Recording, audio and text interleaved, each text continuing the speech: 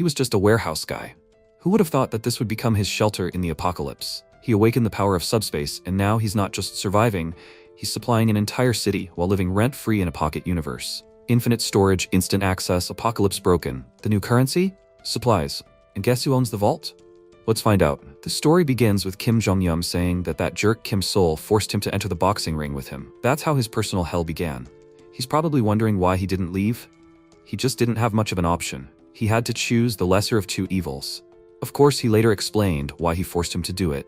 He just had no one else to train with from the entire division except him. Isn't that funny?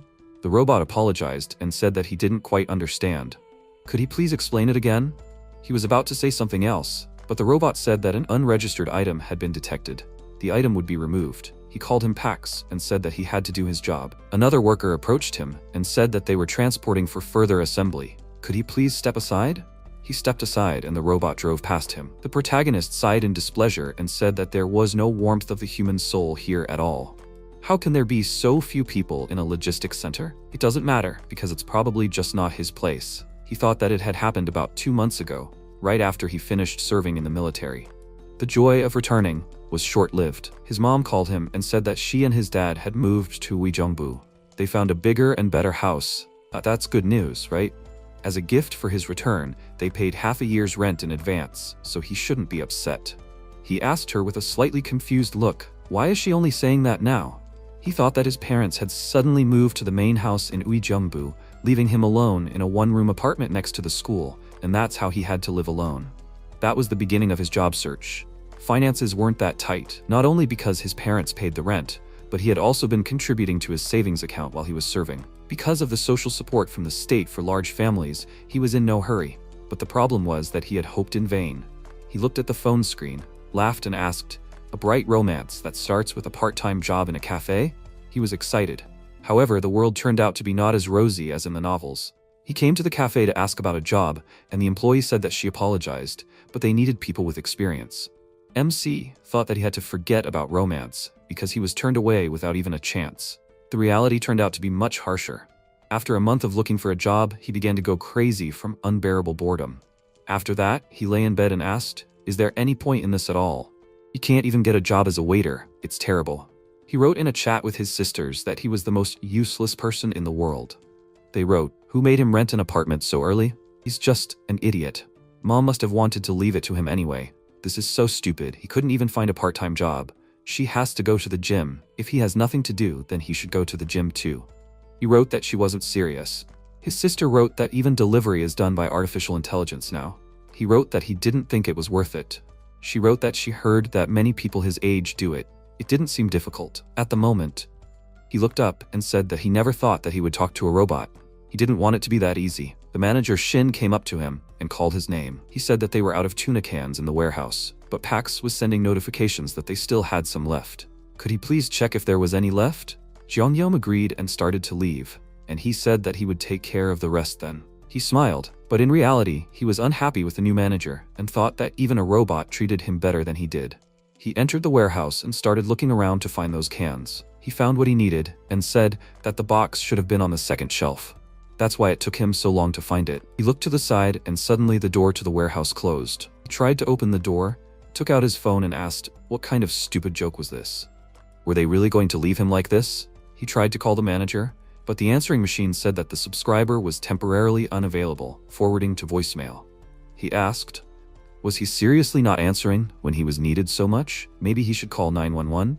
It was still a stupid idea. After all, he wasn't locked in the freezer.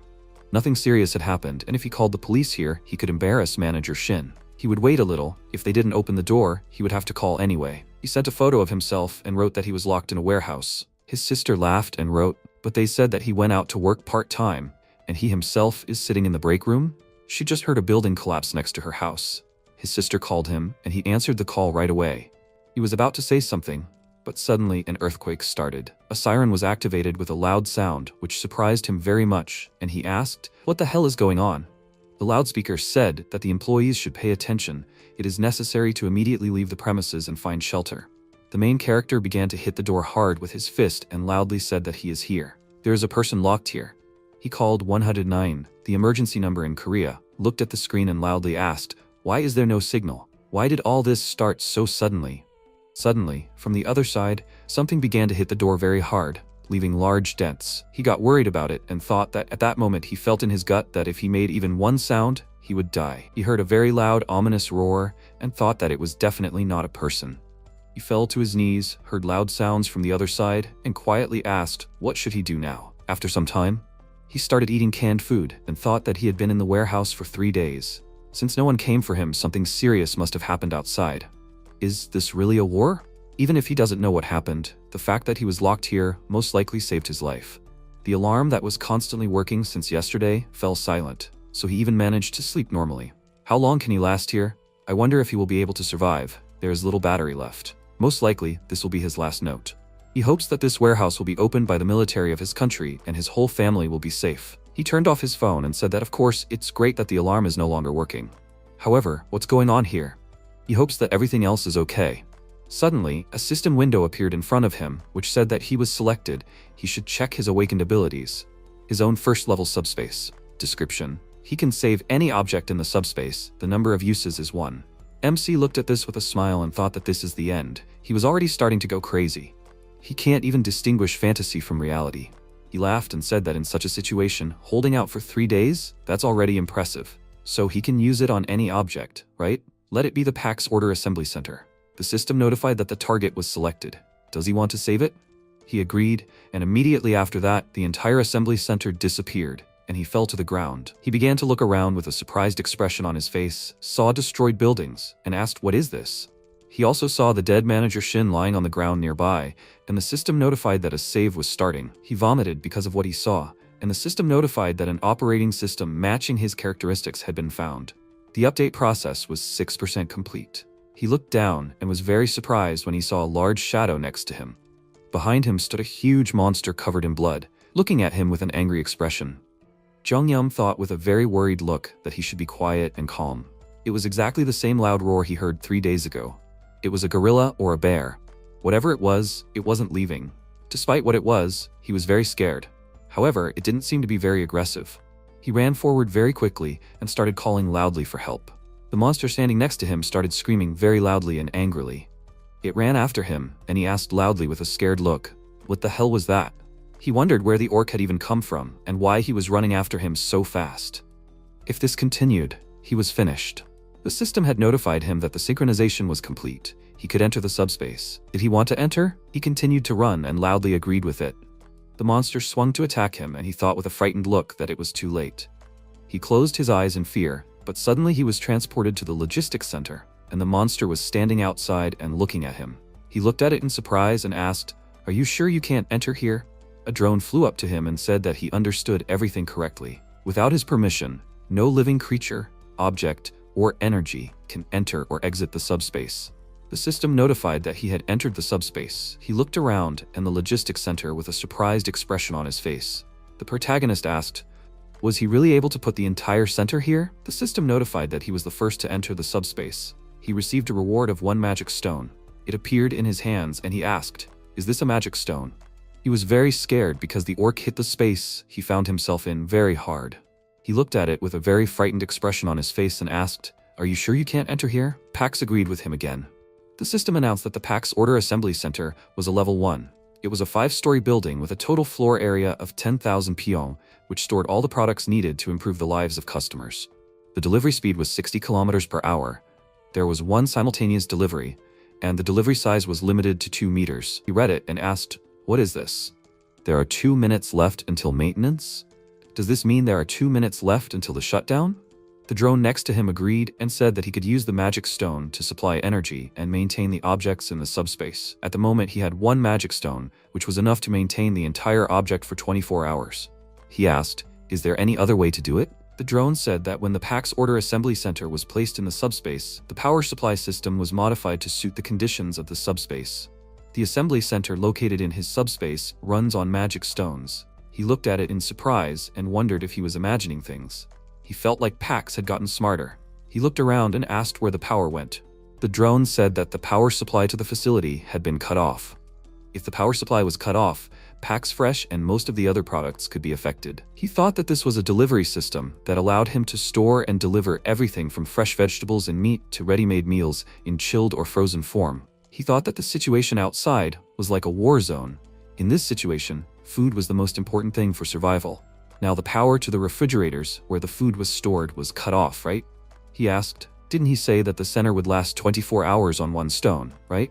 How can he get more of these stones? The drone said that he could get magic stones from otherworldly creatures. He looked to the side and thought, what if this creature was from another world? He handed over the magic stone and said that for now he had to keep the center running. The system notified that he had used one magic stone. MC asked, didn't he have access to all the items in the center? Pax agreed and asked what exactly he was looking for. After that, he opened the box, which contained various weapons. He began to examine it and said that it could be useful. It would be difficult to get close to the orc to strike at close range. Apparently, we would have to throw knives at him. The problem is that there aren't many knives. If he throws them in different directions, it will end quickly. Besides, will it be able to cause any damage at all? If you think about it, until he disappears from sight, he will stand there. It is not necessary to kill him right away. He must at least inflict a serious wound, and then he will come up with something. He will definitely succeed and cope. He ran up to the monster who was standing nearby and plunged the axe into the orc's shoulder. He became very angry because of this and began to scream loudly in anger. Jonghyum watched this from the side and asked loudly, is it made of steel or something like that? He thought with a worried look, what should he do now? He just doesn't have enough strength to hurt him even a little. He still has an axe left. Maybe that will work.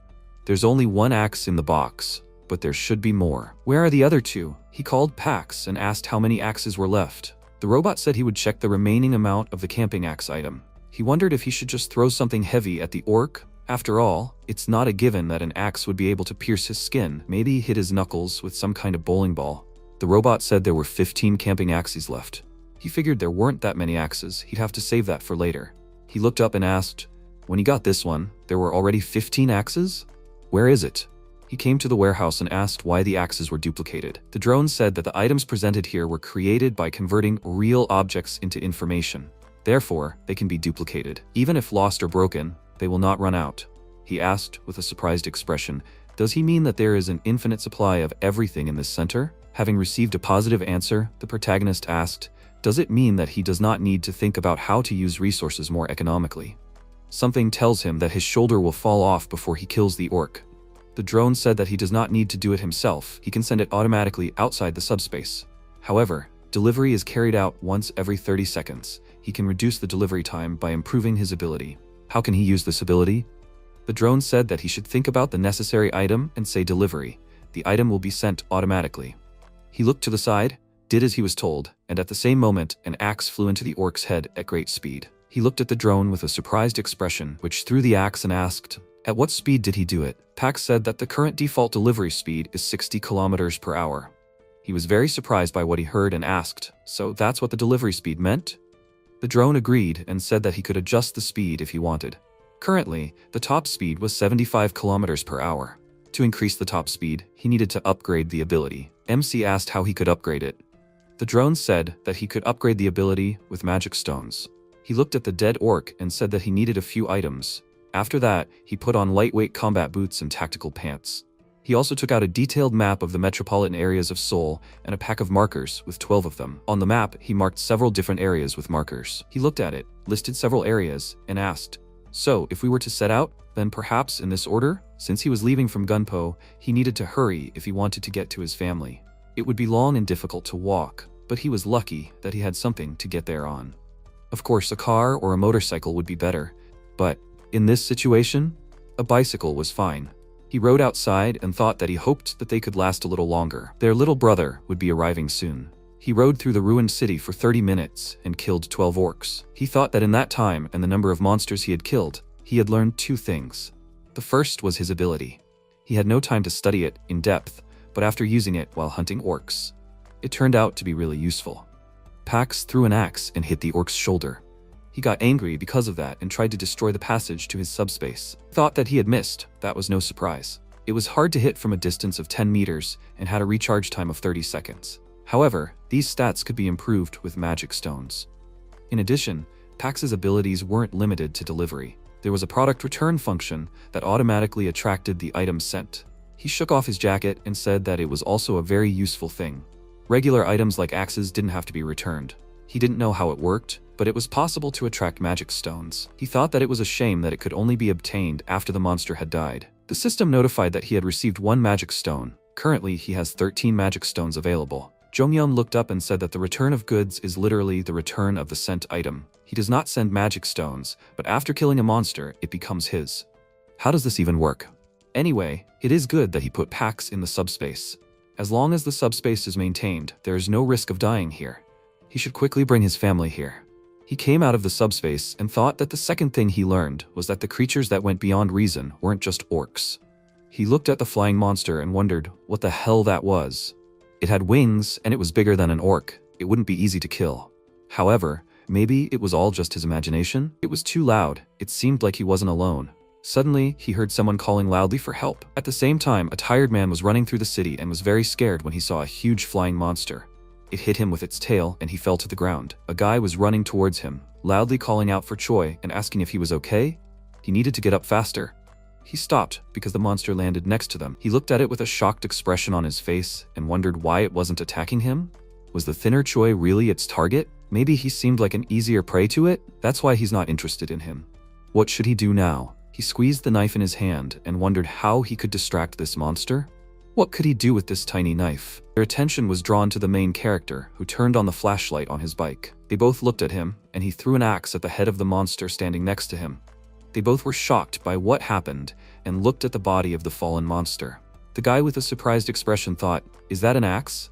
Did someone just kill a wyvern with an axe?" He rode up to them and said that he was very glad that it died from one blow. He rode closer to them, was about to ask something, but remembered the flashlight, covered it with his hand and asked, "Are they okay?" They silently looked at him in surprise and wondered, does he have a bike and a military uniform? Did he kill the wyvern with an axe while riding a bike? One of them asked, "He's a military man, right?" They bowed to him, and one of them said that he was very grateful to him for saving their lives.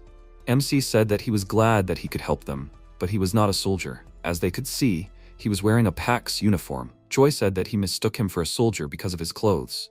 The guy said that it didn't matter whether he was a soldier or not, he had amazing skills. Not everyone could kill a wyvern like that.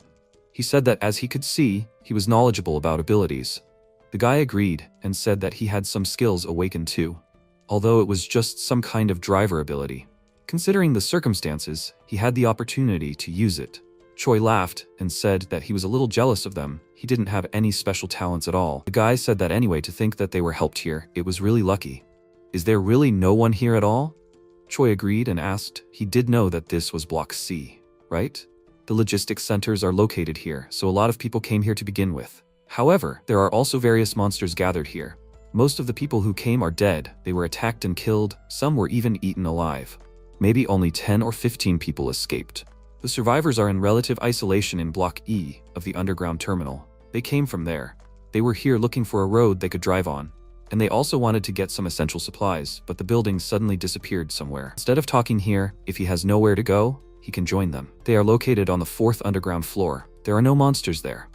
At least he can sleep peacefully. They also have some food. Jongyeom looked at them and wondered if he should go with them. He hinted at transportation earlier. Did that mean they have working vehicles?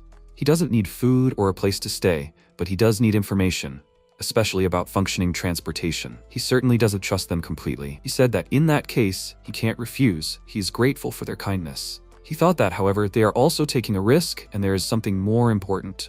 They continued down the road. He quietly took the magic stone into the subspace and thought that they still don't know about his ability. If something goes wrong, he can go into the subspace. However, it seems that there is no need to worry so much. They reached the parking lot where the man killed the orc. He looked at the newcomers and asked, "Who is this newcomer?" The protagonist looked at him with a worried look and thought that he was quite scary. Choi approached the others with a scared look and asked if they are okay. The man agreed and said that they have no casualties. Most likely, this monster wandered here by accident. It's lucky that he didn't notice them, so they dealt with it easily. No one was hurt, but this place can no longer be called safe. He looked at what was happening with a surprised expression and wondered, didn't they say that there are no monsters here? The man looked at him and asked, "By the way, who the hell is that?" Choi turned around and said that the man saved them from a wyvern. He used to work at PAX. The guy is really strong. He managed to kill that monster with an axe. There was not even anything left of the monster's head. A woman came up to him and said with a happy look that he saved Yongsu and Byung-chul. She doesn't even know how to thank him. The MC was surprised by this and said that he just did what he had to. They were very happy that he helped them. The man laughed and said that he was probably a little surprised, but he asked to let him explain. They have been working together for 10 years now. He has already become part of their family. He's glad to meet him. His name is Lee Jin-mok, the general manager of Daecheon Express Terminal. He bowed and said that he was grateful that he saved them. He looked at him, told him his name, and said that he was also glad to meet him. He said that he can feel at home here. Even though this place isn't 100% safe, it's still better than the surface. They have food and water from the logistics center. If he wants, he can eat or sleep peacefully while they're on duty. He can eat as much as he wants and not worry. They have a lot of supplies, but even if they run out, they'll just take more. Yongsu came up to them, called him over, and said that he had something he wanted to tell him. The logistics center just disappeared into thin air. Everyone was very surprised by this, and Jin-mok asked with a shocked expression, "What did this mean?" Byung-chul said that he was serious. It literally disappeared. They decided to look around and came across a wyvern. The others said with surprised faces that this was impossible. How could this even happen? How could such a huge building disappear? Jin-mok said that with monsters walking around, it was simply impossible to stay like this at this time. One of them asked the manager what they should do now. He said that they had to clear the tunnel at all costs. If they stayed here, it would only get worse. They shouldn't despair, it was just that their time had come a little early. They had to clear the tunnel as soon as possible. The woman said with a determined expression that he was right. They were going to have to leave anyway. They had to try hard. They would succeed. Jonghyum apologized and asked what he meant by clearing the tunnel. Jin-mok looked at him and said that maybe he heard from them. They all lived in different places, so they needed transportation to get here. He asked, so they had working cars? The commander agreed and said that they had plenty of cars. The problem is that all the roads are blocked. The road to the north is blocked by a golf course. The east direction is littered with containers, and the southern Yeongdong Expressway is destroyed. The tunnel to the west is the only option, but a flock of wyverns has taken up residence there. Until today, they had been living on the food from the logistics center. But now they would have to force their way out. The protagonist thought, so there were vehicles. All that was left was to free the tunnel. Jin-mok called him and said that he didn't have to go there. All the blocked roads were for transport. A bicycle could be used to leave this place by another route. He refused and said that since he needed normal transport, he should help them. He thought that if there were only wyverns in the tunnel, that would be great. It would take some time, but he could destroy them with his ability. He laughed and said that he would go with them, despite the fact that he tried to dissuade him. However, he liked his attitude. He smiled and said that if he could help, he would do whatever was necessary. MC thought that. However, he couldn't show them his ability. They might seem kind, but he couldn't let his guard down. They, unlike him, were unlucky enough to be in a safe place. They had been fighting for their lives the entire time he was locked up. They had supplies in the logistics center, but they don't say how much supplies there are. They know the price of food and water. This is not information they can easily share with others. That's right, he should be careful too. He said that if they didn't mind, he would go and see what was going on with the tunnel and how many monsters were there. He thought that he could use his ability alone to clear the way. Maybe he could improve some of the abilities that were unlocked after killing the orc. He looked at the system windows and asked with 5 magic stones, he could reduce the recharge time to 5 seconds? The system windows in front of him said precise delivery. When selecting a specific target, the exact delivery location is guaranteed. The cost is 10. Simultaneous delivery. He can send 2 items at once. The cost is 10. Automatic delivery. Automatically delivers the selected items. He can set the delivery time. The cost is 10. Jonghyum said with a surprised expression that he didn't quite get the point of automatic delivery, but the others were incredibly good. Such a great ability only requires 10 magic stones? How many magic stones does he have? He thought that he was glad that he didn't use all the stones at once. If he encounters a flock of wyverns, he can improve some things. Taking advantage of their caution, he said that he would go alone, calmly kill all the monsters and get the stones and improve his abilities to clear the way. However, he was sitting in the back seat and Yongsu was in the front. He turned to him and said that it was dangerous to go there alone. He looked at him and said that it was okay. It wasn't him that was being chased by a wyvern back then. He said that this was different. He can't let him go, plus, he doesn't know the way. He believes that he can save them if something happens. The protagonist thanked him for his trust and asked, so this is his first time using his ability, right? Does he see its states and everything? He refused and said that he hasn't seen it since the ability awakened. However, he has an idea of how he should drive. He was a little worried and said that he can try driving. If all else fails, they will go on foot. He was very surprised because Yongsoo put one foot on the steering wheel and asked in a worried voice why he was driving like that. He said loudly that there were too many cars on the road and it was hard to see them. He looked ahead and said loudly that he saw a wyvern ahead. What should they do? Should they continue driving? MC said that he should wait. He couldn't see anything. He looked out from the side and noticed the head of a monster peeking out from behind the car. He turned to face it and asked loudly, what should he do? Should they continue driving? He used his ability to attack the monster and said loudly that he should look ahead. He also used a small portal to take the magic stone and said that he wasn't allowed to look back. Yongsoo kept driving and said that he could already see the tunnel. Junyeom looked ahead and said that it was closer than he thought. He looked back and asked why he suddenly stopped. He looked ahead with a scared expression, called his name, and said that they seemed to be in serious trouble. He looked at the many monsters that were approaching them from different directions. He was very scared because of this and thought that this was the end. Even with an electric bike, they would not be able to escape from so many wyverns. They simply would not have time to reach a safe place. They could only believe in his abilities. Otherwise, they would be finished. The protagonist opened the system window and said that he could not hide it anymore. The system announced that the cost of upgrading was 10 magic stones. He called Pax and said that it should use the 5 remaining stones to reduce the recharge time. Yongsoo turned to him and asked what he was doing now. All the monsters that had gathered around them ran towards them, which scared him very much. He used his delivery skill and attacked the monster that was about to attack him. When he defeated all the monsters, he called his name and said that everything was okay now. He turned to him and was about to ask something, but did not finish his question because he saw a portal to the subspace behind MC. The system notified that 1 magic stone was used. The recharge time was reduced by 5 seconds. Several such system windows appeared, and the current recharge time was 5 seconds. The drone said that in order to reduce the recharge time further, it was necessary to increase the level of the subspace. He used his ability to collect all the magic stones from the killed monsters and said that from now on he should not leave him. This was the only way he could protect him. Yongsoo agreed with a surprised expression and wondered what kind of Pax was this and what kind of logistics center was this. He loudly warned him of the danger and immediately released his axes at the monster that was about to attack him. Other wyverns came to them from the darkness, which made a loud roar. One of them tried to attack Yongsoo, but a small portal appeared between them, which stopped this monster. Because of fear, he fell to the ground, and the monster also fell back because of what happened. Immediately after that, the wyvern flew up. Jongyeom threw an axe at it, but missed. The monster screamed loudly and angrily and flew towards him to attack. However, he opened a portal to his subspace and jumped inside. He was able to get inside, and the wyvern crashed into the barrier.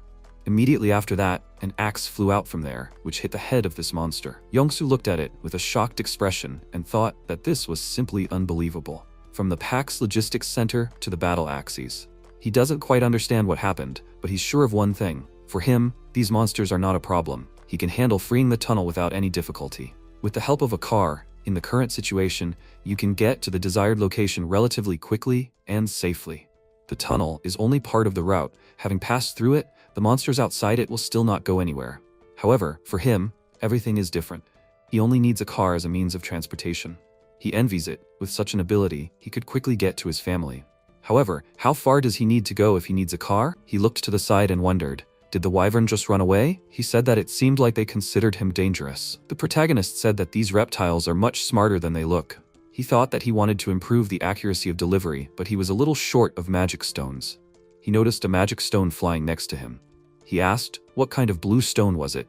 He looked at it and asked, is this the first time he sees a magic stone? It is needed to improve abilities. Yongsoo stood up, dusted himself off and asked, so abilities can be improved?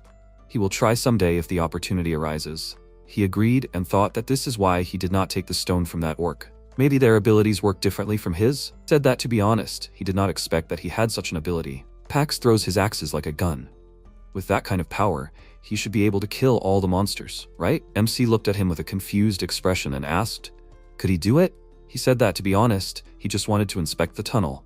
But if he was lucky, he would figure it out quickly. However, he didn't really want to show his abilities to everyone. Yongsoo apologized to him and said that it seemed like he ruined all his plans. He said that he didn't need to apologize since he didn't know the way, so if he went alone, he wouldn't have made it here. He pointed to the side and said that it was time for them to go back. The wyverns had retreated for now, but they could come back and attack again. He asked, by the way, how far did he need to go if he needed a car? He stopped and said that he needed to go where his family was. The nearest stop was Gangnam, and the final destination was Uijeongbu. He was surprised when he heard this and said that he needed to get to Indeokwan, which was on the way to Gangnam. If it wasn't too much trouble, could he come with him? Even if he got out through the tunnel, he wasn't sure he'd be able to get home safely. He knew that his ability was related to driving. He was a good driver, but he was a very bad fighter. However, he could fight monsters. Since they were on the same route, they could join forces. Gangnam was quite far, but he could get him to Indeokwan faster than anyone else. He might not be as much of a help as him. However, he promised that he wouldn't be extra luggage. He also had some food supplies. Jung-yum thought that it wasn't a bad idea. His driving skills were beyond doubt. However, more importantly, would it be possible to hide his ability from others? If they found out, he had no idea how they would react. Perhaps he is winding himself up too much? What if he is forced to do something against his will? The best way to avoid unnecessary fuss is to keep everything a secret. If you think about it, he can trust this guy.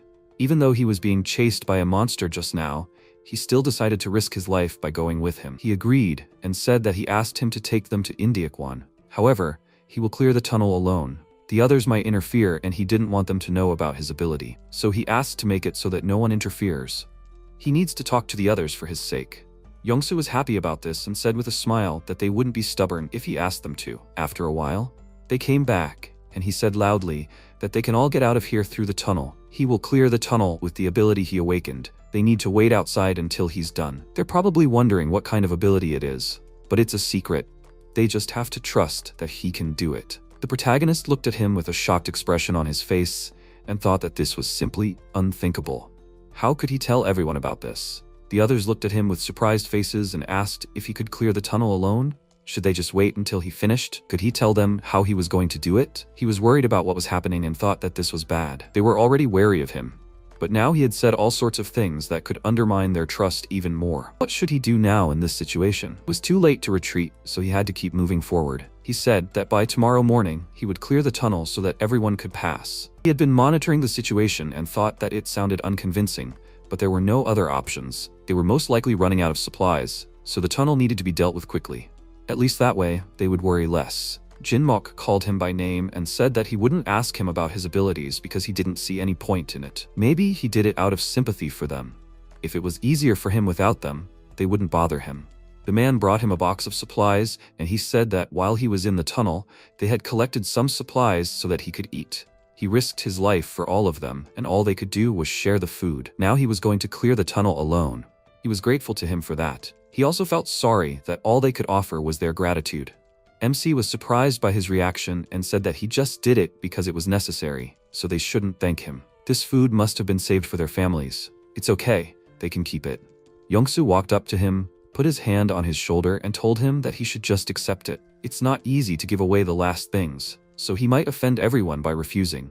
Besides, they're not the only ones with families. He also has relatives out there somewhere. He thought about his words until the other survivors said that it meant the tunnel would be clear by tomorrow morning. They'd finally get out of here, wouldn't they? Of course, how could it be otherwise? They took out bottles of alcohol and said loudly that they should open the hiding place and carry it faster. They should celebrate. Jinmok said that he was sorry there was so little alcohol, but maybe it was for the best.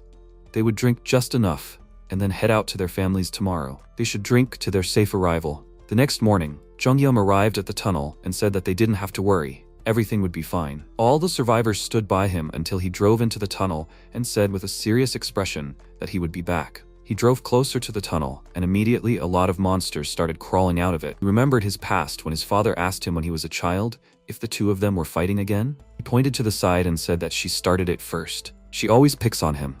His sister asked with a displeased expression on her face. When did that ever happen? Their father looked at them and said that they had fought so many times before and this started again. They started fighting, and he said that despite that, they were still close. He was an only child, so he had always envied the bond between brothers and sisters. So they have no idea how envious he was of both of them now. Even though they may hate each other now, there will come a day when they will understand how valuable and important family is. A loving heart, that's real. He didn't have time to finish because his wife came up to him from behind and asked with a displeased look, didn't she ask him to help with dinner? She kept wondering why it took him so long, and then this happened.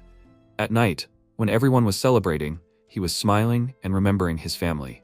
Jin Mok started crying after drinking alcohol and was loudly calling for his son. Another survivor came up to him and said loudly that someone should take the bottle from him. Some time passed and they all fell asleep on the floor. Yongsoo woke up because he was thirsty, looked around, noticed that the protagonist was not there and wondered where he went. He went outside, asked the people standing guard about it, and they said that he seemed to have gone out for some air some time ago. I wonder if he was uncomfortable? He walked further, went to the parking lot and found him there, standing by a truck. He came closer and asked, he must be tired, then why isn't he sleeping? Maybe it was uncomfortable for him to sleep there? MC said that it was not so, he just couldn't sleep. Yongsoo came closer and asked what he was doing. He looked inside the car and was very surprised when he saw that the entire car was filled with boxes of supplies. He was very surprised by what he saw, and he was standing next to him and said that he did not load the truck completely to make it easier to drive, but this should be enough. It was the last car. He was even more surprised by this and asked, does he mean to say that he completely filled 15 trucks with so many things? He closed the door and said that he asks him not to tell anyone about this. He immediately agreed and said in a surprised voice that he meant that even though he had the pack center at hand, he could not load so many supplies. Jonghyun said that it was okay because there were quite a lot of goods in the warehouse. Yongsoo thought that even so, throwing food around was so easy. Who the hell was he? At the moment, he stopped in front of the tunnel, created a portal, and the monster crashed into it. He looked at it from the other side and thought that he wished he could put these people in subspace. He remembered that he had asked Pax earlier if it was possible to put others in there. The drone had said that it was impossible at the current subspace level. If he upgraded the subspace to level 2, he would be able to put up to 20 people in there. In order to upgrade the subspace level, he would need 100 magic stones. He figured that the remaining wyverns in the tunnel were 40 at most. Some flew away 1 or 2 at a time, so it was unlikely that he would be able to upgrade the level. However, thanks to the precision delivery upgrade, he had managed to kill quite a lot of the monsters. Without it, there would have been fewer. If he wanted to put his family in the subspace, he would need to upgrade the level. His attention was drawn to one of the monsters standing in the distance. After a while, the survivors stood at the entrance to the tunnel, looked in and asked, he would be okay, right? If they tried to help, they would only make things worse. They should just wait a little longer. They had to watch. He was coming back. He actually came out of the tunnel and became very worried when they noticed that his clothes were all covered in blood. However, they were even more surprised when they noticed that the blood was from monsters and he was smiling. They all gathered together and Jin Mok said that they all worked hard under an incompetent manager like him. He hoped that they all got home safe and sound. Yongsoo said that he was grateful to him for everything. They also hoped that he got home safely. The protagonist said that if there were any problems along the way, they could look in the cargo hold. He left a small gift. It seemed like they would like it. In that case, they should hurry to their families. They drove through the tunnel, then went their separate ways and said goodbye to each other. MC looked out the window and wondered what kind of wyvern was that. It disappeared so quickly, he didn't have time to get a good look at it. He was almost sure that it was a wyvern, but it looked different and was bigger. Maybe it was a leader or an adult. He heard something and asked what that sound was. They were driving on a road in a city where there were dead people lying on the ground. He looked at Yongsoo and thought that they had no choice. There were dead bodies scattered everywhere. Monster bodies, overturned cars, no normal road at all. However, this happens everywhere they go. Perhaps it's even harder for him. However, the fact that the soldiers' bodies are left lying like this on the streets means that the situation is worse than they thought. If he had finished serving in the army 3 months later, he could have been in their place. Yongsoo stopped the car, called him by name, and said that the barbed wire seemed to have been installed by the military. It seemed like they were trying to barricade themselves from something. They would have to take a different route. There should be another bridge they could cross. Jonghyun said that he should wait a minute. There was something at the end of the bridge over there. It seemed like they could see whatever they were trying to barricade themselves from. Yongsoo became very worried when he saw the monsters there and said that he was turning around. There should be another route they could use. He looked to the side and wondered what if they tried to get through there. He asked him to wait and asked if this car would be able to drive on that sidewalk. He agreed and said that it was narrow, of course, but in principle, there was a chance.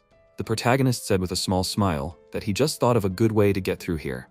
He should not turn the car around, they would go this way. They stood there as an orc ran towards them, growling loudly. This attracted the attention of a crowd of dogs, who attacked him in a crowd and killed him. Yongsoo was shocked by what he saw and asked, the idea he was talking about, did he understand him correctly?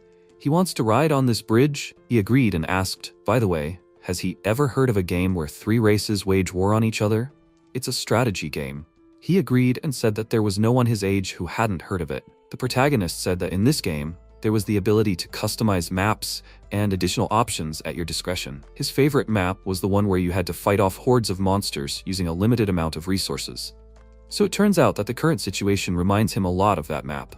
Youngsu thought with a worried look. A map where you have to fight off hordes of monsters using a limited amount of resources? He pointed to the side and asked, could he turn the cargo hold towards that place? He did as he was told and started driving along the bridge, which attracted the attention of the monsters. He clicked on the system window and said that he, of course, wanted to try it, but he didn't think it would happen like this. The system announced that he had unlocked automatic delivery by using 10 magic stones. He had 27 magic stones available. He opened the door to the cargo hold, called Pax, and said that he should spend everything on improving the characteristics. The system announced that 5 magic stones were spent on increasing the delivery speed to 100 kilometers per hour. MC looked at the dogs standing nearby with a smile and said that if they had eaten their fill, they could come to him. It was time to play. The system announced that a 2-door refrigerator with a capacity of 830 liters was used. He released this refrigerator and hit several monsters at once. The system announced that he had received 12 magic stones. He thought that it was not in vain that he improved the delivery range and accuracy after clearing the tunnel. He could have thrown the axe since the precision delivery speed had also been improved, but after using it, he realized that precision delivery couldn't track changes in the target's route. The delivery direction was only adjusted slightly, and those dogs were incredibly fast. Even if he threw the axe at a speed of 100 kilometers per hour, the monsters behind him would still be able to return. On top of that, they wouldn't stop attacking even if they saw one of their own kind die. Given the current situation, the optimal delivery interval was currently 2.5 seconds, so it was better to do just that. They wouldn't be able to dodge the refrigerator. Plus, it was not only big, but also heavy enough to knock them down. Plus, with the automatic delivery he had just improved, the process had become more convenient than ever. Now he didn't even have to keep an eye on what was happening. He called Pax and told him to keep up the good work. The dogs standing on the bridge began to bark loudly while looking at him. He threw the refrigerator again, and they were thrown in different directions. Youngsu watched this and was shocked by it. He thought, did he just throw a refrigerator at them? He thought he only knew how to throw axes. Besides, the items flying out of the truck seemed to be the same. Even if it was a logistics center, what was the point of keeping so many of the same products? Maybe they somehow reappeared there? He had taken the axes away and reused them. But what the hell was going on with the refrigerators? This was just unbelievable. Jongyum opened the door, called him by name, and asked if he wanted anything to eat. Youngsu called his name and asked with a shocked expression if his supply was endless. He was a little surprised by this question and asked if he didn't know about it. He looked at him with a surprised expression and said that he thought he was collecting axes because there weren't that many, but it seemed like he had a lot. He got into the car and said that it wasn't that. If he hadn't taken it back, they would have just been lying on the road and could have hurt someone. Maybe he just misunderstood. He asked if it was true that his supplies were endless then. He agreed and asked if he wanted anything. Youngsu said he wanted a sugar-free soda and a donut. They drove on and he said that he was ashamed anyway. He didn't even know what his powers were, but he was sharing his food with him like that. The protagonist looked at him and said that he was grateful to him for trusting him. He really appreciated it. If he needed anything, he could tell him. He laughed, thanked him, and said that it was okay though. Thanks to him for destroying the monsters, he would be back home soon. If they crossed the bridge, it would be an hour's drive. He was surprised by this and said that it meant he would be able to see his family very soon. Youngsu agreed and said that he just hoped that nothing happened to him and him too. He looked at his clothes and said that, by the way, he can't show his family like this. It seems like it will take some time to sort everything out, but they should find him something new. Maybe he has any preferences? He laughed about it and said that he even helps him with clothes. He's not quite sure if he has what he usually wears. After that, they both changed their clothes, and MC said that almost all the problems were solved. There were a few things left. Youngsu with a serious expression said that it was time for them to stop standing in one place and move on. He skillfully began to control the car and drove across the bridge very quickly. They passed the bridge. He looked in the rearview mirror and said that he should hold on tight. They will be there in 20 minutes. He made a sharp 180-degree turn and drove quickly down the road. After a while, he called out to him with a very tired look and told him that he should drive slower or he would throw up. Youngsu called out his name and told him that they had arrived. He thought that the reason the building was in bad shape was because it was just old. The surrounding buildings were the same. Overall, this area was long overdue for restoration. There were only ruins of buildings left here, but there were no corpses in sight. This place was completely different from the street where the bodies were lying underfoot. That's right, his family was okay. He just needed to enter the password to open the door and get in. Just enter the password to open. He started shaking really badly out of fear, and Jongyam looked at him and thought, he can't open it? He was driving so fast that they got here in about 15 minutes, although it usually takes an hour. That's how much he was in a hurry to see his family. He drove so fast just to see them. However, if there were only dead people inside, no matter what, he wouldn't be able to open this door. He put his hand on his shoulder and said that maybe he should ring the doorbell for him. Yongsu thought about it with a very worried look and still asked him to do it. He walked up to the door and thought that no one wants to confirm the death of their family, even if the probability is small. If it were him, he would want someone else to open the door. Otherwise, he would prefer not to know the truth. He turned to him and said that he should get ready. He was about to say something, but for them, the door was opened from the other side. His wife and daughter were very surprised when they saw him and called out loudly. She looked at him with a very surprised expression on her face and asked, "Is it really him?" Yongsu was very happy to meet his family. He started to cry and they hugged. He asked with a very happy expression on his face, how did she know to open the door? She also started crying with happiness and said that she heard sounds, looked through the peephole, and when she saw that it was him standing on the other side, she opened the door. He said that he was very glad that they were safe. His daughter was also crying and said that he should not leave them alone anymore. His wife looked away and asked who came with him. He turned to him and said that it was the benefactor who helped him get here safely. Suddenly, the protagonist fell to the ground due to overwork. He became worried about this and started calling his name loudly. He could not do anything and thought that he should not sleep here. But he can't anymore. He was lost in memories when he asked his dad why he wasn't crying. He turned to him and said with a small smile that parting does not always bring only sadness. The more time they spend together, the more they experience. Affection, gratitude, regret, longing, all these feelings. So the moment of parting does not necessarily have to be sad. He feels, rather, gratitude. Because he has experienced true love. When he gives without asking for anything in return, it's hard to understand, but someday, when he grows up, he'll realize that love isn't easy to give or receive. After some time, MC's sister hit him in the face with a pillow, causing him to fall to the floor. He screamed loudly in pain and asked why she was hitting him. She looked at him with a displeased expression, called him an idiot, and asked what he was even talking about. She put the pillow under him to make it soft. He ran away from her and loudly said that he hated her and would tell Dad everything. She said with a happy expression that he was losing, and Seoul had once again defended her championship. Dad said that in his opinion, however, it seemed like they were on good terms. Even though he was the youngest now, and his older sister was annoying him, there would come a day when he would understand how valuable and grateful family is, and he would also understand that the love he had in his heart. He didn't have time to finish speaking again, because his wife came up to him and said loudly that she had asked him to come over and help her cook dinner. Did he even do anything? She called Kim Ju-young and said that she should put her phone away and come over to eat. Did she like some boy?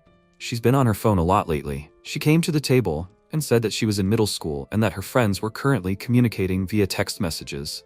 They were all watching TV when a boxing fight was on. Their mother said that they were watching TV again and that she couldn't even watch TV series. The older brother called Seoul and asked, she will go to high school next year, right?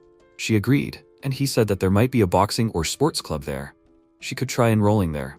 She agreed with a smirk and said that it was only because of that she had decided on the school. After some time, MC grew up and went to middle school and happily thought that he was finally here. He looked at the students walking next to him with their perfectly clean suits. He looked down and noticed that his clothes weren't that clean, but he was still happy with his uniform. After that, he and another guy were attacked by other students in the restroom and were getting beat up hard. Seoul came to them, grabbed one of the attackers by the hand, and looked at them with a serious expression. She got really angry because of this and squeezed his hand hard. She looked at her brother and said that this wouldn't do. From now on, he would exercise with her in the mornings. After that, he really started exercising. After a while, their father looked at his phone screen and said loudly that Ju-young got into medical school. Her brother and sister turned to them with surprised faces and simultaneously said loudly that they couldn't believe it. After a while, Jung-yun was writing something on the keyboard and his father called his name and said that it looked like it had finally arrived. He turned to him and asked if it really arrived. He took the document from his hands and it was written on it that it was a notice of enlistment for military service. When he went to the army, his family came to see him off and his mother said that he should take care of himself. He should not lose heart. They continued to wave to him, and when he turned around, he began to cry because of sadness. At the present time, he woke up lying on the floor. He immediately got up and began to look around. He wondered with a worried look, what kind of place was this? Had he really fainted? He clearly remembers how Yongsu met his family. He took out an axe from his subspace and the woman who was next to him asked, Was he already awake? He turned around at the voice and saw that she and her daughter were sitting at the table and looking at him with puzzled faces. He looked around the room and saw that Yongsu was sleeping on the floor next to him. His wife asked how he felt. He suddenly fainted and then immediately fell asleep. He slept so well that they didn't bother to wake him up. He put his axe back into subspace and asked how long he had slept. She said that it hadn't been that long, only about 3 hours. Her husband told her about him helping him get here. She was very grateful to him since they could finally be reunited. He felt embarrassed about it and said that she shouldn't thank him, since her husband had helped him a lot too. Yongsu woke up and said that compared to all the help he had received, he couldn't say that he had helped at all. He had saved his life. She got up from the table and said that they must be hungry, so they should eat first and then talk. Her husband insisted on eating with him, so he still hadn't eaten. He looked at him with a smile and said that they should go eat. The protagonist also smiled and happily agreed to it. He saw the prepared dish and with a surprised expression on his face thought, "Is this stewed sorry?" She said that she was not sure that this dish would be to his taste. She would have loved to cook something else, but she did not have the necessary ingredients. He thanked her and said that there was no dish more luxurious than this. She and her daughter began to leave and said that she and her daughter had already eaten, so they should not worry and enjoy their lunch. They went into another room and he thought that they did not need to go so far. Yongsu looked at him and wished him a pleasant appetite. He agreed, tried the dish, and was very surprised when he felt this taste. He thought that it was incredible. He felt a surge of emotions. A real feast of flavors was felt on the tip of his tongue. How did she manage to balance the sweet and oily taste of deep-fried kimchi? The piquant taste of ordinary sari and kimchi remains in his mouth. No wonder this dish gives off a cozy feeling. He finished eating, put the spoon down and said it was really delicious. He thought that since the world went into chaos, or rather since he was discharged, out of all the food he's eaten in the past 3 months, this is the most delicious. It's on par with the kimchi stew his mom makes. Yongsu called him over and asked. He said he was going to Gangnam, right? MC agreed and was about to say something, but he immediately said he'll take him there. He'd already talked to his wife. When he told her he was going to find his family, she asked, "Are they the only family that matters?" He asked him to wait and said Gangnam wasn't his final destination. He was planning to go to Uijeongbu, so he needed a car. He said they understood that very well, so he'd have a condition. First of all, they needed to talk outside. They walked out to the truck, and Jonghyun asked if he meant that they would ride the truck to Gangnam. And once they got there, he would ride the electric bike back. The condition was that he had to give him his bike when he needed it. Yongsu agreed and said that maybe giving him his bike wouldn't help him much, but if he didn't mind, he would take it to Gangnam as fast as he could. He looked at him and thought, why would he take such a risk? Of course, he could outrun any monster. However, regardless of his driving skills, the situation was extremely dangerous. And since he had already met his family, and even brought them supplies, there was no point in him taking such a risk. He called him by name, and said that he had come all this way for his wife and daughter. He didn't understand why he was trying to help him.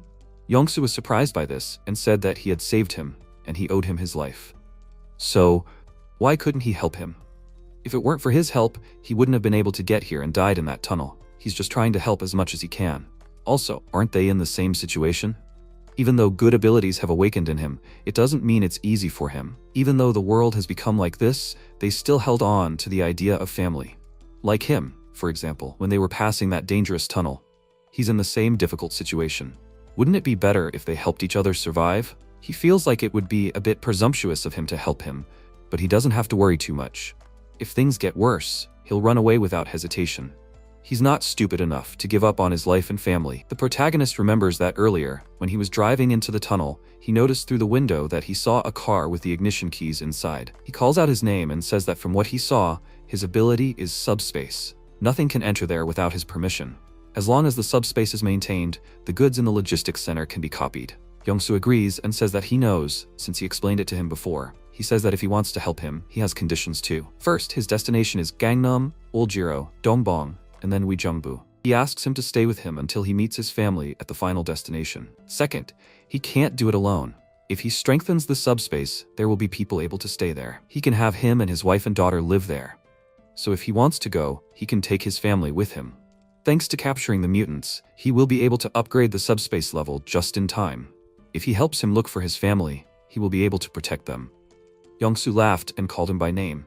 He started to put on his sunglasses and said that he would bring his wife and daughter, and they will leave right away. The system announced that it was necessary to spend 100 magic stones to upgrade the subspace level to 2. Does he want to continue? There are currently 116 magic stones. After upgrading the subspace level, there will be 16 left. The subspace level upgrade rate is 43%. The subspace has reached level 2. The subspace maintenance cost will be adjusted. 6 magic stones are needed per day. As the subspace level increases, the number of people it can accommodate increases to 20. As the subspace level increases, it can store items directly in front of it. The storage capacity is 1. MC looked at it and said that the service fee of 6 stones was quite high. He would check it later. The system alerted that an outsider was trying to enter the subspace. Would he allow Li Jisoo, Li Yujung, and Li Yongsu to enter? He gave his permission, and the 3 of them were able to enter. They were all very surprised as they started looking around. He looked at the robot passing by and called out to Pax. He pointed at it and said that if they needed anything while they were here, they could just call him. They could check his supplies, and he would bring them if necessary. There was also a fresh food center here, so they had access to almost all the ingredients. She asked with a surprised expression, was he allowing them to take any items and food from here? Every product was priceless, so could they use it? He said that it was fine since the supply was endless. Since everything can be duplicated, they can feel free to take whatever they want. He should rest for now. They will leave in about half an hour. He will check how he managed to improve his abilities for now. If they have any questions, they can feel free to ask. Youngsu called his daughter and asked if she wanted to play princess with him. It had been so long since they had played. Lee Jisoo said that she would bring something to eat later. He turned away from them and said that now he needed to see what new abilities he had. The system announced that it cost 50 magic stones to unlock. The laboratory in the subspace is new. He can create a laboratory in which he can combine, classify, and transform items registered in the subspace. Simultaneous deliveries too. The protagonist wondered what his power was. A system window appeared in front of him saying, Personal Subspace Level 1. Description. He can place an object in front of him in the subspace. Number of available slots, 1. His ability is subspace. He can send anything there and access that object or subject at any time, and no one will enter the subspace until he allows it. Perhaps this was the limit of his original abilities. When the logistics center went into his subspace and the PAC's artificial intelligence and the operating system merged, his capabilities went beyond simply opening and closing the subspace, resulting in new functions. A typical example is delivery, which throws out goods at a speed of 100 kilometers per hour. After the merger, the abilities of the subspace became simply fantastic. Therefore, he did not think that any special abilities would be added, even if he increased his level. However, the system said that as the subspace level increases, he can store items directly in front of him. Storage capacity, 1. The protagonist looked at the system window that appeared in surprise and wondered if there was anything else that could be added to the subspace besides packs. And not only that, the system window said unlock, cost, 50. The laboratory in the subspace is new. He can create a laboratory in which he can combine, classify, and transform items registered in the subspace. He thought that he can actually create a research lab that can combine, classify, and transform goods registered in the subspace? What else could this mean? So create new goods by combining old ones? In any case, he is sure that when he levels up, he will get even cooler perks. He wants to check out all the new possibilities, but alas, he does not have enough magic stones. Well, now he can confirm the following. When he first put Pax in the space, he thought he was crazy and said the first thing that came to mind. In fact, Pax was completely preserved in the subspace. If this subspace could really contain anything, there was something to try. After that, he placed his hands on his waist and said, Earth. The system reported that the target was determined. Did he want to save? He ordered it to be done. Then the system reported that he failed to save the Earth in the subspace. The target was outside the application's range. He clicked his tongue and said that as he thought, it wouldn't work. At that moment, Yongsu came up to him and called him, looked at the map in his hands, and announced that he looked at the route to Gangnam. He thought it would be better to take this big road. The protagonist turned around and agreed with him, but then asked, didn't he say that he was going to play with his daughter? He answered about it. He turned around, looking at his daughter, Yujung. She was sleeping peacefully on the floor, surrounded by toys. He said that she felt safe, so after playing for a while, she immediately fell asleep. It's a bit late, but thank you very much, Jung-yum. The protagonist smiled and said that he helps him, and he helps him in return. It's all fair. He confirmed that this is also true. Balance, as they say. He will help as much as he can, basically. After some time, they were driving in the car, and the MC cautiously looked out the window, telling him to wait. He had a bad feeling about him suddenly becoming so serious. Then he looked at him in surprise, and Yongsu smiled and replied that the only thing he could help with was driving. But he could definitely drive faster than anyone else. The protagonist asked, is it possible not to speed? He replied that since he was helping, there was no way. Well, then they will drive even faster. These words brought tears to the protagonist's eyes, and then they abruptly drove forward. They arrived at a city with destroyed buildings, and the MC said that it was quieter here than on the main road. It seemed that there were more monsters where there were people. Yongsu agreed with him and said that he didn't know there was such a road on the way to Seoul. I think this area dates back to the Bronze Age or something like that. That's why it wasn't in such a bad state. The road is a bit uneven, but there are no monsters or strange people here. The protagonist, with a tired face, replied that he agreed, but he wished this road would end soon.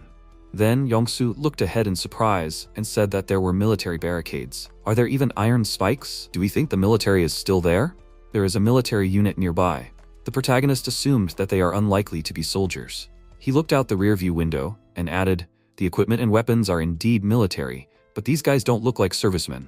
It seems that they were hiding somewhere and watching them approach. It will be difficult to get out." Yongsu anxiously asked what to do. He replied that he will open a small portal under the steering wheel, so please, he should go there. If they had the intent to kill, they would have started shooting right away. At that moment, several soldiers got out of their car, holding guns in their hands. They approached the protagonist's van. He looked out the window and noticed that there were 3 of them. Sok-jun came to the window and said, "The idiot driver, he so wanted to see the tires burst." He asked what was going on. He answered, "That's it. This is a test." He must follow from his car and open the trunk to check. Protagonist did as he was ordered, and the soldier looked in surprise at the huge number of boxes of tuna and said, "What a stroke of luck. So he is a courier. Is this all his?" He confirmed it, and then Jun threw the gun over his shoulder and said that he guessed wrong. It is not his, it belongs to them now. MC thought so. Their goal was food and supplies. The soldier asked where he got this stuff. He answered at the logistics center, but if they decide to get there, they will not be able to. The roads leading there are destroyed and blocked. If they need more supplies, he can bring them. Jun asked how much food there is. He replied that they saw barely 1% of the total supplies. He was surprised, really? He confirmed it, and then Taekyung looked at the watch on his hand and said that time is up. Jun turned to him and asked, "Already?" He then said that he thought they had no other choice. Kyung, he should take the food. His subordinate agreed with him, and then the protagonist was surprised. Time is up? What? Jun told Mingyu to take care of the truck, and he would take care of this one. MC looked at him in surprise, but the next second a powerful fist hit his stomach. He sobbed in pain and then fell to his knees. Ju took out a bag and put it on the protagonist's head. After a while, Jun entered Tim's office and introduced himself. He said that he could come in, and then asked, "Is it him?" Jun confirmed this and added that he said that he brought everything from the logistics center. There was no time left, so he brought him here. Tim then offered to take a look. The bag was removed from the protagonist. He winced from the bright light and saw a sign on the table that said Commandant. Looking to the side, he thought, a soldier's corpse. I wonder where they brought him? Tim flicked the ash from his cigarette and said that he heard from the guys that he brought the products on his truck, right? And they said that he came from the logistics center and was the only one who can get there. How is that? 1% is true? The protagonist confirmed this and explained that he collected it from the Gunpo Logistics Center. Tim remarked that this was clever. He also needed to look in a place like this in the beginning. The protagonist then asked where he was. What was going on? The commandant tilted his head back and asked, "What do you think?" Obviously, this is a military unit. What was it called? Communications Command. MC suddenly realized, the Ministry Communications Command. Then Tim put out his cigarette and said, "Really? I think that's the name of a military unit." Well, he wasn't in the military, so he doesn't know for sure. And as for what's going on, Jun interrupted him and said to wait. It's almost 6 o'clock already. Let him watch too? It's easier to show than to explain. The protagonist thought, him? Then he looked to the side in surprise. The light in the room changed and Tim said they've already arrived. MC said, "That sound is wyverns?" He looked out the window and saw several wyverns flying in the sky. He thought, what are those? Wyverns too? Such huge ones. Tim asked, "Are they big, huh?" These creatures are very dangerous. He thought he was pretty strong, but he doesn't even stand close to them. It felt like all his attacks were being blocked by something. He pointed his finger to the side and asked, "Can he see that soldier whose forehead is smeared on the wall?" He heard from him that the soldiers had their own plan. They wanted to attack them with guns, but they all died. But if even his abilities don't work, how can bullets work? So the soldier said that they were recruiting people to fight monsters. But when he came here, he saw that these brave soldiers died. Funny, huh? Anyway, now he's in charge here. He shouldn't get him wrong. He didn't kill him. He thinks he knows a lot of useful stuff. But maybe he's not in the best shape right now because he hasn't been fed for a long time. Then he suggested going back to their sheep. This place has weapons and everything, but unfortunately no food. So he goes with the guys to the logistics center and gets them food. They'll leave tomorrow morning. If he does well, they'll accept him as their own. It's good for both of them. They can protect him from these monsters. And then the protagonist lowered his head and said that he had thought about what he could take. This seemed like the perfect place. Pax, he should send the Ministry's communications command into subspace. Tim wondered, what was he talking about? Had he completely lost his mind? The next second he was already sitting in his chair and the building around him disappeared. His eyes widened in surprise and he asked, what the hell happened? The others were looking around, and he asked, how did this happen? Where did the building go? After that, the protagonist emptied the contents of his stomach and thought, damn. Just like when he hid Pax in the subspace, is this a side effect of packing in the subspace? We need to cut the rope quickly. Jun at that moment looked up at the sky in fear, his face covered in sweat, and he said, they're flying from there. Several wyverns were reflected in his pupils, heading straight for them. One of the monsters opened its mouth wide and screamed loudly. Jun ran in the opposite direction and shouted that they needed to run. Tim screamed that they were idiots. They should shoot. First they need to get rid of the small ones, and then they will all take down the big ones together. If gunfire doesn't help, he will use his power. So everyone, get here quick. Then he frowned and muttered, traitors. A huge wyvern landed next to him, and he looked in horror at the monster, which looked back at him. At this moment, the protagonist opened a portal and walked inside, supporting the injured soldier by the shoulder. The system reported that outsiders were trying to enter the subspace. Would he allow Han Kyung-ho to enter? He replied that he would, and then said that he was feeling dizzy. Looking at the injured soldier, he frowned and thought that he had managed to safely enter while the others were distracted. But next time, he would have to think about the consequences when putting something into the subspace. If he put something away at an emergency moment, he might die. Then he turned around in surprise and saw a monster staring at him. He thought, why is this thing staring like that? Then Tim began to attack the monster and shouted that it should die. Stupid lizard. He also leveled up, so he was no longer as soft as before. He was not a coward who runs away. After that, the protagonist walked further into the subspace and said that he was having a hard time. Yongsoo ran up to him and asked worriedly, is he okay? The protagonist put the military man on the floor and said that everything was fine. He was surprised. And this? The protagonist replied that he thought it was a military officer. It seemed like he was tortured by bandits and his condition was not very good. He needed to be put on a bed so that he could rest. Yongsoo said that he would help. After a few moments, they put the wounded man on the bed, and the MC put his hands on his waist and sighed heavily. Yongsoo said that he thought there was no serious injury or bleeding. He said that he was attacked by some bandits. He replied that it seemed that way. He didn't see it himself, but the people who captured him said so themselves. However, he heard that he was in bad condition from the beginning because he was starving. As soon as he woke up, he needed to be fed at least something. Oh, and soon a new building would appear in the subspace. Yongsoo replied that he was just about to ask suddenly. He turned to the side and the protagonist thought, outside the window? He asked, what kind of building is that? Does it look really big from the outside? The protagonist looked out the window in surprise and said, that's it. He didn't know it was that big. In fact, he couldn't see what it was like from the outside because they put a bag over his head. Yongsoo cried out in surprise. What? He replied, there was something he needed to check. Could he keep an eye on that person for a bit? He replied, sure. Then he wished him a safe trip. He thought in surprise that he had moved the military base, and now he was going there. Meanwhile, MC got on his bike and rode forward. He thought that there were always a lot of useful things in the base, from weapons, ammunition, explosives, strategic materials like gas masks to military equipment. In an apocalyptic world, there was no better place to survive. However, it would be difficult to use just like a logistics center. In the center, Pax is in charge of everything and he can deliver things to him, but at the base, there is an armory, warehouses. If you need something, you will have to look for it yourself. The problem is that he is not aware of the structure of the base. He did not know how big it is. Then he frowned and said, damn, it is bigger than the center. He thought, by the way, the problems will start when he finds weapons and ammunition. It is Yongsoo, who has no combat skills, who will have to use the weapon. Then he opened a portal, and Yongsoo, taking a bicycle, said that he will help. The protagonist told him to be patient a little longer. He needs to get ammo from the ammunition warehouse. He thought, when will they be able to pick up weapons and ammunition?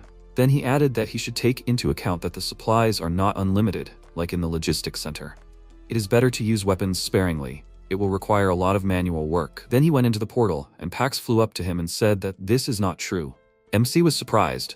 Has he been here for a long time? He replied that this subspace is programmed by the logistics system of the AI company Pax. So this newly annexed Sector 2 is also considered as a type of logistics warehouse, and it is handled in a similar manner. The protagonist stopped his bike and asked, what? He replied that it is currently being analyzed. Once the classification of the product codes for all the objects existing in Sector 2 is completed, it can be used as goods in Sector 1. He said, "Does this mean that rifles and ammunition can be copied and sent, just like products in a logistics center?" Pax replied that this is correct. The protagonist asked in surprise what. Pax then said, however, as he already mentioned, the data is currently being analyzed. The current process is 0.81%. He asked how long it will take to complete. He replied that it is difficult to give an exact forecast. It all depends on the specific item. He must say what goods he needs. First, he will assign codes to these goods. If he has any goods he wants to purchase, the protagonist replied, firearms and ammunition, grenades, a vehicle, and fuel. Pax explained that he would first assign codes to the items he named. It would take about 10 minutes. He asked if it was possible to prevent someone else from ordering these items. He confirmed it. He could restrict the rights to order these items. MC said that was good. Then he thought, it wasn't that he distrusted Yongsu or his family, but that military man. He then said, well, now that they have the weapons and vehicles, he hopes the situation outside. He looked through the portal that opened, where the wyverns had dealt with the military. After that, he continued, it will somehow work itself out. Although it was unlikely, there were too many monsters to get rid of, and he didn't think they could take out this big guy. So, the only way. After a few moments, Yongsu put on his gloves and said, so much time had passed since his demobilization, and here he was shooting again. There was a box of guns in front of them, and the protagonist picked up the machine gun and said that he had ordered boxes of ammunition. They had 10,000 rounds of ammunition. If the gun broke, he could just throw it away and get a new one. It would be nice if the clip was installed into the gun right away, but unfortunately, it was not registered in the system like that. He could shoot, right? Yongsu reached for the gun and said, you could say that, by the way, there were so many things here that they could test his reservist skills on. It would probably be faster to show than just explain. He then looked through the scope and fired, hitting a wyvern in his path. He then fired another shot and attacked another wyvern. He continued firing. After a while, his gun turned red from the heat. He then sighed and said, it was quite difficult to fire a quick volley at once. Did they manage it? MC frowned, looked ahead and replied, not yet. He was surprised. What? He doesn't see any standing ones here. And where did the big ones go? The protagonist asked in response, big ones? He saw a couple of impressive ones. At that moment, a huge wyvern was above the portal. Yongsu looked at the wyvern corpses and thought, no matter how hard he looked, he still couldn't find them. Did he hide or something? Then the protagonist said that they would do this. Maybe this guy is waiting for them outside, so they will first put out a decoy, like a remote control toy.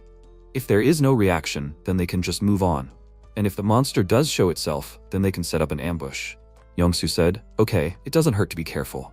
But will a remote control toy be able to cope with the role of bait? MC said that he has a plan. After some time, they put a mannequin of a person on some remote control toy cars and, armed with remote controls, sent it into the portal. The next second, a huge claw of the monster pierced the mannequin, and Yongsu noticed it was really hiding. This guy is also interested in military reserves. Then he looked ahead in surprise, seeing a huge mouth of a monster that rushed towards them. The protagonist looked through the sight of his gun and shouted, shoot! After that, they opened fire, and everything in front of them was covered in smoke. A few moments later, the monster screamed loudly.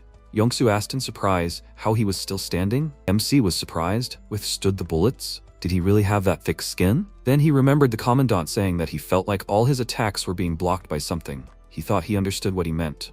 That's right. There was no damage not because he had thick skin, but because something was blocking the attacks. After that, a grenade flew at the wyvern's feet. The protagonist said, okay, they'll see who wins. Is he stronger in defense, or are their attacks more powerful? By the way, they have endless supplies here. After that, many powerful explosions were heard, and Yongsu also threw a grenade, shouting for him to eat this too. The explosions continued, and after a while, Yongsu, leaning on his knees, breathed heavily and said that he didn't know throwing grenades was that hard. The protagonist grabbed his shoulder and confirmed it, saying that his shoulder was about to fall off. The next second, a huge monster's face appeared right in front of them, and it swung its paw. The protagonist thought that they had sent a whole arsenal of explosives at him, and he just got a little scratch on the skin? What kind of creature is this? Then the monster disappeared into the smoke, and Yongsu asked, did it go away? MC answered uncertainly, yeah, it looks like it did, but it's unlikely because of their attacks. In any case, the monster retreated, so it's time for them to get out of here too. Can he drive at night? He answered, of course. After some time, they set off, and Yongsu, driving the car, said that he was still in shock from this huge wyvern. The protagonist replied that he agreed with him.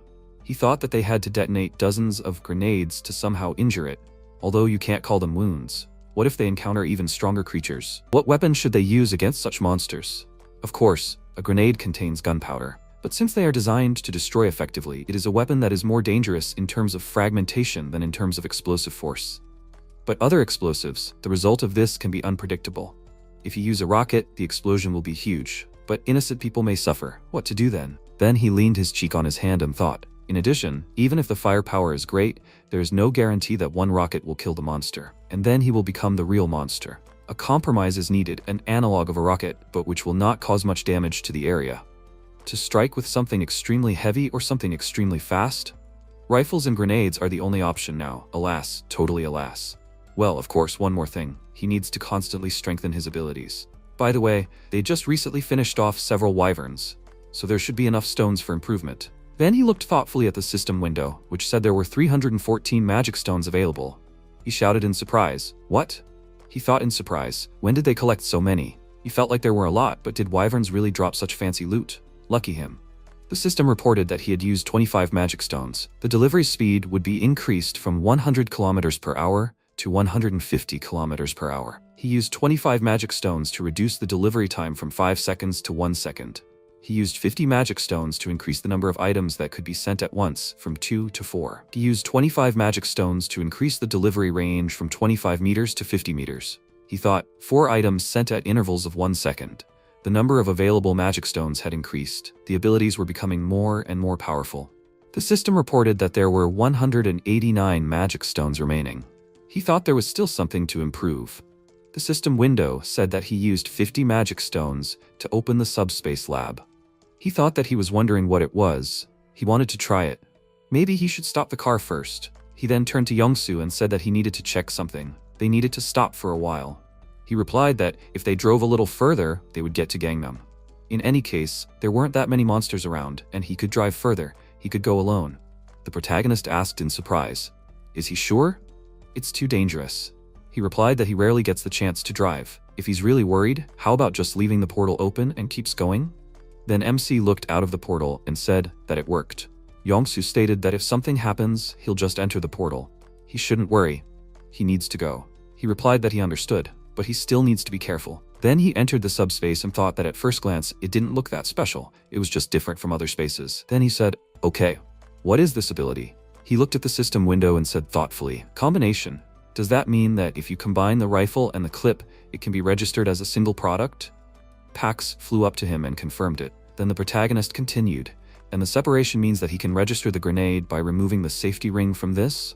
This was confirmed, and the protagonist asked, "Won't it explode then?" Pax explained that products registered in the subspace exist as data while in the warehouse.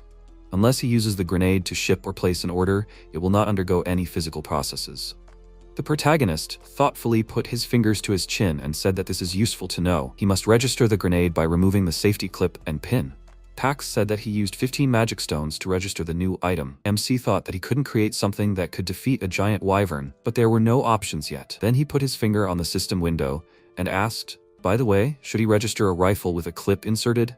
It would be nice to use 2 clips without any hassle." Then he wondered if that was the case, he would be able to make a powerful weapon, more powerful than a missile, that would not cause much damage to everything around. Meanwhile, Yongsoo stopped near a huge wall made of cars. He asked, "What is this? A wall of cars?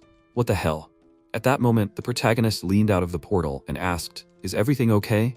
He answered, "There were no monsters, not a single one." But there was something that puzzled him greatly. Someone completely blocked the road with cars.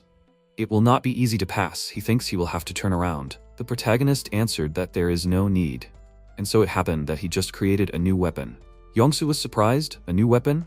He then looked ahead in surprise and saw several weight plates stacked up and flying forward, hitting the car mountain and sending it flying in all directions.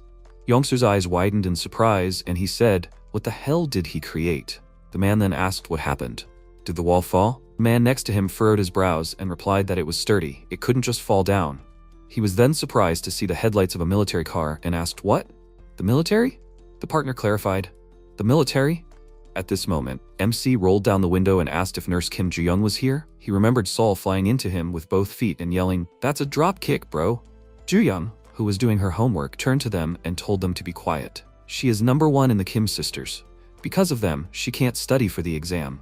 Sol asked in surprise, was she sick? Why did she suddenly start studying so hard? She asked, "What's surprising?" The protagonist turned to his sister and said that she clearly wasn't feeling well. Maybe they should tell their mother? Ju-young screamed that she just decided to study. What's wrong with that? Ju-young is 8 years older than him. He was 7 when she decided to pull herself together and devote time to studying. She is one of those who could not sit through half a lesson without going crazy from boredom, because such a change worried the whole family. Then her mother entered the room and, putting her hand on her chest, excitedly asked Ju-young what happened. She replied that everything was fine. Sister started doing this for a pretty normal reason. She said she had a dream. She showed a book and said that even if the world ended tomorrow, she wanted to take care of the sick until the very end. Saul looked at her mother, pointing her finger at her sister, and shouted that in her opinion, she is not sick. She is just crazy. Maybe she should call the paramedics? However, her desire turned out to be more than just a childish dream of a middle school student, and her grades were getting better and better in high school. After some time, her father shouted that she got into medical school.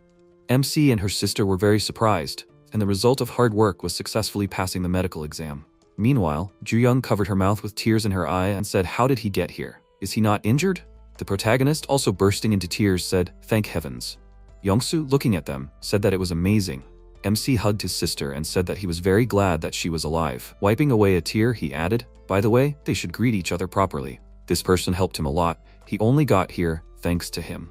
Yongsoo bowed and introduced himself. Ju-young did the same, and then thanked him for helping her brother. Then she reached into the pocket of her robe and said that they should wait a minute. She wants to treat them. She has a chocolate bar here. The protagonist put his hand in front of him and told her to keep it for herself. They have already eaten a lot of chocolate bars. There is something more important. A patient. Ju-young hit her chest and shouted, "Where?" "He must bring him here immediately." He replied that this person is not here. He is in a space that can only be entered with his power. She was surprised. Power? Wow, he awakened. He confirmed it. In order for them to enter the space, he must open the entrance. It would be strange if an outsider saw. She looked back and said that it was impossible to move around here secretly now. Protagonist asked, "Is there no private room at all?" After a while, they walked inside the building and reached the restroom, then went inside. Jo-young said in surprise, "Oh my god, what's going on? Is this building also part of his power?" The protagonist, walking forward, explained that he will tell everything, but later, okay? Now they need to go. After a while, they approached the patient, and the nurse took his hand. MC asked what she would say. She asked how long this person had been in this state. He replied that he did not know. He found him like this on the way to her. It seemed like he was tortured. Or maybe they did something worse. Animals. Suddenly, Ju-young said that this guy might not survive. The protagonist, surprised, asked, "Is it that bad?" She added, "It could be. But he sees? She has powers too." Healing energy came out of her hand. She explained that she is now a real healer. The strength is still at a low level, so the treatment will take a long time, and it will be difficult to completely heal the wound, but he will not die. That's all for now. This is just first aid, but he is severely exhausted. Malnutrition is more dangerous than the wound now. With proper nutrition, he will recover much faster. And then the protagonist asked his sister, "Even if the end of the world comes, she will still take care of the sick, right?" She indignantly asked, "Why did he suddenly remember?" He answered that he remembers every word, sister. Even if the end of the world comes tomorrow, she wants to take care of the sick until the last. She indignantly shouted, "Hey!" She should have trained him when he was little, like she did with Saul. Okay, let's move on. He promised to tell her about his powers and where he'd been. He thoughtfully replied that it was a long story. But Yongsoo interrupted him and said that his wife had baked some bread. He suggested that they talk over food. MC looked at the system, and after a while, his sister said, "That's it." He looked at her enjoying her food and asked if she was listening. She said, "Of course." He asked where he was. She said, "The warehouse." He was stuck and Pax saved him. He said that she was missing out on a lot, but that was okay. Ju-young then looked at Lee Ji-soo and said that it was delicious. He was a good person and a good cook, she guessed. She said that she was glad they liked it. It was just a pity that there was no rice. If they weren't full, there was more bread in the fridge. They could take some and feel free. She then turned her attention to the protagonist and said that she had prepared the restroom on the first floor. There were beds and other things there now. Since they don't have anyone here, maybe they could stay there? He was surprised. Wow, she had already arranged everything here? He then thanked her. She turned around and said that she just wanted to help. There was bread in the oven, so she would go. The protagonist then thanked her again. Jo-young looked at him and asked how they ended up here. He replied that she hadn't been listening to him at all. He didn't want to tell her everything again. He folded his arms and added, to cut to the chase, he was going to introduce his family to this space. She was here now, so he would be going to Uljiro from now on. The other Kim sister was there. She then apologized and said that she would be staying here. The protagonist looked at her in surprise and asked why. She had a lot of patients? She replied that it was true. There were over 3,000 people in the hospital, and there were patients who needed constant observation or medication. And then she looked at him and added, but that wasn't the problem. The other nurses could take care of the sick. The problem was something else. Meanwhile, Jin Sonhak asked, were there two of them? His subordinate confirmed it and added, the security guys said that there was a loud noise. A wall from a car collapsed and then a military vehicle drove in. He asked, special forces? He replied that they didn't know, but one of them seemed to be Nurse Ju-young's younger brother. He was surprised. Really? Then they wouldn't be too hostile to them, he hoped. No need to worry. He thought that they came to eat and spend the night, and they have everything here. They can control the food or they can use Ju-young. And no matter how strong the awakened are they stronger than him? Song Hingu replied that it wasn't. He said it was good in the first place. He should have greeted them warmly and pretended to be nice. Did he get it? He nodded, and then Sonhak asked, did he repair the broken wall? He confirmed it and added that he made it higher. Meanwhile, the main character asked, poisoning? His sister added, or withdrawal symptoms. There was no other explanation for people changing overnight. He said, wait a minute, Sonhak, the head of the infectious diseases department, is using his position to poison people and control them? Jo-young replied that he was absolutely right. You could say that all the awakened ones died except for her. They are all basically drug addicts, guarding their food and magic stones. The MC told her to chew and then talk. She added that she doesn't know why Nana and the other nurses didn't get addicted, but she stole magic stones little by little to strengthen her abilities. If she raised her level a little more, she might be able to cure people of their addictions. So he would go in search of their family, and she would try to survive here somehow. The protagonist answered negatively, and she said indignantly, didn't he hear? It's dangerous. He was indignant, and did she hear him? The weapon that the manager holds in his hands is food. Then everything is simple. He will figure out this part as quickly as possible, so during this time she should take a closer look at his abilities. There is no point in wasting time, she needs to go right now. She was surprised. Another teenage rebellion? Then her eyes opened in surprise when the protagonist took out a huge amount of provisions from the portal. Meanwhile, Sonhak, sitting at the table, looked away and said that he was wondering what the urgent report was about, and it turned out to be about Nurse Ju-young's younger brother bringing food? His subordinate replied that it was quite a lot, and he said that he thought there was no need to worry. How much food did he think two people could bring, considering that they were in a simple military vehicle? Soon, people would take everything from them, and when the supplies ran out, all they could do was ask them to share. They should have hidden the food instead of sharing with everyone. The subordinate added, by the way, about that. Sonhak interrupted him and said that this made their job easier than they thought. They didn't even have to do anything. The subordinate said that they had more of everything than they had in stock. Sonhak, confused, asked what? How could that be? He replied that he didn't understand either. The head of the infectious diseases department thought currently the hospital food was being brought in by scouts from outside. It was enough to fill a whole truck. They came in a military vehicle. How could they have more food than them? Abilities? Was it the ability to reproduce something? Or maybe that guy could shrink things and then return it to normal size. Whatever it was, he was a certain person with abilities. They needed to get him on their side. Then he took the bottle and told them to give this medicine to Hyunggu and tell him to make Ju-young's younger brother drink it. And if that doesn't work, they should just kill him. He accepted the order, and then he added, there was another person with him, right? Meanwhile, the protagonist was leaving food near the sick people and thought that it was unlikely that this was the one he needed. Did he happen to pass by him on the way here? She said that he would be able to recognize him at a glance, but something didn't add up. It would be easier to find him quickly. He remembered Ju-young asking, so his plan was to neutralize the weapon that Sonhak had in his hands? He confirmed it. They could just dump his food to subdue the addict with the ability. Sonhak himself was not a threat. She knew what the special abilities of those who were poisoned were. She replied that some could open jars and have abilities that did their laundry for them. He was surprised. Was she kidding? She replied that it was not so. There were not many people in the world whose abilities themselves were a threat. He asked, what? Then what should be easier? She added, except for one person. He specified, one person? She added, whose name was Hyunggu. After the world fell into chaos, this person came a long way from Uljiro because he was worried about his mother who was hospitalized. He asked, what kind of power did he have? At that moment, the MC came out of the room and saw the subject of his memories. Then she replied that she didn't know much about him except that he was strong. But he was so big that it was obvious. Oh, did he see that wall of cars outside? That guy built that with his bare hands.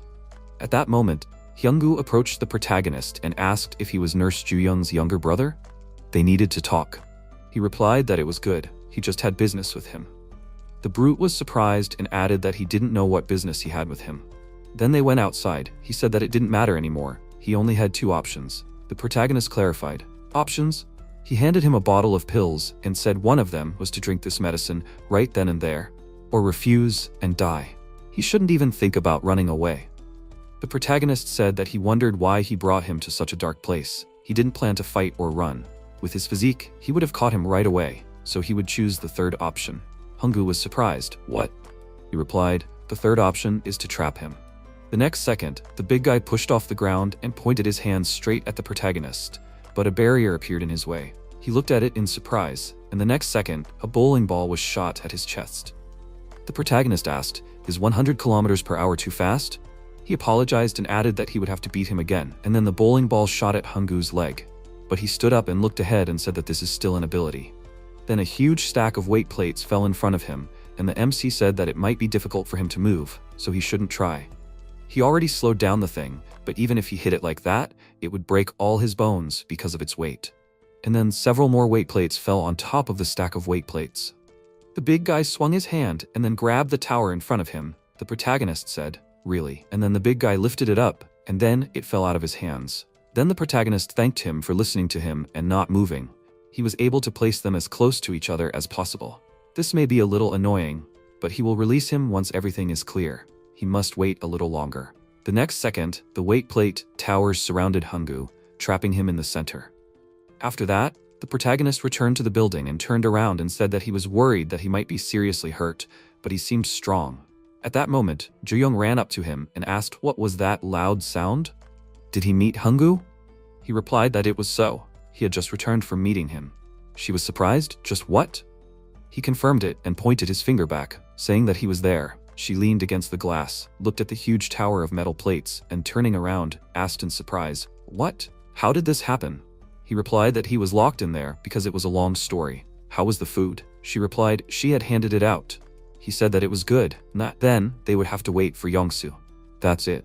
Ju-young looked at him and said, well done. Before she could finish speaking, she called him over in surprise. He, holding his head, came out of the portal towards them and said that his head hurt a lot. Was it a symptom of poisoning?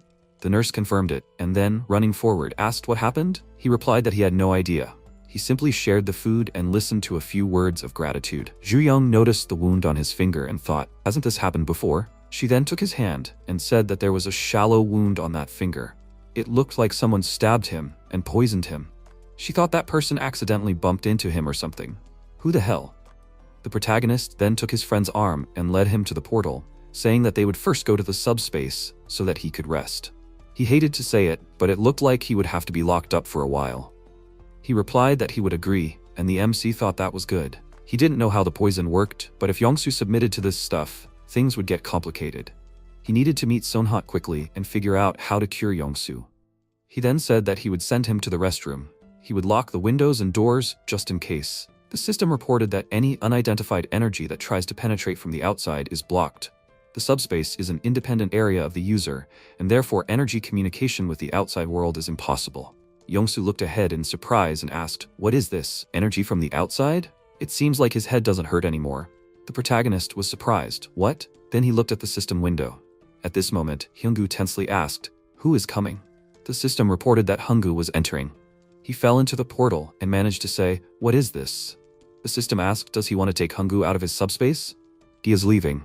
Then he fell out of the portal and, looking ahead in surprise, said, what is this? How is this possible? The protagonist thought that the subspace was invulnerable to attacks from the outside, but it blocks not only physical attacks, but also mental ones. After some time, Hyungu hugged his mother in the hospital room, and she said, finally. He apologized to her, and she said it wasn't his fault. He said she needed to go to bed, he had something to do, so he'd come back as soon as he was done. She said okay, she didn't know what he was going to do, but please, he shouldn't get hurt. Then the MC asked if he was sure he could handle it on his own. Hyungu said it would be fine, as he probably realized he wasn't the type to get hurt easily. And in fact, the memories of that time were too vivid. He felt ashamed and very guilty. But he thought he should thank him and apologize after he sorted it out. And then he turned around and said that he owed him. Now it was time for him to take care of some things. Ju-young watched him go and asked if it would be fine. The protagonist said he thought so. It was time for them to get to work themselves. By the way, Hyunggu was pretty tough. Can they leave tomorrow morning? Meanwhile, a system window appeared in front of Sonhak, saying that the connection was cut off. He looked to the side and asked what the hell happened. Incredible, he actually came. Hyunggu was standing in front of him, and he added that he didn't know how he had cut the connection with his powers, but he had to let him tell him one thing. Please, he had to spare him. But the big guy didn't listen to him and slammed him into the table with one punch. After Hyunggu left to sort things out, they talked about how to rid the people in the hospital of addiction. The protagonist suggested making them enter the subspace. They couldn't tell for sure who was addicted and who wasn't. His sister said it was a good idea, but how would they do it? He replied that he didn't think it was difficult. It was late and there were people who had trouble moving. It would be enough for their finger to enter the subspace. Ju-young put her hands on her waist, nodded and added, "After all this, they will all become patients, okay?" Yongsoo said that there was no other way. Well, as soon as they were ready to do this all night, the old man looked at his hands, perplexed, asked what the hell he did. At that moment, his son ran up to him and he shouted, "Darling, is he back?" The boy shouted, "Daddy," and he said that he thought he was out of his mind. The protagonist said why people suddenly became, but before he could finish speaking, Hyunggu came up to them and asked, "Did they wait long?" "Gentlemen," he figured it out. Then he bowed and thanked them for saving his mother, him and everyone in the hospital. Before they moved, Hyunggu took care of Sonhak, and thanks to this, they did not have to walk around the hospital. The protagonist then said that he should be the one thanking him. He thought he knew without even asking how he dealt with everything. He then asked, "By the way, is he feeling better?" He apologized for throwing the bowling ball too hard. He laughed and said that everything was fine. His bones were intact and it was just minor bruises. He then awkwardly scratched the back of his head and added, of course, he was very surprised. He had seen many monsters and strange phenomena, but seeing a lot of pillars of weight plates falling from the sky, really, monsters don't even compare to that. MC also awkwardly scratched the back of his head and laughed, saying that sometimes he himself was surprised by his own abilities. The big guy then asked, "Are they going to stay in the hospital?" He knows it's a little selfish to say this after he helped him, but honestly, he would like him to stay in the hospital. The protagonist nodded and said that he understands perfectly, but he hasn't met the rest of his family yet. He thinks they will have to leave soon. He nodded in response and said, "I see." He knew these were unpleasant questions, but it was necessary to ask. He hoped that he could meet the others in peace. The protagonist bowed and thanked him, adding that they were going to Uljiro. He heard he came from there. How were things there? Hyunggu asked in surprise. Uljiro? They probably couldn't go there. After a while, he said that he was grateful for the food they provided to the hospital, and these extras, he didn't know how to express his gratitude to them. He would definitely repay their kindness. And then he shook the protagonist's hand, and he said that he hoped to see him again and everyone at the hospital. Hyunggu said that the feeling was mutual. He then told him to take care of himself. After that, they set off. Yongsoo drove the car and asked, "By the way, what was that wall Hyunggu was talking about? It must be someone's ability, right?"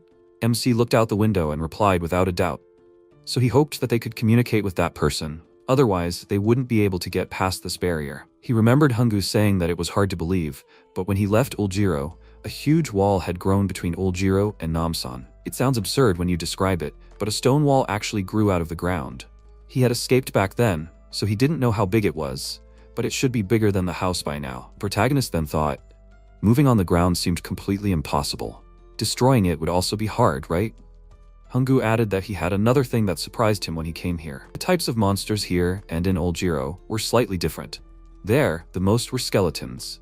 The protagonist was surprised. Skeletons? He explained, now that he thought about it, it would be more appropriate to call it undead. Not only do they resurrect, but their corpses are also wandering around. The protagonist thought fearfully, monsters that don't die and a huge wall. Uljiro seems to have become a restless area in many ways. Why is that? He is not worried about the second sister in Uljiro. On the contrary, he feels that she will be able to defeat the monsters even without any abilities. He then looked at the system window that appeared, which said, an incoming call from Ju-young from the subspace. He looked at the portal that appeared and asked, "What?" She was indignant. Is this how he treats his older sister? The soldier he saved woke up. After a while, Kyung-ho bowed and said that he heard that they saved him. Thank you very much. He then introduced himself and added that he is a lieutenant colonel and leads the 50th Information Corps of the Ministry of Defense. The protagonist then also introduced himself and said that he is glad that he woke up. Is he better? He confirmed it. He survived thanks to their treatment. Then he looked to the side and asked, by the way, do they know where they are? The ROK Armed Forces Command is outside, but there are no publications around the ROK Armed Forces Command. The protagonist said, oh yeah, this is the PAX FC Logistics Center staff restroom. This is a subspace he created with his own power. The outside is currently Gangnam. They are heading to Hanam Bridge. Kyung-ho was surprised. What? The logistics center subspace. The outside is Gangnam, but the bridge is Hanam? Ju-young said, simply put, this space was created thanks to this youngster's ability. She pointed her thumb at her brother and added that they are actually in Gangnam now. He said, oh, Gangnam, I see. She confirmed it, and then he added, if it's not too much trouble, but could they please drop him off here? MC was surprised. What? He thinks he misunderstood something. They have no intention of harming him. Yongsoo stated that he also received his help. Like him, he is a kind person. Kyung-ho put his hands in front of him and shook his head, saying that he knows that they are not a threat since they saved him and cured him. It is not that he does not trust them or anything like that. He cannot tell them the exact reason, but he needs to contact the Joint Chiefs of Staff as soon as possible. The protagonist noted that there is a serious problem. If that is the case, fine, Pax, he should bring banana milk and a sandwich. After a while, Pax rode up to them, holding the necessary items and said, delicious morning bread baked with butter costs 2,900 won. Balgri's banana milk costs 1,800 won. The protagonist then took it in his hands and said that he can drop him off, but he will not let him go hungry. He then handed it to the military man and said if he ate it all and told him what happened, he could go. Kyung-ho frowned and said that it was hard to talk about. The protagonist then remarked that he was not a fan of bread, so how about this? After a while, a variety of food appeared on the table, and while enjoying his meal, Kyung-ho began his story. One day, creatures from another dimension began to appear all over the world at once. By creatures, he didn't just mean monsters. Insects, animals, plants, and even terrain began to appear. Mountains, for example. The monsters from another world attacked everything that came their way, even those who came with them from another world. While the government was reacting to the monsters, they also began to search for and recruit awakened ones. From the awakened ones they recruited, they formed new units. These units were very effective in exterminating the monsters. When his unit was in the area around Gwacheon and Anyang, it seemed like the area would soon become stable. But the problems started when that monster appeared. Guns, grenades, shells, nothing could help deal with that dragon. They repeatedly asked for support from the Defense Communications Command and nearby military units, but Gwacheon and Anyang were already on the verge of collapse, just like them, due to the powerful monster. The Defense Communications Command did not send any response, which was strange. They managed to contact Gwacheon and Anyang, who were fighting the monsters, but the Defense Communications Command did not even report that they had found the monster. In the end, they were left with no choice. During the battle, one of the soldiers shouted, if this continues, they will all die here because of that dragon. No matter how long it takes, they are moving forward. To the Defense Communications Command, Kyung-ho added, many of their comrades died or were injured in the relentless pursuit of the monster. The military was shouting that they needed awakened ones to fight the monsters. Kyung-ho added that they had to recruit awakened ones and resist while moving forward. After several days of moving, they finally arrived. As expected, the command was already empty, and soon they found out why. The documents he found there, in the archives in the command building, a plan for a coup d'etat was written on it. The protagonist looked at it in confusion, then he continued. After that, he tried to contact the Joint Chiefs of Staff, but he fell into a trap.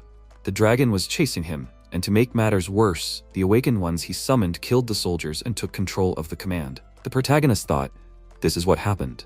Kyung-ho said, the First Corps is probably currently preventing the government from gathering troops. The head of the command seems to be on their side. This is definitely being done in secret. He should report this as soon as possible.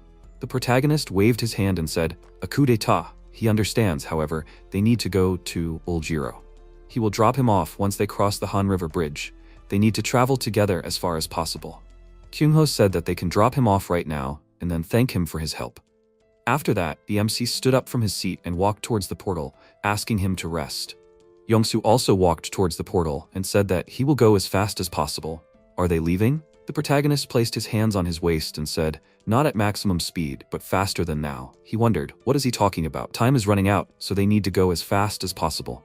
Kyung-ho chewed his food and thought, if he saved him, he must have encountered a dragon. How did he manage to get rid of that creature? He can't tell what abilities he has just by looking at him. Then his eyes widened in surprise when he saw a monster in the portal. He shouted, there's a monster ahead! But the protagonist easily fired a stack of weight plates, knocking the monster back. he thought in confusion. Weight plates? He fired a stack of weight plates at the orcs. Then, MC ordered Pax to give them the #1 military vehicle.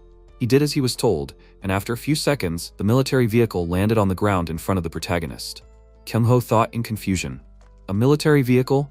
The protagonist turned around and told him to eat and then rest.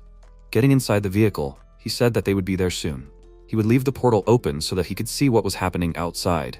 He agreed with him, then thought in confusion, launched a stack of weight plates and even called a military vehicle. What kind of power is this? Or is he hallucinating? After some time, a monster appeared in front of them again, and MC attacked it again, throwing it forward. Releasing another stack, he attacked several monsters at once. Kyung-ho leaned out of the portal through the window and asked in surprise, "What is this?" He thought he had imagined it all, but no, it was real. He shoots heavy objects at high speed, hitting monsters, and can shoot up to 4 times per second and in any direction. In addition, he easily restores the number of weight plates and even extracts magic stones from killed monsters. Indeed, incredible power. Then Young-soo said, "It will not be possible to drive from the Ponho Bridge to the Chamsu Bridge either." They approached the collapsed part of the bridge. The protagonist awkwardly scratched the back of his head and turned around, saying that he said they would get there quickly. Although it would take a little while, they could find another way there anyway. The soldier put his hand out in front of him and said that it had only been an hour, so they weren't late for anything. As the person he was helping, he was simply grateful. Well, he would return to subspace. The protagonist said okay, and then they would continue on their way. The soldier looked at Young-soo's handling of the gearbox and thought, an hour, the time it took to get from Gangnam to the Ponho Bridge. Considering that they had to drive on a ruined road and fight monsters, that was very fast. Perhaps Kyung-ho's abilities played a role in making this wonderful hour possible. At that moment, Young-soo said, "The road was just awful." And the soldier thought that the abilities of the person sitting behind the wheel were the most incredible.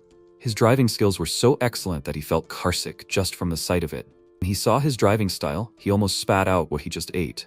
This time, he's glad he got back before he got carsick. Both of their skills are incredible. Then they stopped at the bridge again, and Young-soo said that it was possible to drive through. The protagonist said, "That's true though." He saw a wall rising beyond the small hills and said, there was something that looked like a wall, and they couldn't drive through it with a car. He agreed with him. It was pretty big if they could see it from here. The protagonist said it was so tall, he wasn't sure if they could destroy it, but they had to get there first. Young-soo added, if they went that way, they'd have to go through Yongsan. The MC said, well, since they were going past it anyway, they'd drop him off there. He agreed with him and Kyung-ho was surprised. After some time, they arrived at the right place, and the soldier got out of the car, thanked them. Thanks to them, he got to the destination safely. The protagonist looked out the window and said that he hoped that everything would be resolved safely. He should be healthy. The soldier thanked him again, and then the protagonist looked at the system window and said that now they only had to go to Uljiro. He had already seen the wall. It looked high and strong. But he couldn't just raise the level and put the whole wall in the subspace. The system window said that there were 427 out of 1,000 left to increase the level. He said that it wouldn't work. Then he thought, the remaining upgrade items are the second level of delivery tracking, and it costs 50 stones, and he collected 400 of them in an hour. But if he spends another 2 hours, he can increase his level. Then Kyung-ho leaned towards their window and asked if they both wanted to go with him. The government provides magical stones to awaken people and supports their early growth. If the two of them became subordinates of the government, they would definitely receive more support. MC smiled and thanked him for the offer, but his family comes first, and they can get the magical stones themselves. The military man said that he understood. The protagonist added, but if this is the Joint Chiefs of Staff, they should have 1 or 2 helicopters, right? He was surprised. A helicopter? There is one. So what? After a while, Yu Song-chul looked at the large map in front of him and said, Gwacheon and Anyang seem to have flown away. The 56th Division too.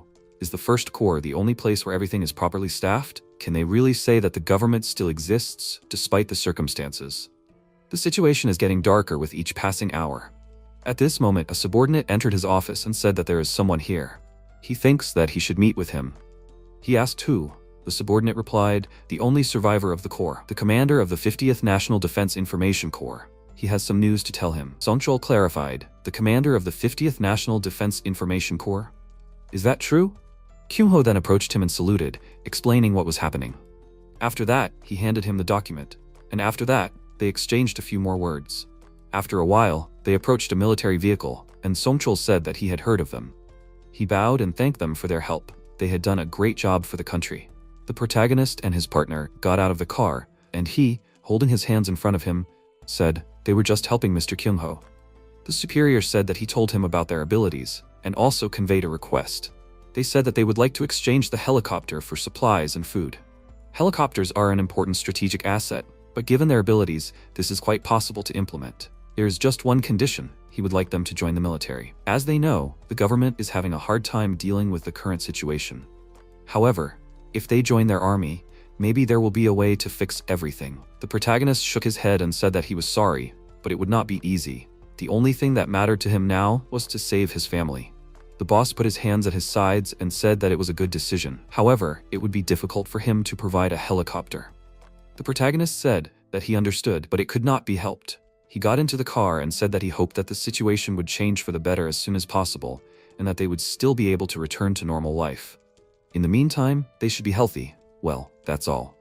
The boss, perplexed, thought, is that a no? The protagonist, buckling up in the car, thought, well, since helicopters are hard to come by, there is nothing to be done. Then he looked at his comrade and said that they were leaving. He thought that in any case, they had not even properly inspected the wall yet. Then he was surprised when Song-chol knocked on his window, and when he lowered it, he said that he had a favor to ask of them.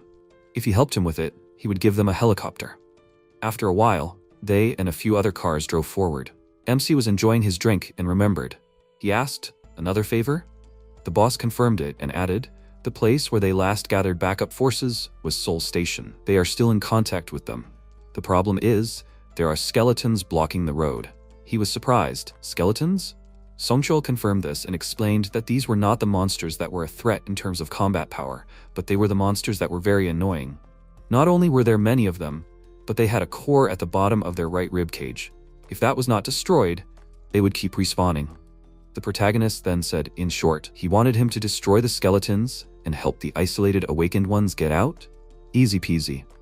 In the present, he once again released several stacks of weight plates, destroying the monsters in his path. The military following them were amazed as they watched what was happening. After a while, they arrived at the right place, and the rest of the awakened got into the cars and they headed back. The protagonist remembered Song-chol adding that, of course, with such abilities, they should be able to deal with the skeletons easily. They fought them with weapons and could barely reach the cores. However, there is something they should know. Not very often, but there are unusual skeletons. They call them skeleton knights. If they accidentally encounter one, they must try to avoid fighting as much as possible. They must retreat unconditionally, no matter how much damage they inflict on the knight. Attacks do not work on them. At this moment, MC fired another stack of weight plates straight at the skeleton knight. The protagonist looked forward in surprise, and Gwaine said something unintelligible. The protagonist asked, the language of skeletons? The skeleton then stabbed his sword into the asphalt next to him, and holding a stone in his hand, destroyed it by squeezing his hand. After that, he said that it was nice to meet him, an alien from another world. He is Gwaine, one of the 12 knights who serve the king. MC noticed that he broke the magic stone and spoke their language. Is it possible to use it like this? The knight then continued. It was quite an interesting greeting. He is a human mage? Why are they invading their territory? He understands their impatience, but since they are still in their early stages of development, there is still something called mutual morality. He then grabbed his sword and with a sharp movement, cut the stack of weight plates aimed at him in two. He declared that it was useless, something so weak could only do harm. He then flipped in the air and, stabbing his sword into the asphalt, stopped. He then looked ahead and asked indignantly, is this his answer? More stacks of weight plates flew at him, and he swung his shield and threw it aside. He then kicked off the ground and running around it, swung his sword, cutting the obstacle in his path. Yongsu, starting to panic, shouted, he's coming here. The protagonist said that he was cutting these 500 kilograms as if it were soft tofu. He thought, though, if you hit something round, it won't take any damage, it'll just bounce off. That's what you need to throw at him. He put his finger on the system window, which said he could use 50 magic stones to unlock a track delivery. He said the delivery should hit him right in the chest, and then he fired the projectile again. And Gwaine ran forward shouting, didn't he get it? He's pretty stupid for someone who uses magic. He can just dodge some of these things. But before he could be surprised, the projectile hit him right in the chest. He swung his shield and threw it away. He told him not to be so cocky, he just relaxed for a second. The next second, a bowling ball flew at his head, and he thought in surprise, what? He didn't expect that at all. Before he could finish his thought, another bowling ball hit him in the head, and then another, and several more were flying towards him. The protagonist said, left side of the head, back of the head, front of the head, top of the head, right side of the head, top of the head, back of the head, left side of the head, front of the head. It should be sent automatically in that order. Pax replied, okay. And then the protagonist scratched his chin and sighed, saying that he thought his jaw would fall off. Yongsu, still perplexed, said that although it was hard, he was glad that the physical impact was asking for itself. It was a relief, like a weight had been lifted from his shoulders. He survived thanks to it. The protagonist stated that this was not the end. This is a knight. Since he is dressed, he is much stronger than a giant wyvern and is armed with a shield and sword. So to be honest, he is more dangerous than a giant wyvern. At this moment, the bowling balls continued to attack the skeleton, and he asked to wait. The protagonist explained that right now he forced him to shake his head like this, but he did not know how long it would take. While he was busy, he needed to send people. Yongsu agreed with him and then looked forward in surprise. The skeleton continued to scream. He was such a fool. He should stop right now. Yongsu said, something. It seems like there were a lot more debris flying than before. MC noticed that it was true and thought that this meant that the stacks of weight plates were sent out in such a way that it could hit the left, right, front, and back at the same time. Several projectiles hit the skeleton again. The next second, his skull separated from the rest of the skeleton and fell to the ground. He said, unbelievable, a mage, but he must not think that this is the end. He will not die even if he falls apart. All for the king.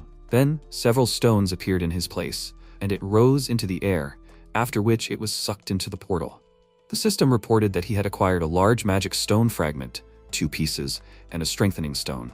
One of the soldiers monitoring the situation said that he couldn't believe it. His comrades said that he had defeated a skeleton knight, a knight who had withstood several shots from a tank.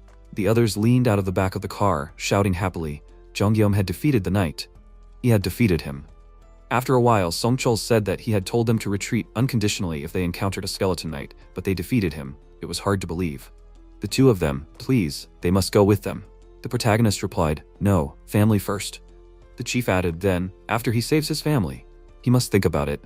The protagonist replied, okay. The chief then said, when he sees all of his family members, please, he must think about it again in a positive way. He must understand that they already consider him a reliable ally. MC agreed with him, and he said, okay, then he will take him to the helicopter here. The protagonist thought that it seemed burdensome because they seemed to have high expectations. Of course, he understands that he defeated someone they thought was invincible, but still somehow. If there were 2 knights, they would be smashed to pieces. There is no doubt about it. The biggest problem is that there are at least 11 more. Since he said that he is one of the 12, the king, and even stronger, right? Even the carefully prepared heavy projectiles did not cause much damage. On the other hand, the impact of the bowling ball cracked his armor. A bowling ball is stronger than a heavy projectile? This is meaningless. Where are the laws of physics? No, this in itself does not make sense. While climbing the stairs, Songchul said, by the way, he received news from Lieutenant Colonel Kyung-ho. He said that he is going to Uljiro. Right? MC replied that this is true. The chief then added, he knew that a high wall had appeared in Uljiro, right? Their military had gone there to reconnoiter. They had lost contact with them now, but since then they had been reconnoitering the inside of the wall from the air from time to time. Fortunately, human activity was confirmed inside. The unit members were safe there, so his family members were fine. The protagonist thanked him for saying that and thought that he wasn't really worried. The protagonist thanked him for these words and thought that he was not really worried. His sister was a monster herself. Oh yeah, they had recently discovered something unusual. The top of the wall that had grown up was gradually tapering, as if it was forming a roof. They didn't know if it would be completely covered, but luckily he could lend them a helicopter while everything was in motion.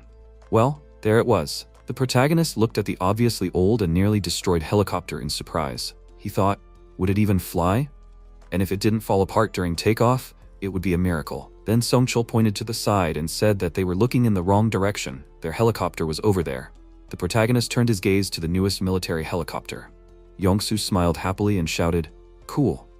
Songchul, continuing to point his finger at the helicopter, explained that this was the helicopter he was borrowing. And since he was lending it to the 2 of them, it had to be at least this good.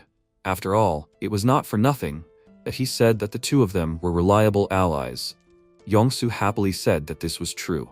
The Black Hawk was a helicopter that he would not dare to fly, even if it was slightly worse in quality. But since he was borrowing the Black Hawk, he was touched. He was already looking forward to sitting down at it. The boss said that he was just about to ask who would be flying it, but Mr. Yongsu, has he ever flown a helicopter before? Like he seemed to know a lot about helicopters. He replied that he didn't, it would be his first time. The military was surprised, but he looked at the system window in front of him and explained that it said that he could drive it with 50 magic stones. The system window said, Best Driver. Unlocking a new vehicle. He can unlock the ability to drive a helicopter with 50 magic stones. He noticed that his ability was called Best Driver. It helps with any vehicle. When he levels up, he is asked to register. MC was surprised. Register? He confirmed it and added that he thought he could drive it by registering even if he had never driven the vehicle before. It seemed like it wasn't about leveling up, it was about getting registered to drive. The protagonist thought that's why there were no messages asking him to level up. He said that was weird since it wasn't about leveling up. Then Songchul told him to wait a minute. The magic stones, would they come after him? After that, he walked to the helicopter and opened the suitcase containing a large number of magic stones. He explained that these were 200 magic stones, a gift from their army to them.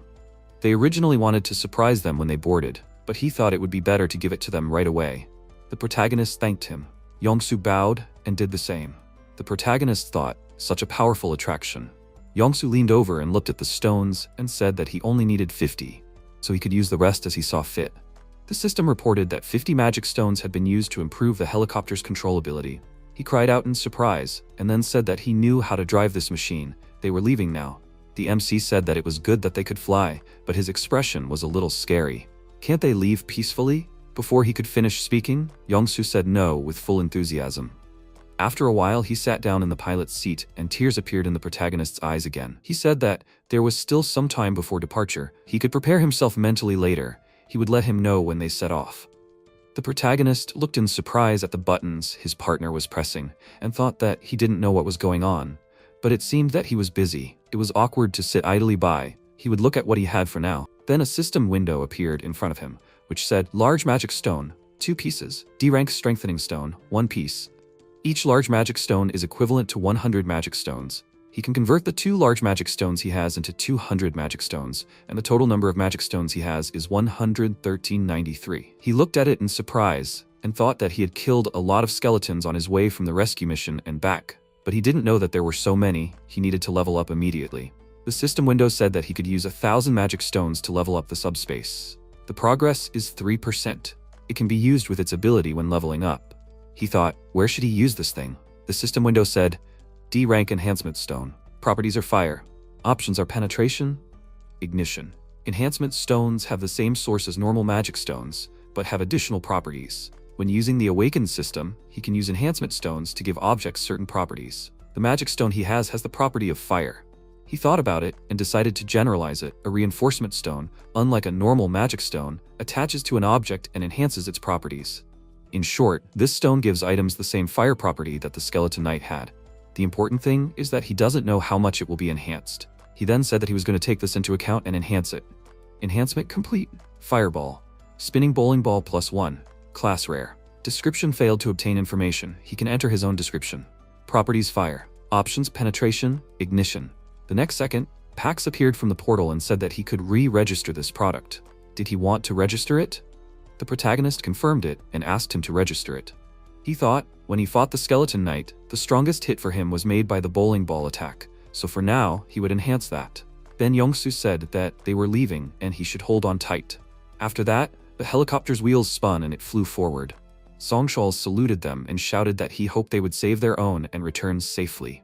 The protagonist gave him a thumbs up and then looked at the system window, which said that the leveling up was complete. There were new items that could be opened and additional items that could be strengthened. New Now people who had item return registered in the subspace could do so too. New Now he could temporarily increase the standard transfer limit for each item using magic stones. New items that could be opened. He looked at the system window in surprise.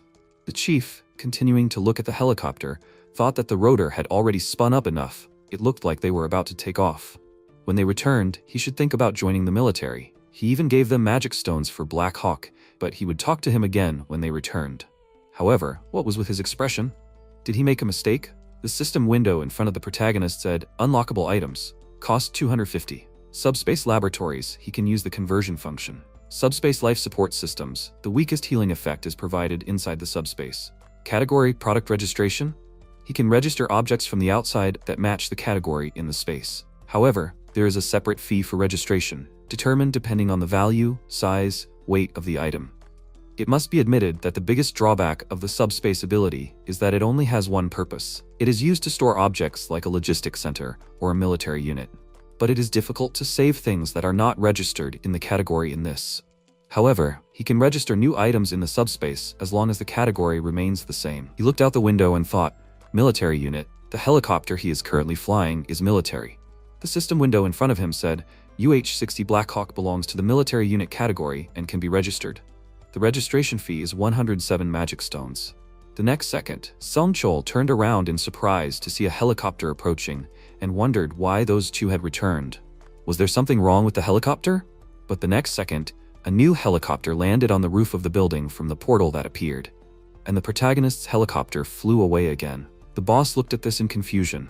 Meanwhile, in the lair of the Skeleton King, he said no matter how much he thought about it, he couldn't understand. The initial level of the Earth dimension was only the 8th. And in order for a high-level being to come here, they had to lower their level, like he did. This wizard, who was known for his arrogance, risked lowering his level to come here. And on top of that, he came all the way to where he lived and killed Gwaine. At that moment, Lancelot appeared next to him and said, according to what Gwaine told him before he died, he tried to talk to the magician, but he immediately attacked him. He must be dangerous. If he gave him the order, he, Lancelot, would cut off the wizard's head and present it to him, the king. He replied that there was only one reason why a high-ranking being had come here. He too was determined to take the initiative before the discovery became a full-scale one. In that case, Lancelot, it would be better to eliminate him, as he had said. However, it had happened outside the castle anyway, so there was no need for murder. What they should worry about more was the harvest. It was a pity that Gwaine had been hurt, but they could get the strengthening stone again. It was almost finished. As soon as the harvest was over, he would go straight to the wizard. Lancelot agreed with him and added that it seemed that people had broken into the castle. The king assumed that it must be that crazy toy again. He should leave it alone. It would soon go crazy anyway, just another meal for Camelot. Meanwhile, the protagonist, looking out the helicopter window, thought, apparently he has more destructive power than a stack of weight plates. If so, why didn't he just strengthen the stack of weight plates? Then Yongsu announced that they were almost there. Landing right now would be difficult. MC said if he had trouble finding a place to land, he would just do an item return. He replied that it wasn't that, there was a skeleton knight fighting another monster. Meanwhile, Lionel concentrated energy into his sword and sent it forward. The protagonist looked on in confusion. Sol swung her fist and hit the skeleton, sending it flying. Yongsu said that both were great. If they landed now, they might have to deal with those two monsters. The protagonist replied, in his opinion, do they look like monsters? He replied, of course. MC then said that it was his own sister. He was surprised. Who? The monster that just blew up the skeleton knight. Sol said something was strange. She definitely had a feeling, but why was he still alive after the hit? Sol was sitting in front of the TV watching a fight. A mixed martial arts match that she had accidentally seen on TV when she was a child. Kim Sol watched and couldn't tear herself away. Just in time, she had a younger brother. Jong Yeom came up to her and asked his little sister to play with him. Sol smiled and said, yeah. She hit him a few times, and then when he fell to the floor and passed out, she said that was weird. Sol scratched her head and said, all those matches she watched usually didn't end that quickly. Kim Sol won, but she didn't feel like a winner. Winning against a weaker opponent wasn't the kind of victory Kim Sol wanted. She went to the playground to find worthy fighters. However, even the neighborhood kids who were 3 years older were inferior to Kim Sol. Her father saw her talent. Jonghyun remembered his sister's first defeat. Sol knew the pain of defeat, but she was by no means weak. Sol lay in the corner and thought it was fun. Competitive spirit, natural physique, and undying passion. With incredible talent, she studied various martial arts, boxing, kickboxing, jiu-jitsu, and so on, and won awards in competitions. By her first year of high school, Kim Sol had no rivals at her rank. With undying passion, she trained without sparing herself, and eventually her addiction to exercise, which was at the level of obsession, escalated to a serious level. And as a result, she suffered an injury that resulted in both ACLs being torn. But Kim Sol resumed training because the injuries were taking too long to heal, as she said. MC recalled Sol with a cast on her leg and in a wheelchair. This only added to her new injuries of varying severity. And then she got injured again from training before the previous injuries had time to heal. Jung Yeom said, and as a result, Kim Sol debuted last year at the age of 24. Yongsoo looked at him questioningly, and the MC said that her skills allowed her to debut much earlier. First of all, could he please slowly start descending so that he could throw the bowling ball? Yongsoo frowned and said, yes. He thought, does it look like she really is a monster? The MC threw the ball down, and Lionel said, he will ask one question. Why are his attacks not landing? Sol looked at him puzzled and asked, is he asking because he doesn't know? Is it because he is slow? Lionel said no, he is not as slow as the other guys. It's not about speed, rather the technique. She definitely has some technique. Saul asked, technique? No, nothing like that. Just the position of the shoulders, waist, and feet. Lionel stood still and said, actually, the most important thing is the basics. He is learning something new. Honestly, if it weren't for the hierarchy, he would have lost. Someone like her isn't something you see very often. Soon, if she raises her rank, she can become the best knight. Sol frowned and asked, what? Lionel replied, so he would let her go. There wasn't much time left. If she didn't leave the castle, her death would be inevitable. He would talk to the King of Knights and let her go. Normally, this would be impossible.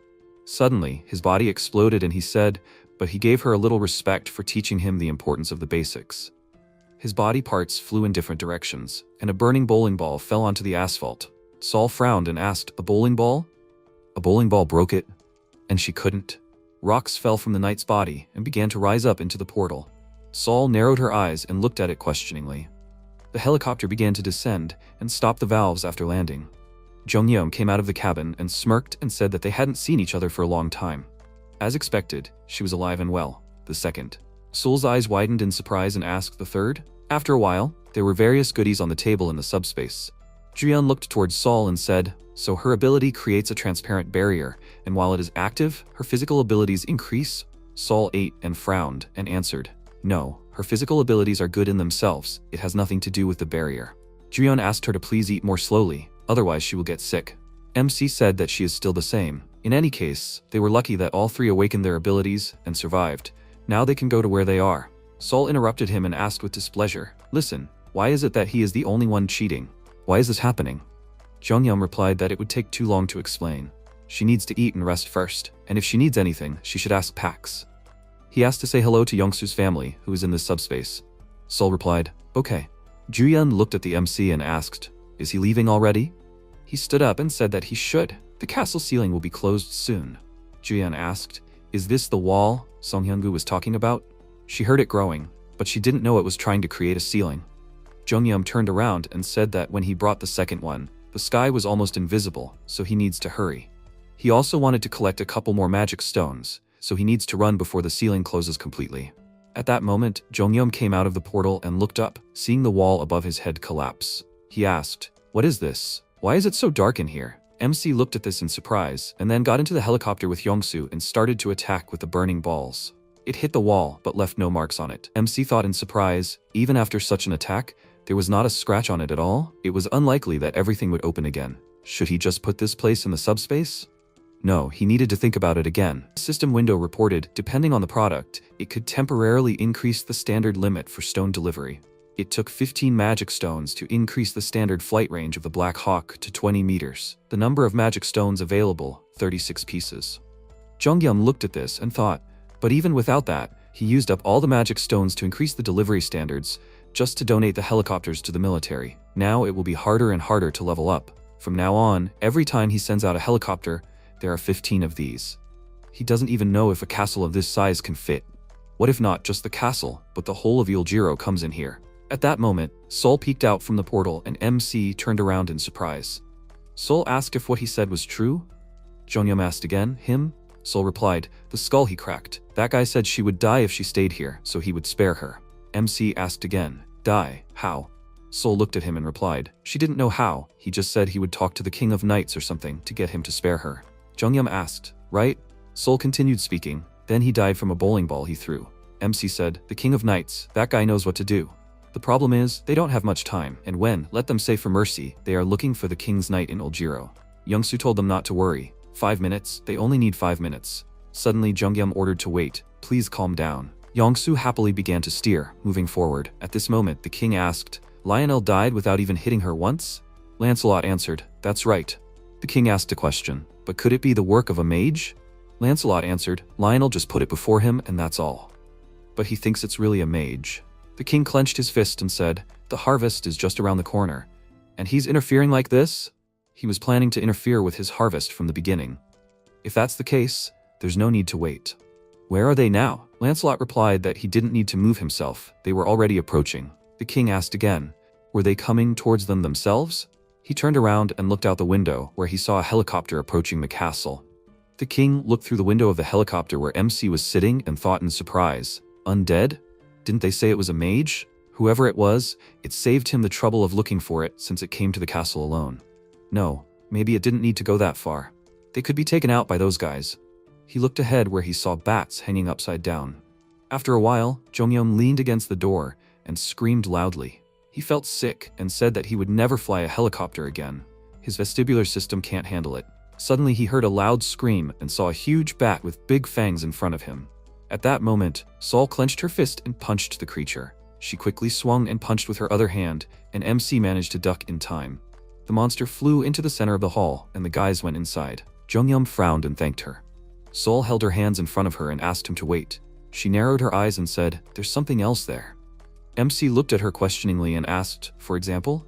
The monster was lying on the floor and growling, and then raised its head, and MC saw many glowing red eyes in the darkness. They looked at it in surprise, and Jonghyun said, "Youngsu, he thinks he should go to subspace." Youngsu answered fearfully, "Yes, yes." Sol smiled and said, "Yes, this is so funny. She would be upset if there was only one monster. She goes first, the third."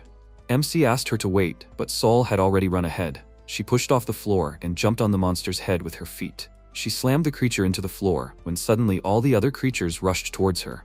Sol smiled and continued to hit the monsters. A creature came up behind her, but she dodged and swung her arm and struck, throwing the monster aside. Suddenly, the creature sank its teeth into Sol's throat, and she grabbed the bat by the ears and pulled it away from her. She swung and slammed the creature into the ceiling. Sol smiled as she struck the bats. MC looked at her and thought, she looks like she's having fun, but there are so many that he can't even get a good look at them.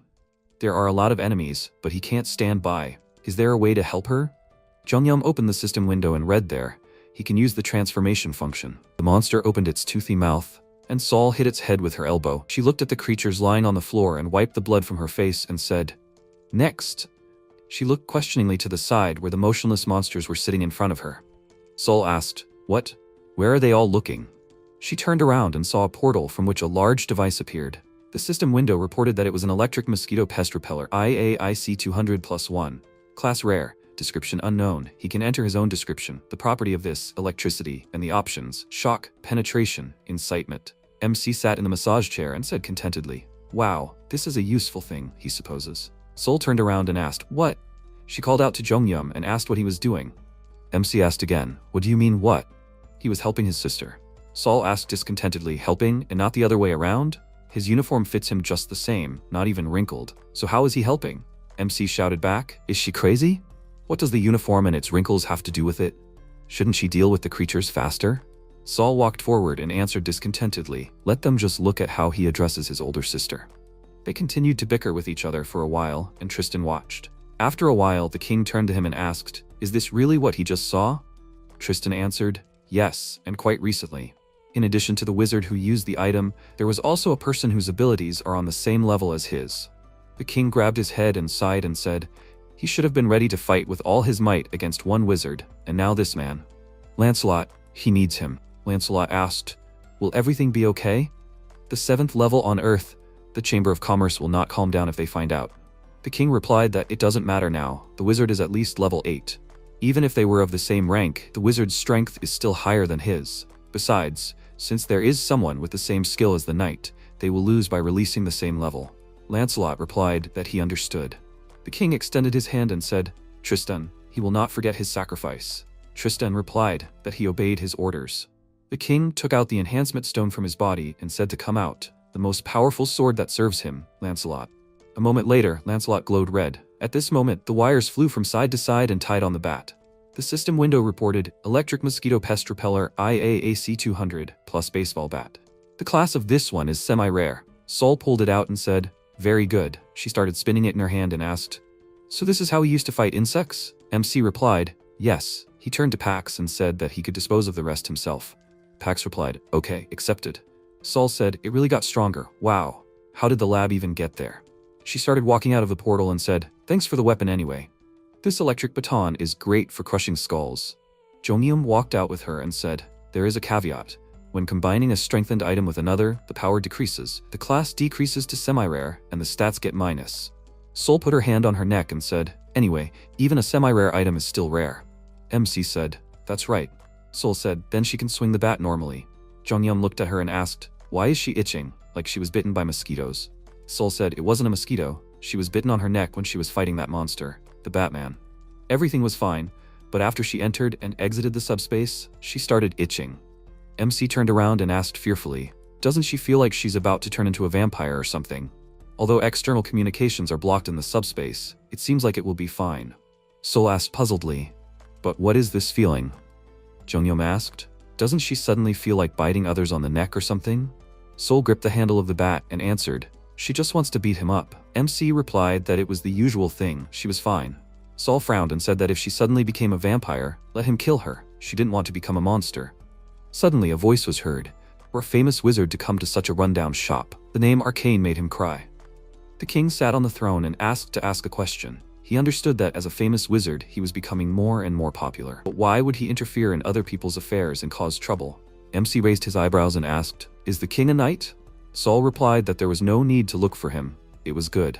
The king said it would be better to answer directly, even if they came from Arcane. He was in a situation where he had no choice. Sol put her hand on her hip and asked, Arcane what? What are they talking about? Jonghyun replied, he himself didn't know. The king spoke. He was a fool for trying to talk to them. They didn't seem to be going to have a conversation. Well then, let them die here. Lancelot. Lancelot stood next to him in steel armor. Sol smiled and said, it got cool. Great, she was just about to test how the electric baton worked. She adjusted her sleeves and turned around and said, there was no need to worry about her this time. She turned around abruptly, and Lancelot was already next to her. He swung his sword, but Sol quickly blocked the blow. The force raised dust from the carpets and MC screamed, dust! Lancelot hit the bat with his sword, and Sol frowned and looked at it and thought, a baseball bat with her powers. Lancelot hit the bat and it broke into 2 pieces.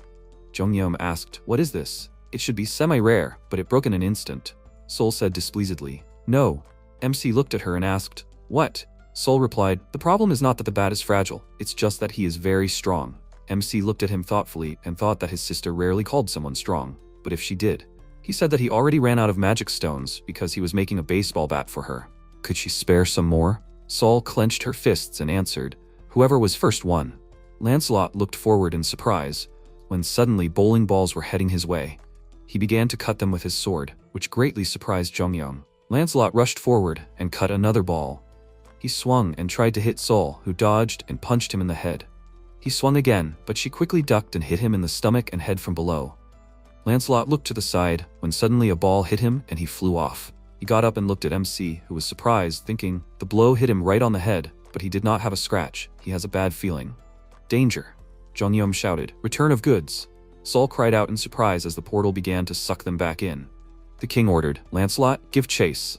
Lancelot replied, yes, lord. Sol looked at MC with displeasure and asked, did he interrupt her just to stop her from getting the stone?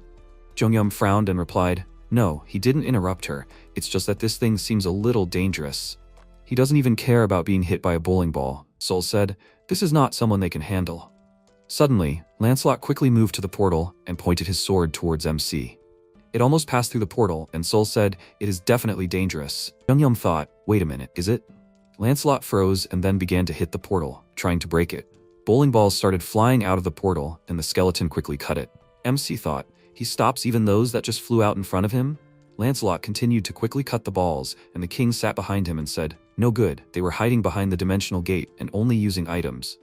But it's not like he didn't understand. If they were to fight each other while being on the same level, one would think that they definitely wouldn't lose. After all, magicians are really strong. But that's arrogance. That's their mistake. Lancelot, a level 7 existence, is invulnerable to their attacks. Since he summoned such a fighter, he will be sanctioned by the Chamber of Commerce. He said he has no future. He already invested all his money when he came here. If he didn't summon Lancelot, he would die and lose all his property. And since he was destined to die anyway, it would be better for him to be punished by the Chamber of Commerce. However, it's a little disappointing to see such a pitiful sight. If he knew this would happen, he wouldn't have summoned Lancelot. The king looked ahead and saw many half-burning balls. He widened his eyes and thought, when did this happen? It's not his skills, he's just an idiot. How many items does he have if he doesn't use magic? He looked ahead thoughtfully and thought, come to think of it, why doesn't he use magic? Instead of wasting items like that, wouldn't it be more efficient to use magic? MC and Sol stood near the portal and watched as Stellit continued to chop up the balls. Jonghyun wondered, what to do with this skeleton knight? Strengthening and weapon making are tough. He certainly caught a few monsters on the way here. The system window reported, Subspace Lab, He can use the transformation function, the required number of magic stones, 250 pieces. Subspace life support device, life force needed to be restored gradually in subspace. The required number of magic stones, 250 pieces. MC frowned and thought, usually it takes a lot of magic stones, but maybe because the current subspace level is high, it has increased even more. It is a little more difficult to make weapons now. He created weapons without thinking about the consequences, so he has no magic stones left. In the end, he has to deal with enemies with what he already had, and the most powerful of these, a bowling ball. The problem is, it is of no use. Is it worth hiding in the subspace? But if he kills him in front of the portal, suddenly the king shouted, "Enough! He is not a mage, he is a human." MC ordered Pax to stop for a moment. The king asked, and since he's a human, he can duplicate objects, right? He walked towards him and laughed and said, "That's right, there is no way a mage has come to such a place. He can't believe it. Does he know how much power he has now?" The king ordered Lancelot to put away his sword.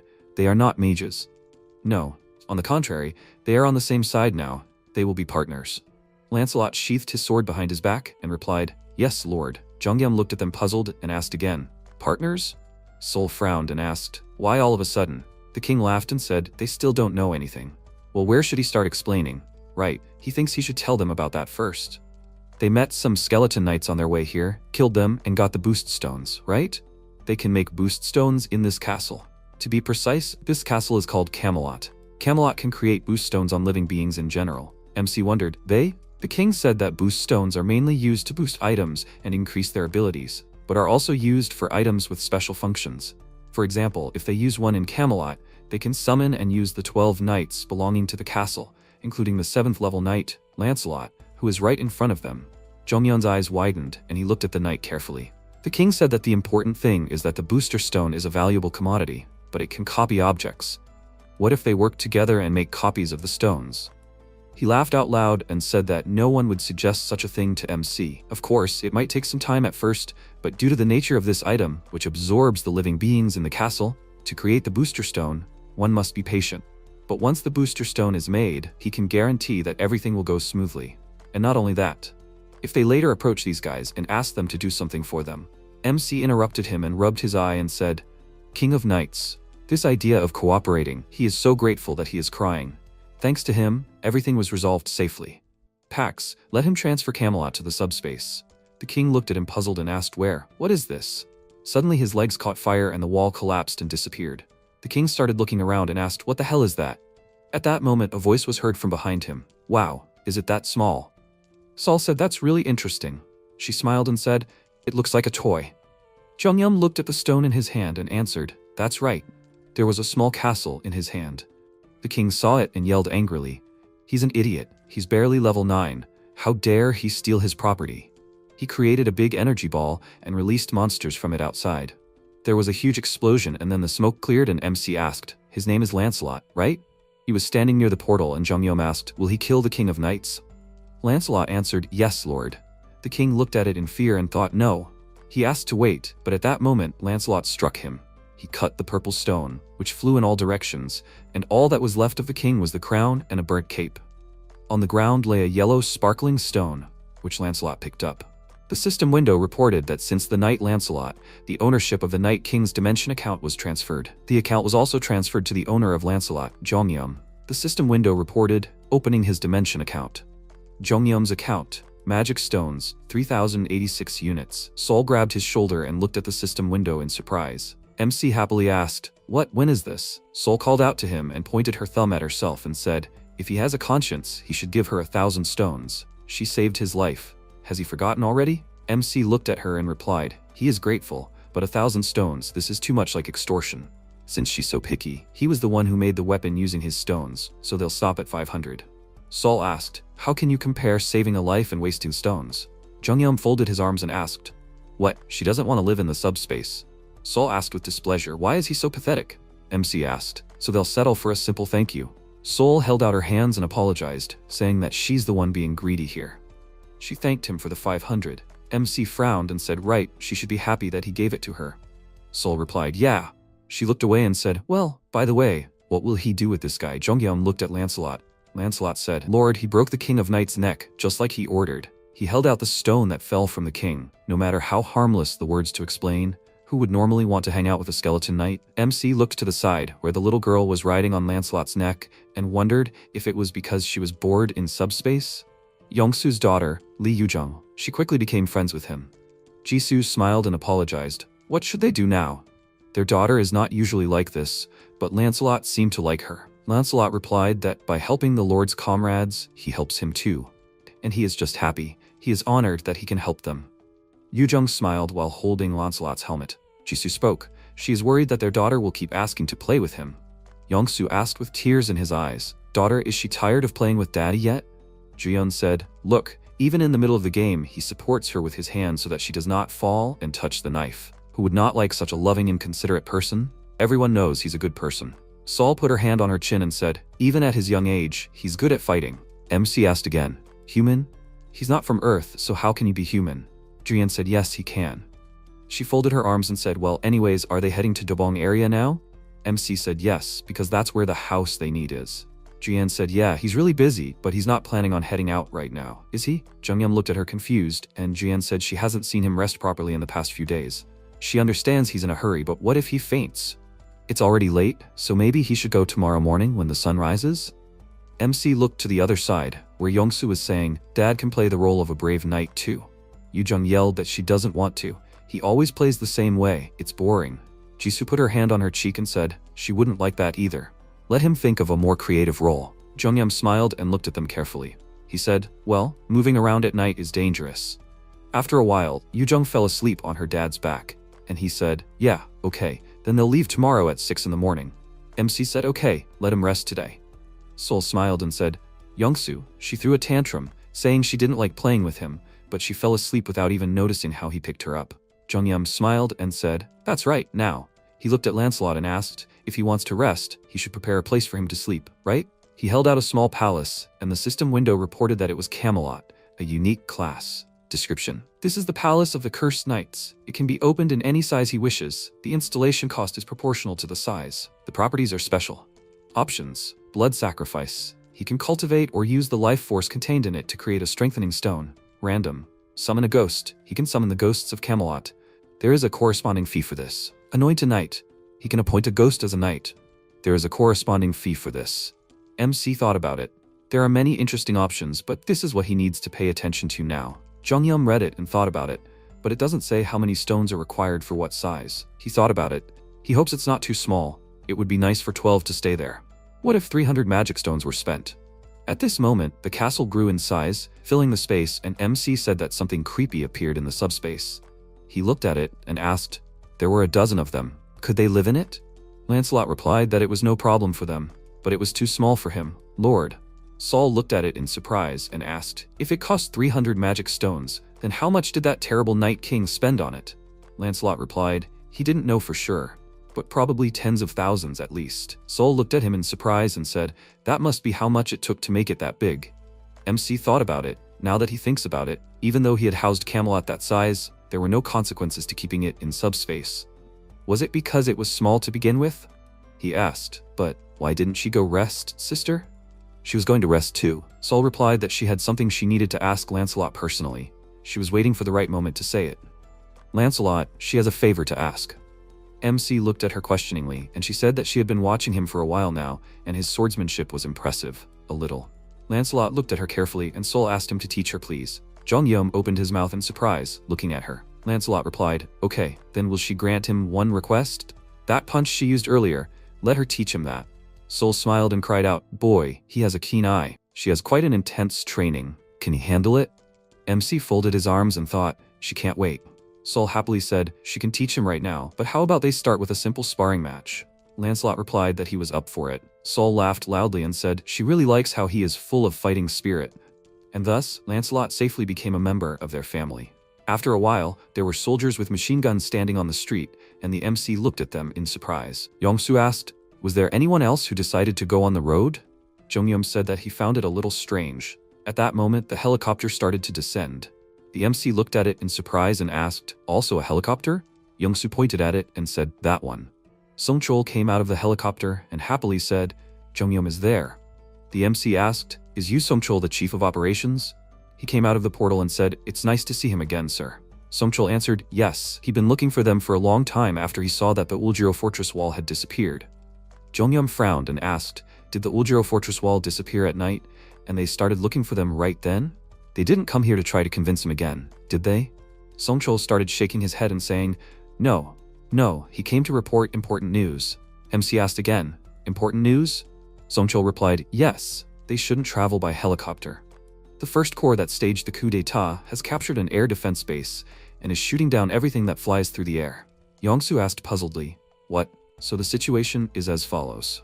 After they left, the Joint Chiefs of Staff monitored the Corps' activities based on the documents and information provided by Lieutenant Colonel Han Kyung-ho.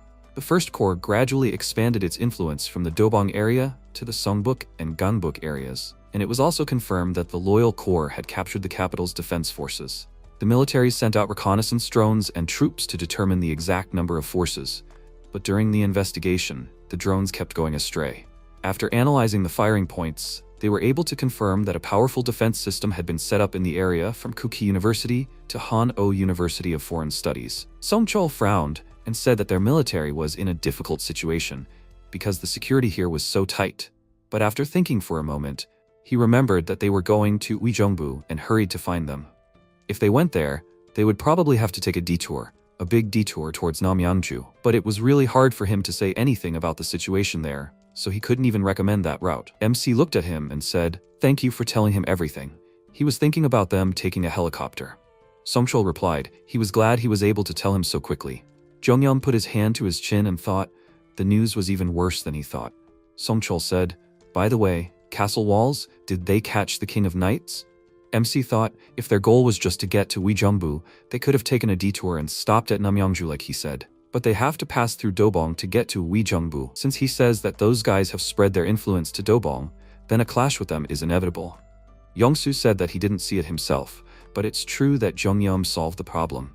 MC didn't listen to him at this point, but continued to think. The problem is that those who staged a coup d'etat in such a situation are in some way more dangerous than monsters. So that means that brother, his wife, and his parents are currently threatened not only by monsters, but also by rebels? He realized that there was no time to hesitate. MC said, Lancelot? Songchul looked at him in surprise, and Jongyum asked he was asking if they had dealt with the King of Knights? Yes, they had. Lancelot came out of the portal, and MC pointed his thumb at him and said, now he had done everything. Songchul's eyes widened in fear and asked, the Skeleton Knight? MC replied that he was with them now. Anyway, since his destination was in the Dobong area, clashes with the rebels were inevitable. This guy would be a great help to them, so he suggested that they come up with a plan to destroy the rebels together. Songchul smiled and said, sure, he thought, wow. After a while, the goblins were standing near military installations, and behind them were large metal cages with people. Suddenly, a floating skull appeared in front of them and attracted the goblins' attention. He started to say something unintelligible, and the goblins walked in the other direction and discussed their business. Lancelot watched them, examining the uniforms and features of the monsters. The system window said, summon ghosts. He can summon the ghosts of Camelot for an appropriate fee. Summoning, this is one of the options of Camelot. The knight in ghost form has no physical contact with anything, but at the same time, since nothing physically hinders him, he can freely pass through walls or fly through the air. The cost of summoning a ghost is 1 power stone and 500 magic stones, which is the same as the cost of anointing a knight, although it is not specified in the description. Even if you summon a knight in a certain form, you can change its incarnation without any additional costs. In other words, summoning a ghost can be considered as the best means to reconnoiter the current enemy camp.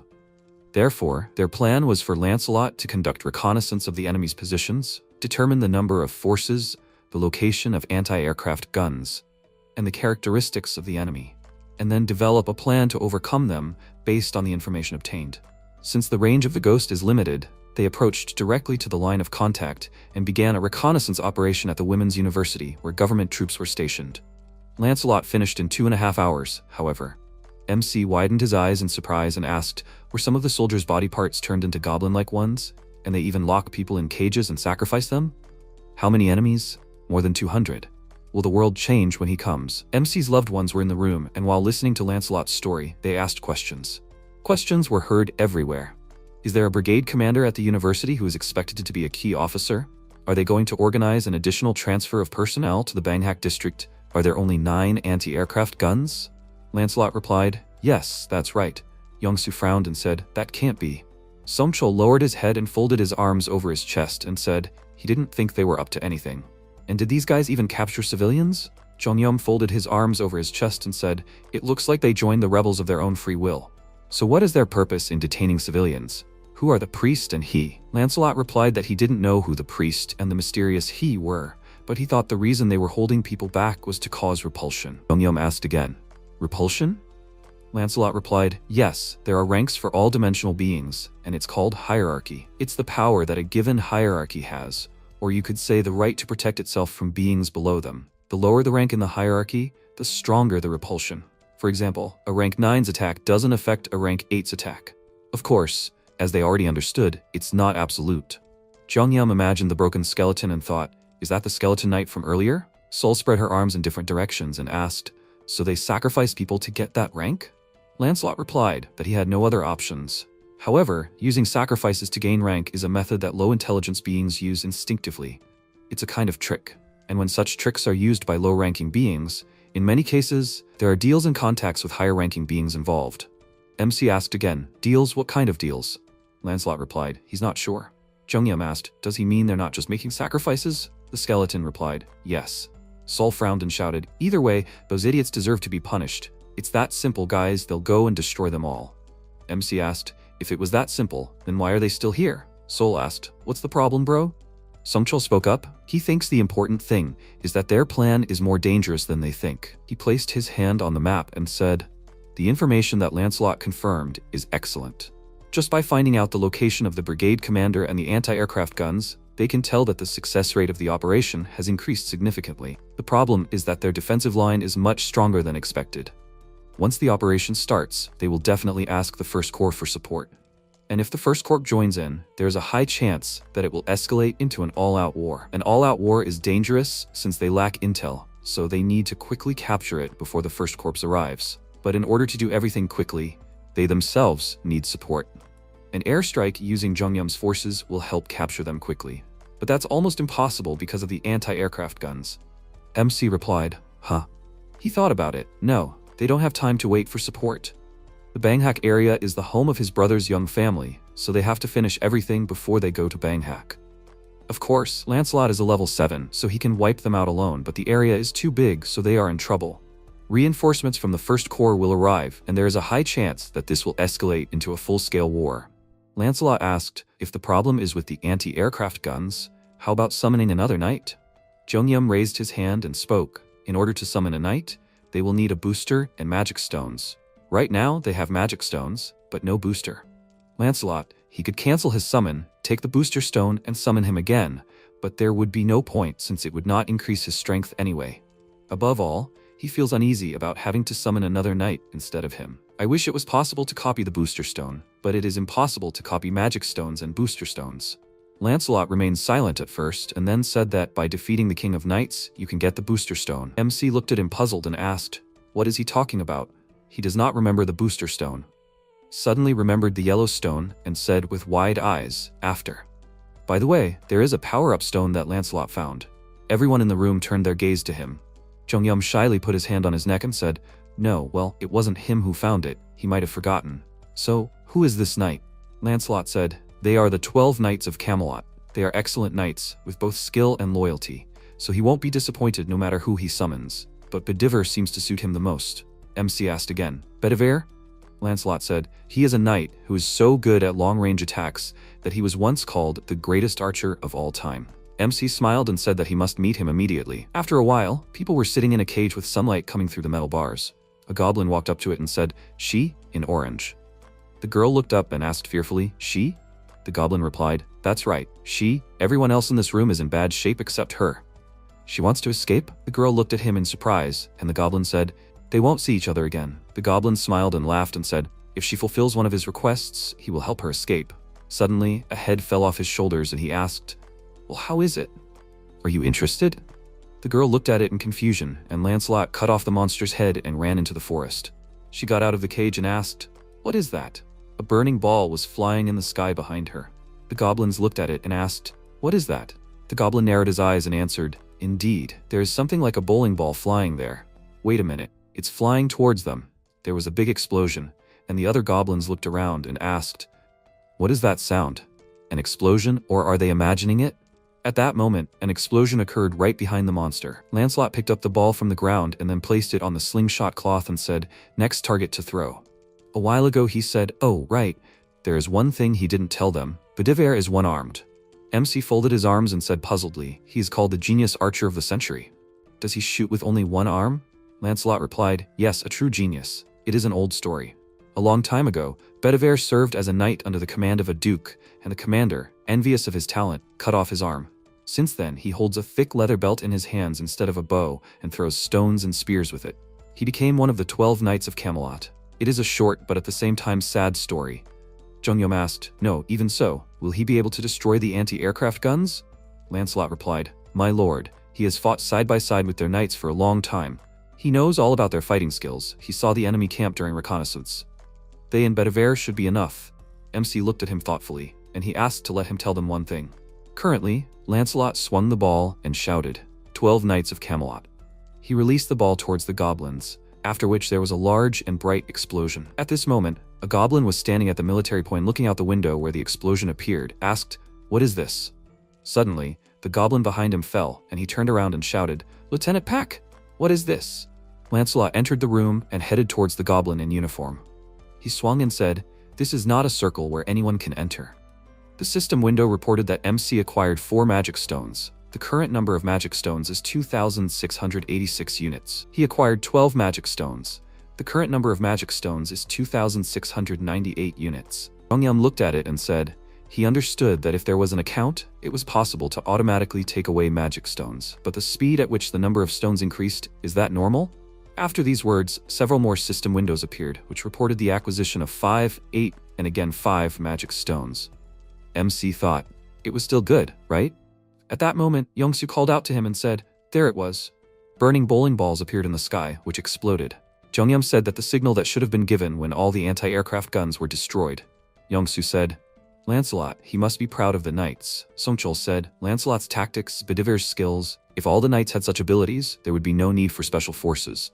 Yongsoo said, "That's right, they really are excellent knights." "Well then, maybe they'll move right now?" MC thought, "Special forces." At this point, Bedivere was looking thoughtfully at the map and said, "Problem. First he destroyed everything that needed to be destroyed, and even sent a signal. But then where did Captain Lancelot tell him to go? Here? No, it seemed like over there. In this direction, right?" Bedivere was in deep doubt and asked, "But then why was that sign drawn? If it was written like that, he would have just gone." He said discontentedly that he didn't know. He would just go as he felt. At this moment, Lancelot was fighting the monster, punching its face with his fist. He put his foot on the creature's body and said that it was not easy for him to control his power. He better tell him the truth before he accidentally killed it. Who taught them this, and where is he? Lancelot pressed even harder on the goblin's body and asked what their plans were and how many soldiers were in the First Legion. The monster chuckled and replied that he knew a lot about them. Okay, he'll tell him. His name is Tonesiu. Lancelot asked again, "Tonesiu?" The goblin replied, "Yes, a creature of such magnitude that someone like him, who ranks 8th, is not even fit to hold a candle to him." Lancelot replied that he had not heard of him. What does such a creature want from them? What are their plans? The monster threw Lancelot's leg off his body and screamed. He doesn't know either. He rolled across the floor, then got up and started running. The goblin grouped himself, putting his hands in front of his head and jumped out the window. He landed on his feet and screamed. The monster saw him and screamed, "Brigadier General!" "He's done for." The goblin interrupted him and ordered him to drag his motorcycle. The monster rushed to the side and screamed, "Yes!" Lancelot followed him down and grabbed the hilt of his sword and said that it was useless to run away. The goblins rushed towards the general and ordered him to protect the Brigadier General. The monster turned around and ordered the general to leave. They would handle this. Another monster grabbed him and said that he would take care of him. Lancelot said, it was amazing how they were willing to act and make sacrifices in the midst of all this, but they were assessing the situation at a goblin level. The monster replied that it was better to be a goblin than an empty-headed one like him. He asked to be allowed to give him advice. He should moderate his arrogant behavior. The goblin took aim and said that there were several level 8 representatives in the main squad, and even if he ate another 10 people, he would become his equal. Lancelot asked with displeasure, "Did all those who turned into goblins do the same as him?" The monster smiled and said, "Yes. Smart people try to adapt to the changing world." At that moment, Lancelot swung his sword and cut the monster's head off its shoulders, saying that it would be easy to distinguish those who deserved to die. The general turned around and saw drops of blood flying in different directions. The goblin's head fell to the floor, and blood was dripping from the tip of Lancelot's sword. The general turned around when he suddenly heard a noise and looked up. He said, "This is terrible." He saw a helicopter flying in the sky, with Yongsu and MC sitting inside. Yongsu said that he was going to land right now. MC was feeling nauseous again, and he said that it was dangerous to land, like Kim Sol going into subspace. The goblin said in fear that this can't be, government troops have arrived. The general closed his eyes, and the monster said, "Brigadier General, what should we do now?" At that moment, Lancelot stabbed him in the throat and blood quickly dripped onto the floor. He looked to the side and saw Jongyum, who had come out of the landing helicopter. He looked away in annoyance and screamed. What an idiot. The general accepted the crystals and asked what he would do now. Lancelot said with displeasure. He had become level 8. The monster turned around, baring his teeth. MC asked, instead of becoming level 8, had he completely lost his humanity? Lancelot replied, he thought it was because he was trying to increase his level too quickly. After all, it was the shortest path. And level 8. The goblin screamed loudly, and Jongyum asked, Lancelot, what level is he? Lancelot replied, 7. However, Bedivere would deal with this guy, and he wouldn't have to fight on the front lines. At that moment, Bedivere was standing on the roof, swinging his slingshot. He said, it's good that he went where his feelings called him. The system window reported that MC had acquired 322 magic stones. The current number of magic stones is 3,042 units. Suddenly, Songchol ran up to Gongcheom and called out to him. MC said, Yu Songchol is the chief of the operations staff. The chief said that thanks to the 2 knights who destroyed the key facility, eliminating the remaining enemies and rescuing the civilians is going smoother than expected. MC replied that this is great news. Songchol asked, yes, besides, where did the brigadier general go? He looked towards the general's corpse. He screamed, how can this be? What kind of horror is this? MC asked, Lancelot, did he find out anything about their plan? Lancelot replied that he was sorry. He couldn't find out anything except the fact that the high-level being that came into contact with them was called Tonasiu. Jongyum asked again, Tonatiuh? Lancelot replied, yes, this is the first time he heard that name. MC spoke up, after all, it is another labyrinth. Songchol looked at him and said, he might be able to find out something by looking at the documents in the building where the Brigadier General was staying. Mr. Lancelot, where exactly was the building where the Brigadier General was staying? Lancelot pointed his finger towards the window on the 4th floor and replied, the room he was in was on the 4th floor of the building they could see behind them. However, there would probably be a lot of documents to deal with. Songchol said, it's okay. He's already done a lot for this operation, so they should do something like this now. Jongyum asked Pax, can he categorize all the documents and maps in this building as military documents? Songchol asked, what? The system window reported the cost calculation. About 5,086 sheets. It would require 120 magic stones. MC replied, okay, let him get started. Songchol said, no, Jongyum. MC turned around and said with a smile on his face, Pax will take care of it for them, so they don't have to waste time dealing with paperwork. He also thinks that the sooner he can find his family, the better. But he looked at the system window in surprise, which reported that documents that do not belong to the military category have been found. They have been excluded and saved separately. 2 pieces of inappropriate documents have been found.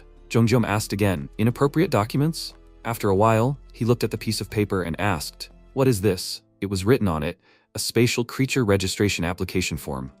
MC asked again, spatial creature registration? Lancelot replied that it was a document that could raise his ranking. Jongyum frowned and replied, but one of them is in poor condition. Lancelot pointed his finger at the piece of paper and said, the one that is written correctly is an official document, and the one that is in poor condition is a fake document. MC asked, then what does he mean? Did they become goblins even though they had the normal way?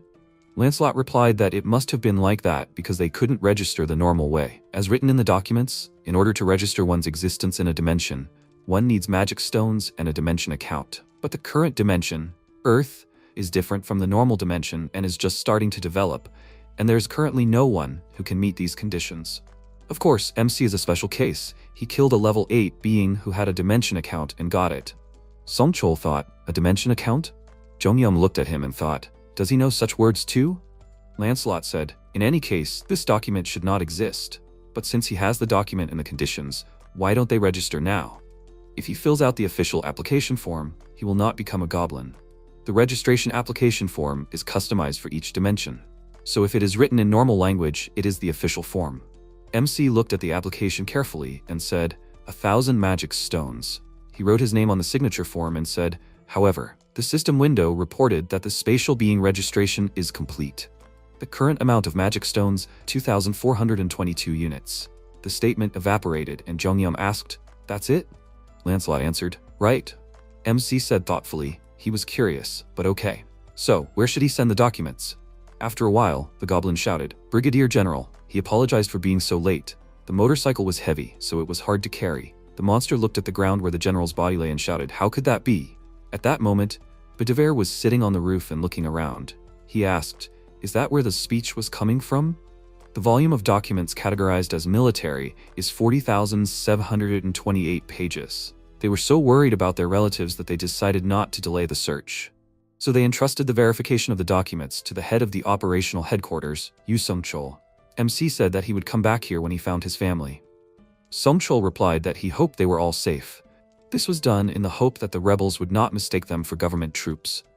MC headed for the exit and said that they said that the Dobong district was captured by the rebels, so he would have to drive. It was too dangerous to let Yongsu drive. This made sense because only he and the two skeleton knights would be moving, and they planned to move around in a regular vehicle. Jonghyun thought it would be okay if it did not look like a military one. However, an unexpected problem arose. The subspace was filled with military equipment. MC thought, what should he do? He didn't think to get a civilian vehicle after everything that happened. But for now, he'll ride an electric bike and look for a vehicle. He was going down the stairs and thought it would take a long time, but he wouldn't do anything. He just hoped he had a car to ride. Jonghyun's eyes widened in surprise when he saw Bedivere on a motorcycle. He asked Bedivere, where did he get a motorcycle from? Bedivere replied that the guy told him it was the same horse the red-haired goblin rode. He thought it was funny, so he captured the stallion. MC thought, the general's motorcycle? Wait a minute then. The system window reported that 22 magic stones were used to save the item in the military items category. The current number of magic stones, 2,400 units. After a while, the goblin thoughtfully asked, is that a motorcycle? The monster with a cigarette in his mouth grinned and asked, did someone promise to come? The goblin replied, no, he didn't hear anything like that.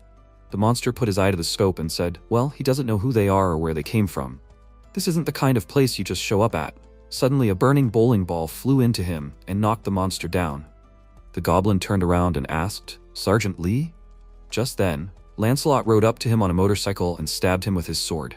The goblin's head flew off and the MC and the knights rode on. After a while, the monster looked away from the window and said, a motorcycle? He'd never seen anyone ride like that before. Jonghyun and the skeletons stopped and looked towards the dilapidated building. They walked up to apartment 1405 and the MC started knocking on the door and saying, bro, is it him, Jonghyun?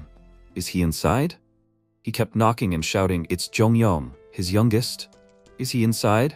There was no sound from the other side of the apartment, so MC decided to pull the door handle. He walked inside and saw the apartment in a state of chaos. He asked, brother? The skeleton cried out, Mr. Yongsu? Lancelot said, my lord, he will go first. MC replied, yeah. He thought about it. It doesn't look like this place was attacked. More like they left the house to take shelter. Suddenly he looked to the side thoughtfully and saw a folded letter. MC said, this. He unfolded the piece of paper and said, Juyoung, Songyeon. He can't know which one of them will read this letter. The phone is also out of order, so he leaves the letter in case any of them come here. They decided to go to Uijeongbu. He is not sure if they will be safe given the current situation. However, his wife's family lives nearby. He doesn't know when they'll read this letter, but if they do, they shouldn't even think about going to Uijeongbu. For some reason, soldiers are kidnapping people from the streets and forcibly taking them away. Bedivere spoke up. There doesn't seem to be any problem inside the house. Lancelot said, well, there's nowhere to hide. The letter said that they were taking away adults and children regardless of gender, so it was dangerous to wander around. They'll survive somehow, so please, he hopes they're alive too. MC frowned and thought, thank goodness, they escaped before the First Corps took over everything here. Jonghyun looked towards Bedivere and asked him to show this letter to his family in subspace. Bedivere replied, yes, his lord. Mek thought, he doesn't know when his brother wrote the letter. But if the First Corps started to occupy this area, it wouldn't be the worst case scenario. Not the worst, but if the First Corps started to occupy Dobong, then soon the soldiers will reach Uijeongbu too. MC frowned and suggested Lancelot to move out. They need to hurry, so he will go first. Lancelot replied, yes, my lord. Is he okay? He was worried that he would have a rejection, so he let him drive. Suddenly a helicopter appeared in front of the window with goblins inside. They looked at it with confusion, and the monster said that he confirmed one unidentified person and a skeleton and opened fire. He fired once first, and then several more times. There was only smoke left in the place where Jongyum and Lancelot had just stood. MC said he scared him. It was hotter than he thought. It looks like the target has been confirmed. He asked Pax to keep the Black Hawk in the military items category. The previous Black Hawk was undergoing maintenance. The system window reported that it had used 141 magic stones to store this item in the military items category. The current number of magic stones is 2,447. The monster asked fearfully, what was he doing? He didn't care even after being shot with a machine gun. The monster hovered in the air and asked, was he really level 8? He suddenly flew down and screamed loudly. MC suggested that Lancelot should go. They couldn't afford to waste any more time. Lancelot replied, yes, his lord. Jongyum thought that they had killed quite a few rebels on the way here. They have a Black Hawk with missiles and cannons. He asked his brother to be safe. After a while, the monsters were talking to each other. The goblin spoke. The priest said that he would distribute the sacrifices according to their number, at his discretion. The monster said that several days had already passed. The goblin replied, yes, that's right.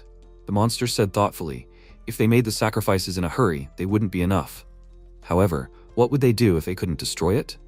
Did he really have to resort to that? The number of victims of Lieutenant Park Han-jun, who was standing next to him, had already reached 300. 300. The monster apologized and then said that if he wasn't level 8, then destroying this building wouldn't be that easy. The goblin replied that he should have asked him to lend him a goblin or come up with some other way. Only children were complaining about not being able to make a sacrifice now. Well, he would take care of it, so when he went to Yangju, let him run around more and replenish his quota of sacrifices. He waved his hand and asked, did he understand? The monster nodded, bowed and replied, yes. The goblin looked to the side and said, Sergeant Kyung-ju-min, no, he's just a goblin now. Well, anyway, did he hear? Ju-min growled loudly, and the goblin ordered him to go and break it. Ju-min screamed again and ran forward. He suddenly stopped and turned around questioningly, hearing the sound of engines. The goblin turned around and asked, what's up? What's he talking about? The MC was riding a motorcycle and ordering them to get out, those horrible idiots. This is their house. They, the idiots. Lancelot was riding behind him on a motorcycle and pointing his sword. He swung his sword and struck at the goblins. He struck Ju-min, who fell to the ground. Ahead there was a sign of a cozy hardware store, from which voices were coming. Isn't everything so nice outside? The man replied, no, it's not that. Someone asked, Father, why is he so quiet? What's wrong? Father replied, it's just that Jongyum arrived on a motorcycle with a skeleton. Somyeon asked, what? Good and bad things can only happen when there are people. He heard this from his mother over and over again as a child. As time goes by, he can tell that there is nothing good about it. He was able to rise up despite business failures and scams. Thanks to the people who were by his side and because of love. That is why he raised his children and taught them that love is important. While he was watching them grow up, he developed a dream. He was going to build a big and spacious house where he could live with his children. However, when the father started studying architecture, which he had never done before, it turned out to be more difficult than he thought. The costs were not small, so the dream remained a dream. All of his children grew up healthy. The eldest son recently got married, the eldest daughter is a nurse, the youngest daughter is an athlete, and the youngest son was just discharged from the army. The future seemed bright until a monster appeared. Luckily, since he ran a hardware store, they were able to survive the stress. But things didn't go well after that. They had to worry about food, conserve water, and hide. Some time ago, father told mother that he was full, so let her eat. After all, there were many who wanted to steal from them. Rats, monsters, neighbors. In the end, the daughter-in-law's relatives came to them first, and soon after, the eldest son and daughter-in-law came. Since father knew how they got there, he just hugged them and cried quietly. His daughter-in-law's ability in alchemy awakened, so they didn't have to worry about water. The soldiers became monsters, and instead of just wandering around, these monsters took civilians regardless of age or gender. So they were not isolated voluntarily. Father stood by the window and said that the soldiers who were supposed to protect civilians were attacking them instead. He needed to make sure his children were safe. And around this time, he realized his ability. The system window said that father is an architect. He has outstanding abilities in architecture. He can build anything. He doesn't know how his long-time dream came true, but fortune definitely smiled upon him. So, thanks to his daughter-in-law's abilities and his own, they were able to survive. He built barricades near the store, and also decorated everything with metal shields. Father looked through a small gap and said, yesterday, some soldiers were hanging around in front of the house, and as a result, they brought this monster with them. This time, they are really determined to destroy this place. But he knew that this would happen, so he made a detour. Father ordered Sungyeon to take the rest of the family and go out into the corridor. Sungyeon asked fearfully, what? What about him, father? Father turned around and replied that he didn't know if the end of the road was safe. It's an emergency exit in case of a collapse, but at least it's better than waiting to die here. His wife said, Dear? He smiled and replied that he would be the last to leave, so there was no need to worry. Suddenly, Dad heard a noise from the street and waved his hand and said, I think they are moving.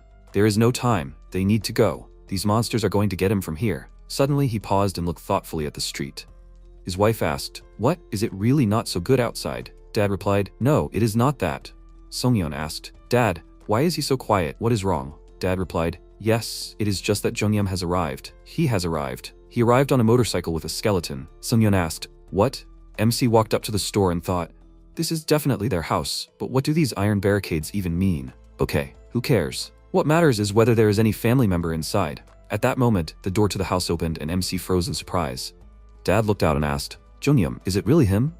MC burst into tears and ran into the arms of his family.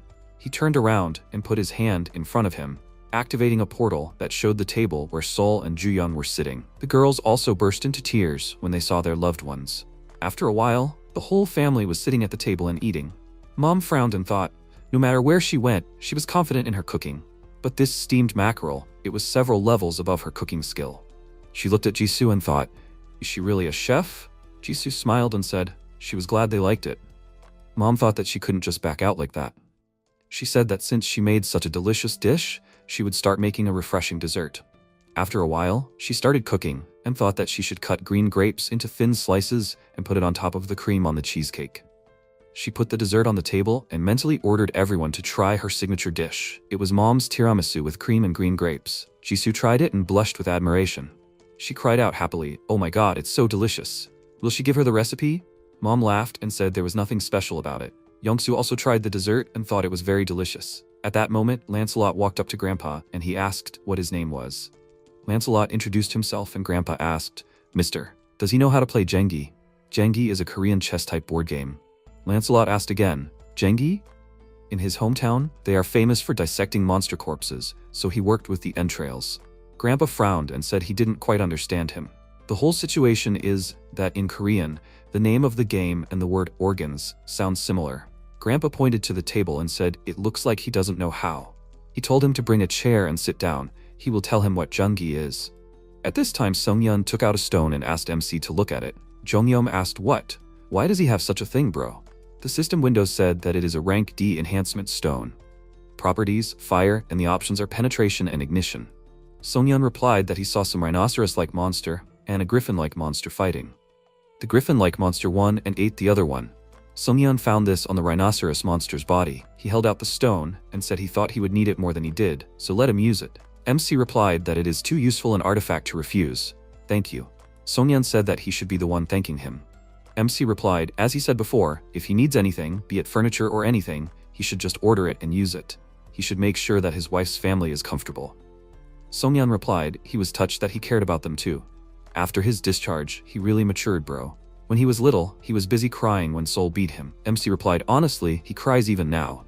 Songyeon said that if he did anything right, it was being born before Sol. Anyway, thanks, he will go tell his wife's family everything again. MC waved at him and thought he has a scar on his face. He must have suffered a lot, but at least he is alive. By the way, the abilities seem quite useful. Suddenly MC noticed his father next to him and asked, Dad? The father said, Jongyeom, he's really happy. Not only is the whole family safe, thanks to his ability, they were able to eat their fill in such a safe place. But does he know good things and bad things? MC interrupted him and asked, can things only happen when there are people? He remembers it well. If he was alone, he wouldn't have been able to get this far, even with all these abilities. When he started helping people, he wondered why he was even doing it, because he remembers those words. Yongsoo told him, even if he awakened this ability in himself, it would still be so hard in the end. That's when he realized that the reason he helps people and others help him is because they all want their families to be safe. He was sure that his family needed help, and he hoped that someone would help them like he helped others. He can help because he empathizes. No matter their abilities, they are all the same. Everyone is suffering and afraid of death. They all live in the same world, so they help each other. Otherwise, it would be too heartless. Right, Dad? Dad smiled and said he was proud of him. Jongyeom smiled and said it was all thanks to him. He must be tired, so he should rest. He thinks it's time for him to leave soon. Dad said yes, but let him be careful. Let him take care of himself. At that moment, Songchul let out a sigh and said they were half done. Everyone had worked hard. He suggested taking a break. The assistant said he thought his eyes would fall out. Suddenly, the door opened a crack, and a soldier said, "The chief of operations. Just recently, a skeleton knight named Bedivere came in. He asked him to tell him that his lord has left for Paja." Songchul asked, "If his lord is Jongyum, why did he go to Paja?" He shouted loudly, "Wait a minute, the first corps was there." The soldier looked at him puzzled, and Songchul screamed as if he was mad. Did he go to fight with the first corps? At this time, the skeleton knights and the MC were riding motorcycles on the road, and the MC was saying, "The weather is nice." After a while, Sol was intensely hitting the boxing bag with her hands and feet. She swung her arm hard and tore the boxing bag apart with just one hit. It flew to the side, where there were already several of them. Sol turned around in annoyance and ordered Pax to bring the sandbag here. She urged him loudly. Pax delivered the sandbag and said that the current order speed is the value set by Jongyum.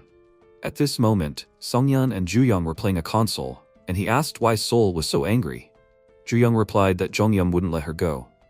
Songyeon replied that he knew she was capable, but guns and tanks were too dangerous. Juyong said that she asked her dad to put up the sandbag, and she had been practicing for a while. Songyeon chuckled and said, "Sol also said that her powers had awakened. Even though it's dangerous outside, why does she want to go out so much?" Juyong replied, "It's Sol." "That's right, bro." Seon said that he had a scar on his face. Songyeon grabbed his cheek and asked, "Is this?" "It's okay. If you don't touch it, it's okay." He asked in surprise, "When did the scar disappear?" "Maybe he awakened?" Juyong said that it wasn't that big of a scar. "Stop pretending." Songyeon screamed. "No, it was quite a serious wound. Until yesterday, the scar was right there." Juyong replied that he couldn't complain about the pain. Does he know how nervous she was at the hospital? There was a head of the internal medicine department named Jin Sonhak, and he used his powers to poison the hospital staff and control them, like brainwashing them. She was careful in every move she made, because she was afraid that she would become addicted. Before she could finish speaking, Jisoo suddenly peeked into the room and told her to go eat. Sol ran after her without a second's hesitation. After a while, screams were heard in the subspace. "He is the devil." "Sorceress, we need to hurry up and defeat the devil." Mom said, "It's time for dinner." Yongsoo said in surprise, "It's time to eat already." At this moment he was holding Yu Jung on his shoulders and MC's dad was playing with them. Mom said that there was kimchi stew on the menu. She made it very delicious, so it's time to go eat before it gets cold. She asked her husband, "Honey, where is his father?" He replied that dad probably won't eat. Mom asked, "He won't eat, why?" At this moment, Grandpa was sitting at the table and saying that it was strange. It was obviously Mr. Lancelot's first time playing Jangi. Why is he so good at it? No matter how much he looks at this move, he can't understand it. Shouldn't he ask him to explain it to him? At this moment, tanks were advancing across the field, firing shells. Large projectiles were flying out of the MC portal, and the system window reported that it was a Hellfire missile. Class rare? Description failed to load information. He can enter his own description. There are no properties, and the options are penetration and explosion. The projectile flew into the tank and blew it up, after which it happened to all the other tanks. That's right. Jongyum did not use high explosive weapons so as not to harm others. However, according to the reconnaissance results conducted by Lancelot, the First Corps was dispersed among the areas where civilians and the main rebel forces were held. So according to Lancelot's plan, he himself was in charge of rescuing the hostages, and he in charge of attacking the main rebel forces. In other words, there are no civilians where MC is now. Moreover, since the Black Hawk was equipped with missiles, he took it to the subspace lab and reinforced it with the reinforcement stone his brother gave him. In addition, he strengthened Pax's basic movement ability that he had been putting off. The range is 100 meters. The maximum delivery speed is 300 kilometers per hour. MC looked at the system window and thought that this was already a powerful missile, and he managed to strengthen it further. With such power, he can collect magic stones in no time. It takes 10,000 to advance to the 4th level of subspace. Jongyum said that he had already collected over 2,000. He looked at the system window in surprise, where it was written that he had 1890 magic stones. He asked why they were not collected. He definitely heard that sound often. The system window reported that according to the terms of the platform, 45% of the profits will be paid as commission to Tonesiu of the Mesika dimension. The next system window reported that according to the rules of the platform, 25% of the magic stones purchased will be paid to Priest Kim Bongsu. MC asked, "Tanashu of the Mesika dimension? Priest Kim Bongsu?" The name seems familiar. He remembered what Lancelot said about Tanachu and his eyes widened in surprise. Suddenly Lancelot appeared in front of him and said, "My lord. All the camps were destroyed and Bedivere has also arrived. However, he is the only one who will join him." Bit of air will help the people escape. Is he injured? MC replied that it was hard, but he is fine. By the way, Lancelot, the high-ranking being who came into contact with the rebels, was Tonatiuh, right? Lancelot replied, yes, why would he? Jungam replied that this Tonatiuh and priest Kim Bongsu keep intercepting his magic stones. It is written that Tonatiuh is from the dimension Messica, but what dimension is that? Lancelot replied that it is probably the name of Tonatiuh's home planet or civilization. For example, the dimension where his lord lives is called Earth. MC asked again, right? So this priest Kim Bongsu, is he no better than a traitor who sacrifices people to other planets? At this moment, Bongsu looked at the system window and thought he was wondering what was going on since he was crying like crazy earlier. This is not normal. How can the speed at which magic stones appear in the account be so high? And then there were those powerful explosions he saw earlier. Although he didn't hear anyone firing any guns or equipment, so where did all this firepower come from anyway? And above all, why has no one come to report this yet? Where is everyone, and what are they doing? Suddenly, a projectile flew into his body and pierced his body. He flew to the side and MC said, Priest Kim Bongsu. He was breathing heavily and asking who it was. Was it the corp commander? He thought he was going to die while climbing the stairs. At that moment, dark energy started to come out from Bongsu's body, quickly healing the wounds on his body. Jongyum asked in surprise, what was that? Lancelot replied, it was the wounds healing. He wondered what the dark red smoke was rising from the entire camp. Now he understands. MC asked, was there something like that? Bongsu changed his appearance a little and said, amazing. A human and a skeleton knight, and the skeleton knight is more loyal to the human. MC replied that he was also surprised. A goblin speaking in human language. The priest laughed and said, it seems like they were meeting their soldiers. They hurriedly ate the magic stones, that's why they turned into goblins. This is a side effect of not letting the bodies adapt. He personally gave them instructions on how to act, but they still got greedy. He must be rank 8 too, judging by the fact that there is an account. He doesn't know where MC got the investment from, but he suggests to settle it quickly. He has a suggestion. He ordered to stop destroying everything and leave this place. Then he won't hurt them. As Jongyum can see, they won't be able to kill him anyway, and he can kill them right now. The reason he doesn't kill even though he can is because he will have to take damage too. Fighting now is a waste of time. Lancelot spoke. No, he won't be able to even hurt them, let alone kill them. MC thought, what's on his mind? He's suddenly proposing peace. He should try to understand. Really, neither he can kill this guy. And if he can't, it must be because of the smoke. What is this smoke from the sacrifices? Lancelot said he saw them in prison, but he didn't. If MC saw, he would try to deduce the principle. He looked thoughtfully at the blood-red sky and thought, now he sees that dark red smoke is gathering in the sky. He asked, what is going on? Suddenly, a huge eye appeared in the sky, which scared Jongyum. The protagonist looked up in surprise. What is this? Is this a high-level being? Bongsu asked with a grin. They didn't expect this, did they? It seems like this is the first time they've seen a high-level being. Such beings don't even contact directly when investing due to the hierarchical restrictions. However, Tonatiuh is different. This being will come here in person. He is the only one who can help Tonatiuh come. Now, do they understand how stupid they were? He said with a laugh that he will give them a chance anyway. In fact, he thinks that his abilities are too good to be wasted. So if they kneel down and beg him right now to let them become his lackeys, he might agree. Suddenly, Lancelot dealt a crushing blow to the goblin with his sword. He furiously asked, how dare the goblin try to subjugate his master? Bongsu reminded him that he is immortal. He stated, grabbing the goblin's hair with his hand, that if he couldn't kill him, then he would make him want to die. He screamed in fear, asking him to stop. Lancelot began to beat the goblin mercilessly, while the protagonist watched silently from the side. MC thought that Lancelot was trying very hard, but if Tonatiuh was not defeated, then Bongsu would simply regenerate endlessly. So he had to defeat that creature in the sky? It was clear to him that it was impossible without even trying. Is there any other way? At least find a way to stop the enemy's regeneration. Jongyum realized and thought that he could use the subspace. The protagonist screamed, turning to Lancelot, that he had to throw that goblin towards him. Bongsu tried to ask through broken teeth, what were they planning? Lancelot threw him towards the protagonist, who opened a passage to the subspace. The system window reported that Bongsu was trying to enter the subspace. Confirmation is required to enter. Bongsu's entry into the subspace is allowed. After a while in the corridor, Juyung saw the passage and noticed that he returned faster this time. The system window reported that the unidentified energy that tried to penetrate from the outside was blocked. She saw in horror a monster that burst out of the subspace passage and screamed. At that moment, Sol grabbed the goblin's head with her hand and asked, what was that? It seemed like it wasn't their brother. After she saw him in the passage and turned to him, Sol rushed towards him furiously, and MC screamed in fear and quickly decided to close the passage. After Jongyum ordered Bongsu to be removed from the subspace, a system window appeared informing that Bongsu had been removed from the subspace. Sol threw the goblin into the passage and looked at him with a challenge that screamed that this was the future that awaited him. The protagonist looked puzzled and thought that for a moment she seemed scarier than Tanashiu. The system window reported that the dimension account owner had been changed. He already had an account. Magic stones will be added automatically. He received 14,823 magic stones.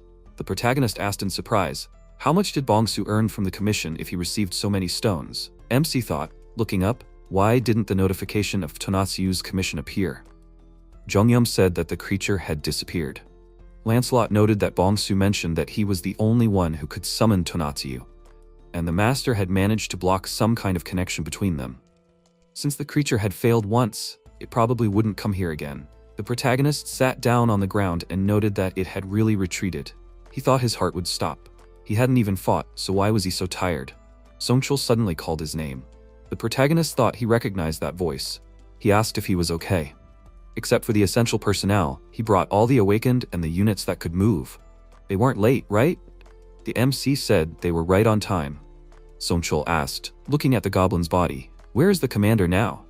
What even happened here? Jongyum thought it had been a long time since he saw someone with a gun on their back. Kwandeokyeong, the second platoon commander, radioed in that he was reporting the results of his reconnaissance in and around the First Corps. All the rebels were found mummified. According to their data, there were no survivors. Songchul said that the chief of operations heard him. They needed to maintain a state of alert. He ordered them to rescue civilians and clear the area. He said his orders would be carried out. After a while, Songchul remarked that he didn't know how he did it, but this time he decided to do it on his own. The protagonist noted that it was just a simple matter. However, he did not like the fact that he had turned into a mummy. He bowed and thanked him. The protagonist asked in surprise, why was he doing this? Songchul said that besides, he was only saying this now, but he realized how stupid it was to ask him to join the army in the first place. They were trying to provide an advantage. The advantages they mentioned were completely meaningless to him. The army underestimated his abilities and influence, and only considered the military situation. They couldn't be that incompetent. He knew it was shameless, but couldn't he help people? He realized that it was awkward to ask him about this now. But many people were still in difficult situations. Some had lost loved ones. Others were seriously injured. And there were also some who were anxious because they had not yet revealed their abilities. He knew that the damage was severe due to the incompetence of the government and the military, but that was why he was asking him for help now. MC extended his hand and said that this was not a deal, this was help. He would tell them in advance that he had no intention of joining the army, so whether to help or not was his decision and a matter of his principles. He just wanted to clarify this point. Songchul looked at him happily, and they shook hands. He stated that naturally his conditions would be accepted. Songchul noted that he would make sure that he could get help from the military at any time. He used the walkie-talkie and said that this was the chief of the operations staff speaking. The current rank of honorary colonel is awarded to Reserve Sergeant Jongyum, who has made great contributions to strengthening the armed forces and neutralizing the rebels. From now on, all military personnel without exception are notified to treat Honorary Colonel Jongyum politely and actively cooperate with him when necessary. That's it. The communications personnel on standby are to spread the word. The protagonist asked in confusion, why did he do this? He saluted and stated that they would then handle the remaining situation and organize everything. It was getting late, he hoped that he could get a good rest. The protagonist shouted in embarrassment that he didn't know anything, he wasn't a soldier. They didn't have to swear allegiance to him. He shouted that if he found it burdensome, he could just ignore it. After MC said that it was indeed tiring, he noted to Lancelot that he should be tired too. It was time for them to rest. Lancelot said that he thanked the master for his hard work. However, what about Bedivere? Jongyum said that this issue needed to be resolved. He had an item search function. The protagonist activated it, and the system window said that the item search function didn't work when the item was beyond a certain distance. He should decrease the distance and use the function again. The protagonist asked in surprise, so that's how it works? MC thought that if he thought about it, his sister was right in front of him. Jongyum said that there was no other way, he had to move himself. Lancelot said that he would go. The protagonist said that he was against it. He could use the item search, so they should work together. He would also level up packs along the way. He said that he understood. Afterwards, a system window appeared, informing him that he had to use 10,000 magic stones to level up the subspace. The The current progress was 1%. He could still use his abilities while leveling up. The remaining number of magic stones is 4,823 units. After some time, the army was distributing humanitarian aid to the refugees. The protagonist remarked to Lancelot that the soldiers should take care of the civilians and handle the situation. Then what was the skeleton archer doing now? At this time, Bedivere read the document that said it was a spatial creature registration application form. He said that he finally found it. As expected, he knew it was a good idea. Who would have thought that he would find these documents in a building he had stumbled upon out of boredom? My lord would be glad if he gave them to him. However, what kind of place was this that had all these documents? This was the third such form he had found here. After a while, a system window appeared informing him that the progress of leveling up the subspace was 45%. He could still use his abilities while leveling up. The protagonist asked the skeleton archer, so he found these documents in the office? Bedivere said that was true. The protagonist thanked him for it and said that it was interesting information. MC opened the passage to the subspace. Sol said she was waiting for him. Is he ready? Ju-young noted that if he wanted to scare her, then she should take care of him. She said with an evil grin that she would be happy to do so. Jong-yeom showed her the document. Sol asked what this was. Is this a spatial creature registration application form? The protagonist stated that he forbade her from going out because he was afraid for her. With this, she would be able to fight without problems, just like him. The protagonist exhaled and remarked that he hoped that he would be able to successfully defeat monsters now.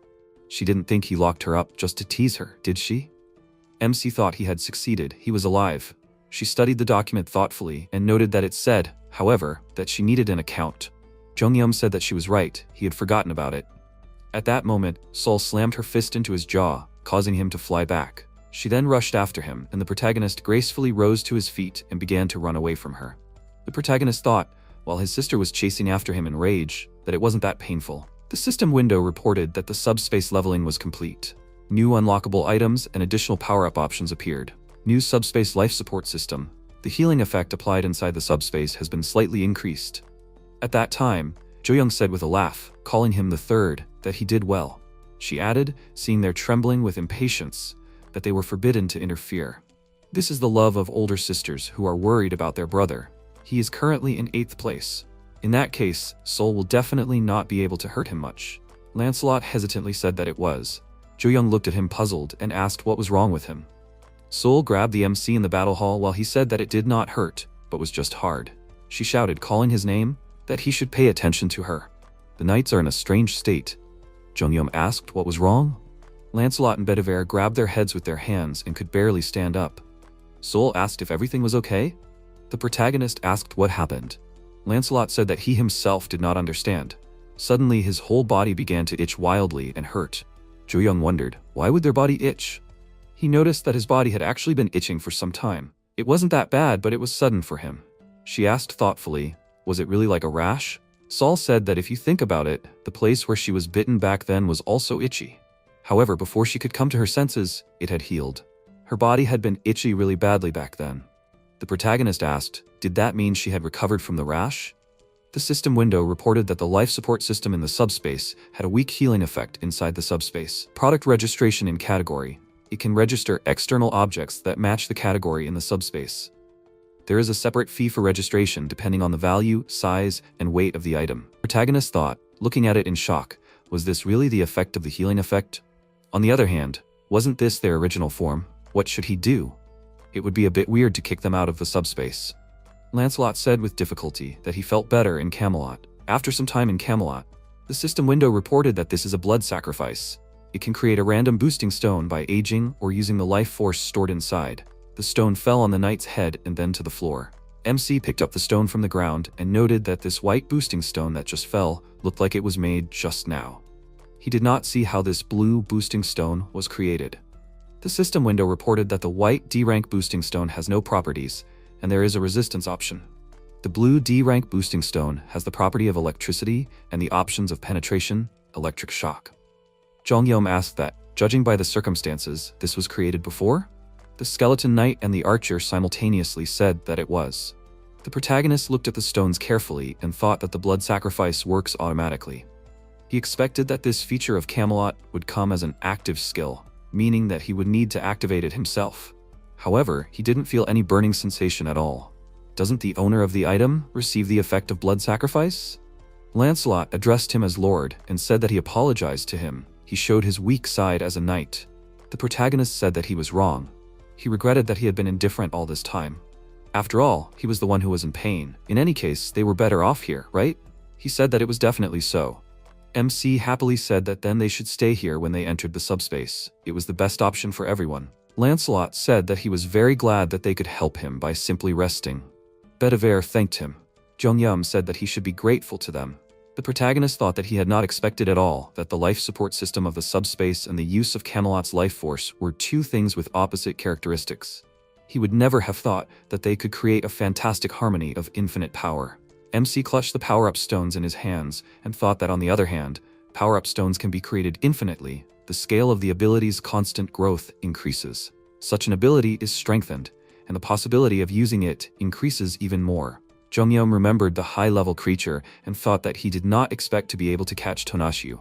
He must become stronger. To do this, he must know his abilities well and be able to use them. He raised the level of the subspace, so he will first know the newly added functions. After a while, Songchul asked, "Is this really true?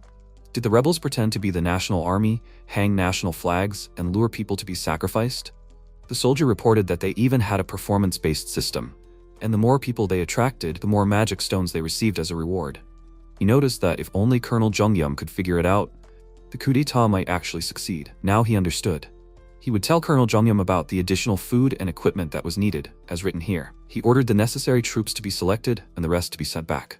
The soldier saluted and shouted that he would carry out the order. Songchul looked at the sunrise on the horizon and asked, "Was it morning already?" He still had a lot of work to do, but there was not enough time. He looked puzzled at the system window, which said that this was information from the Spatial Chamber of Commerce, informing him that during the past free research period, the inner and outer projections of the Earth dimension had been merged. There were 13,117 new cases of inner projection blessing in their dimension, and through 17 cases of reverse growth stimulation aimed at free traders, their dimension showed the multidimensional world that it has sufficient growth potential and profitability. This message was received by all of humanity. Some did not understand what was being said. The system window reported that the multidimensional Chamber of Commerce estimated the growth potential of the Earth dimension as below BB rank. Based on this, the second proposal of the research question was given great attention. In accordance with the detailed opening strategy, the Chamber of Commerce officially announces a bidding competition. It will be held for all regions of the Earth in 7 days. Residents of other dimensions and the Earth dimension who participate in the competition will select representatives for each region. The representatives will compete with each other for potential profits in accordance with the rules set in the bidding competition. If another dimension wins, a portal gate will be installed in the region to promote future development, and if the residents of the Earth dimension win, they can receive separate rewards. 24 hours before the start of the competition, selected information about events by region will be provided. They hope for the support and participation of the inhabitants of the Earth dimension. With sincere wishes, the multidimensional Chamber of Commerce. The protagonist asked discontentedly, "Are they going to come?" Ju Young asked if this wasn't just someone's joke. The protagonist pointed out that he didn't think so. The documents that gave him the 8th rank also said multidimensional Chamber of Commerce. Jongyum's mom asked with her arms crossed, "In that case, were the monsters sent by the Chamber of Commerce representatives all this time?" She yelled in anger. "What kind of place is this that they send monsters? Are they aliens? Who gave them the right to talk about research, applications, and competition? Did they think that this was their territory?" The MC said that he didn't know anything about it, but the Chamber of Commerce takes everything seriously. First of all, things like projects, competitions, and so on. For starters, the bidding competition is a kind of game with set rules. To his surprise, a system window appeared with information that the Chamber of Commerce was informing him. This message was sent only to Jongyum. It was confirmed that he had earned the most profit in the Seoul area during the last free development period. The Chamber of Commerce had chosen him as the representative of Seoul.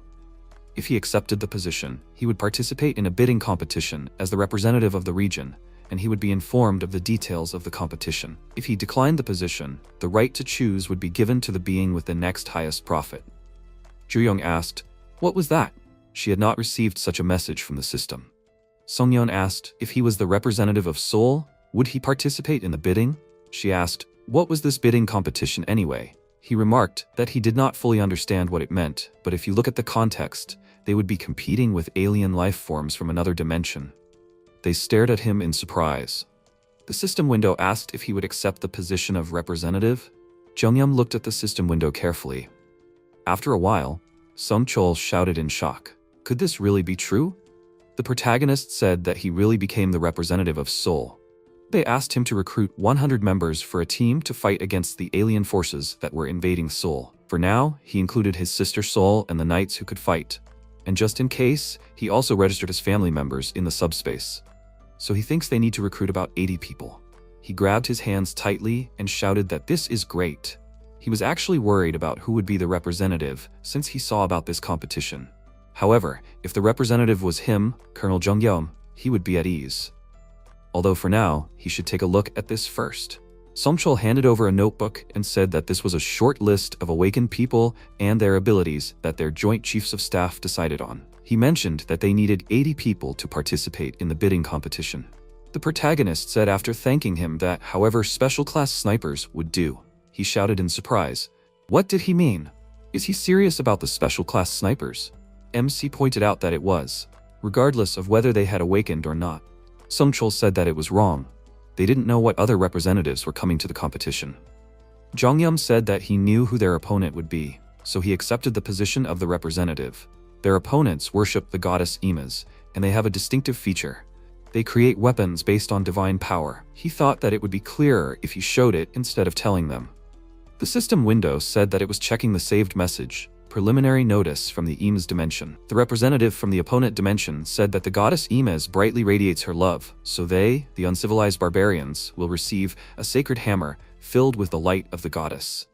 A system window appeared with a list of participants from the Imas dimension who were at rank 8, and among the participants were Shunram Bayer, Lamalas Henike, Difdabrek, and Medianus Horns. The protagonist thought that the Imas knights were dressed in flashy armor and were well armed. They were an alien life form that they would encounter. How would they fight them? He was able to learn some details about the upcoming event by accepting the position of a representative. In summary, it can be stated as follows.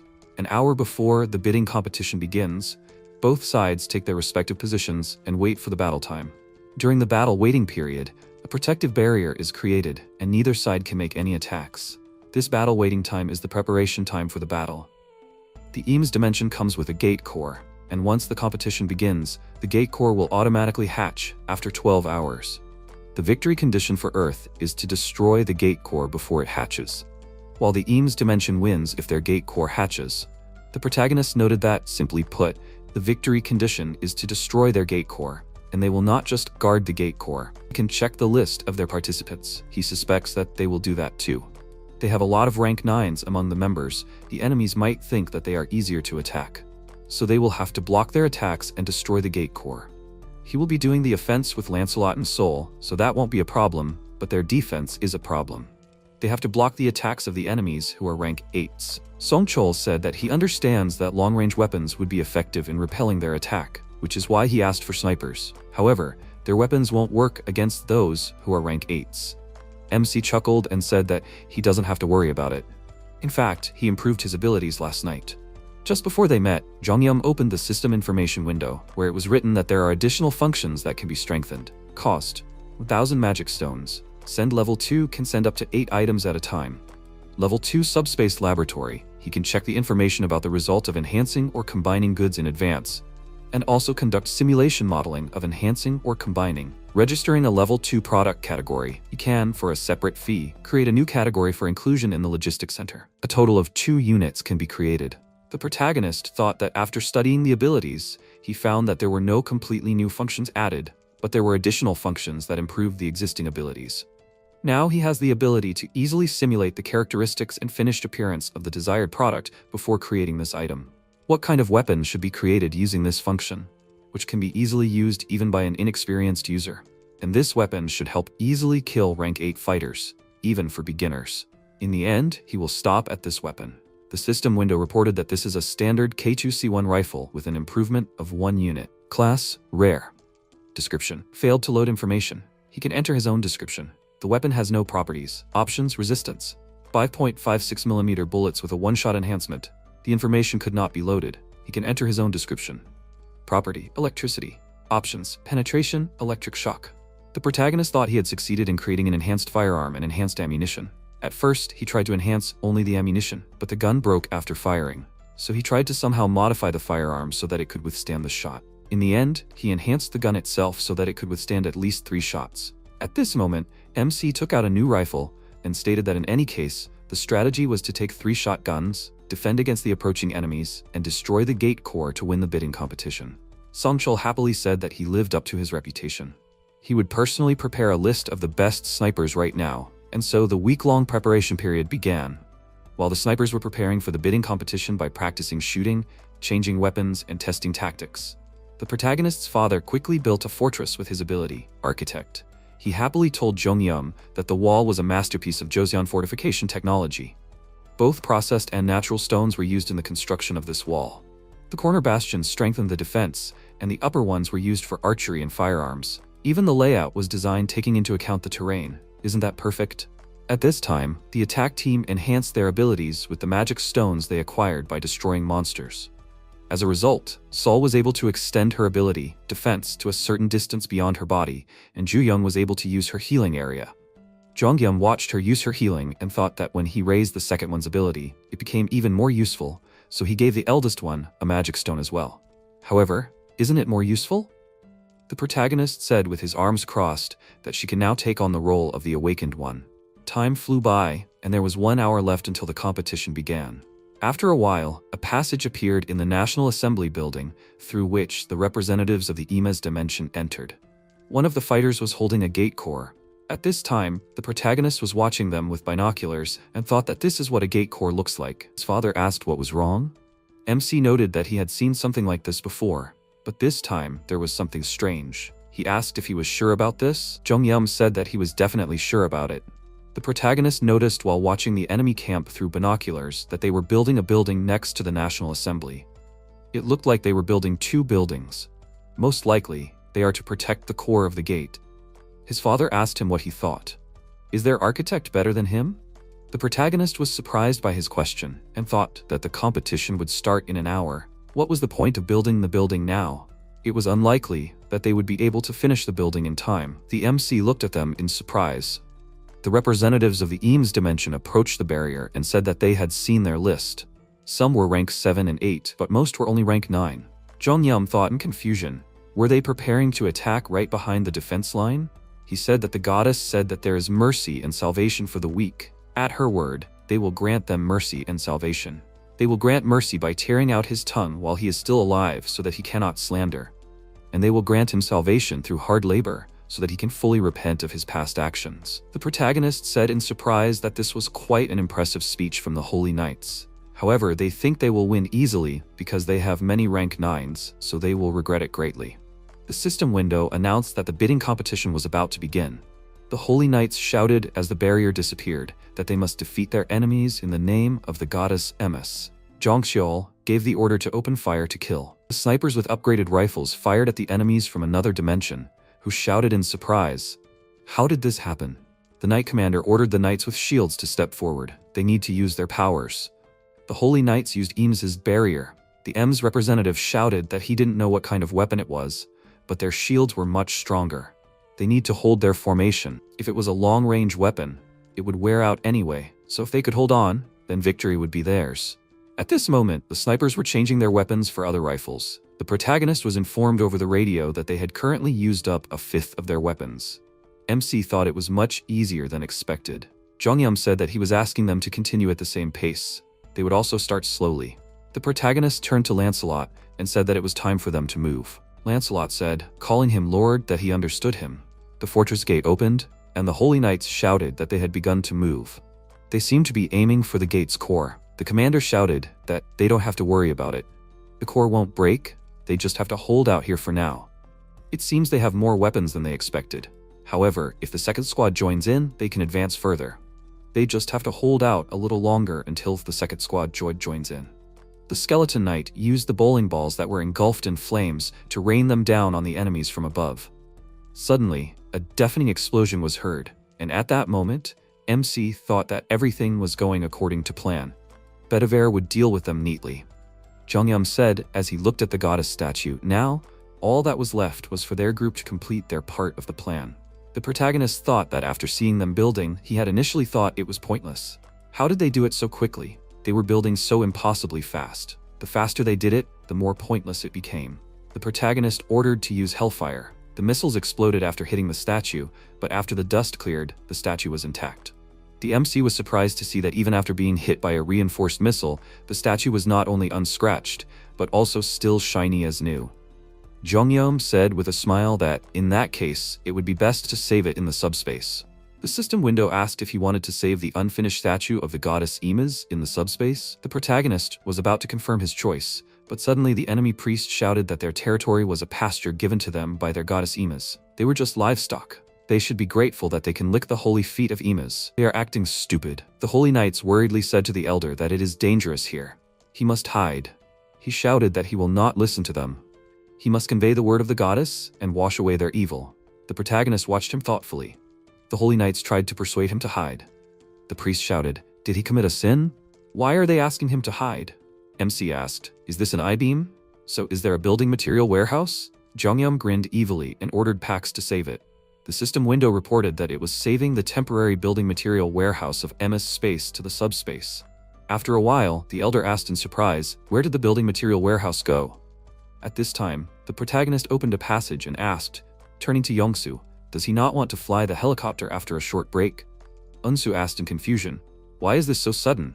Although it would be nice if he could take the helm. How can he help?" The protagonist pointed out that it wasn't that difficult. He just had to get it to the highest altitude. Yongsu laughed and shouted that he wanted to try it anyway, so he agreed. The enemy knights threw spears at them. Sol used her power to erect a barrier, but to her surprise, it couldn't withstand the enemy's attack. At the last moment, Lancelot parried the blow with his sword. She asked if the spears they threw weren't just ordinary ones. Her level was so high that her shield could stop even Jongyum's enhanced bullets. He said that it was indeed unusual. However, they weren't enhanced. Sol asked, "Then what was the matter?"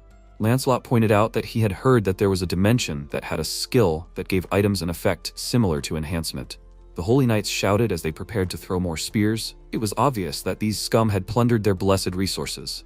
They had to attack them. He said that it seemed like they called this technology a blessing. Perhaps the building materials were specially treated to withstand the Lord's attacks.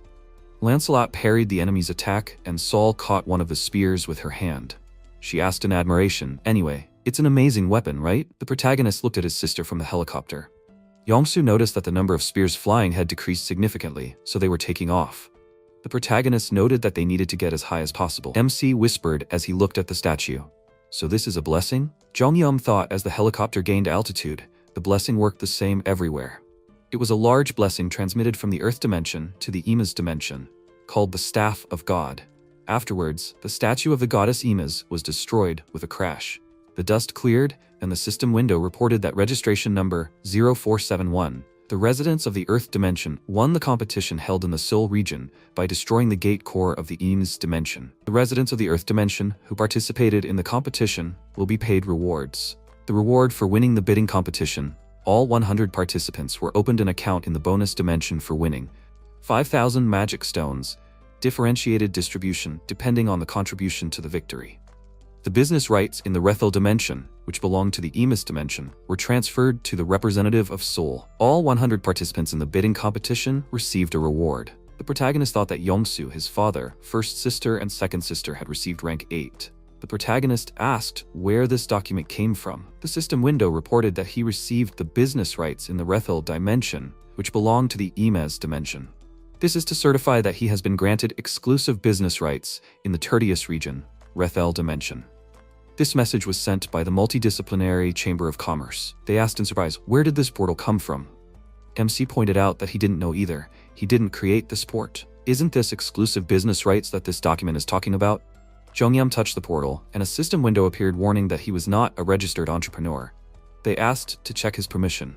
The protagonist was puzzled, noting that it was written that he now had exclusive rights, but he was not registered as an entrepreneur. The system window asked if he wanted to sell his business rights to the Chamber of Commerce. The sale price would be 10,000 magic stones. The protagonist wondered what that meant. True, for doing business in the retail dimension, paid by the multidimensional Chamber of Commerce as compensation. However, he could not use it because he was not a registered entrepreneur. Since he could not use it anyway, should he sell it for 10,000 magic stones? MC refused the deal and angrily stated that he at least wanted to see what was behind the portal. They were real thieves. They wrote that this was his reward, and now they were doing this? Jongyam thought that if he thought about it, the Chamber of Commerce had been unreasonable from the start. They had to participate in a competition organized by the Chamber of Commerce, and even in this competition, all of their opponents were rank 8. So they won under forced and unfavorable conditions. And now the Chamber of Commerce is pretending to give him a reward when it's just a scam? The protagonist said angrily, clutching the document in his hand, that even if he threw it away, at least he wouldn't watch the Chamber of Commerce profit from it.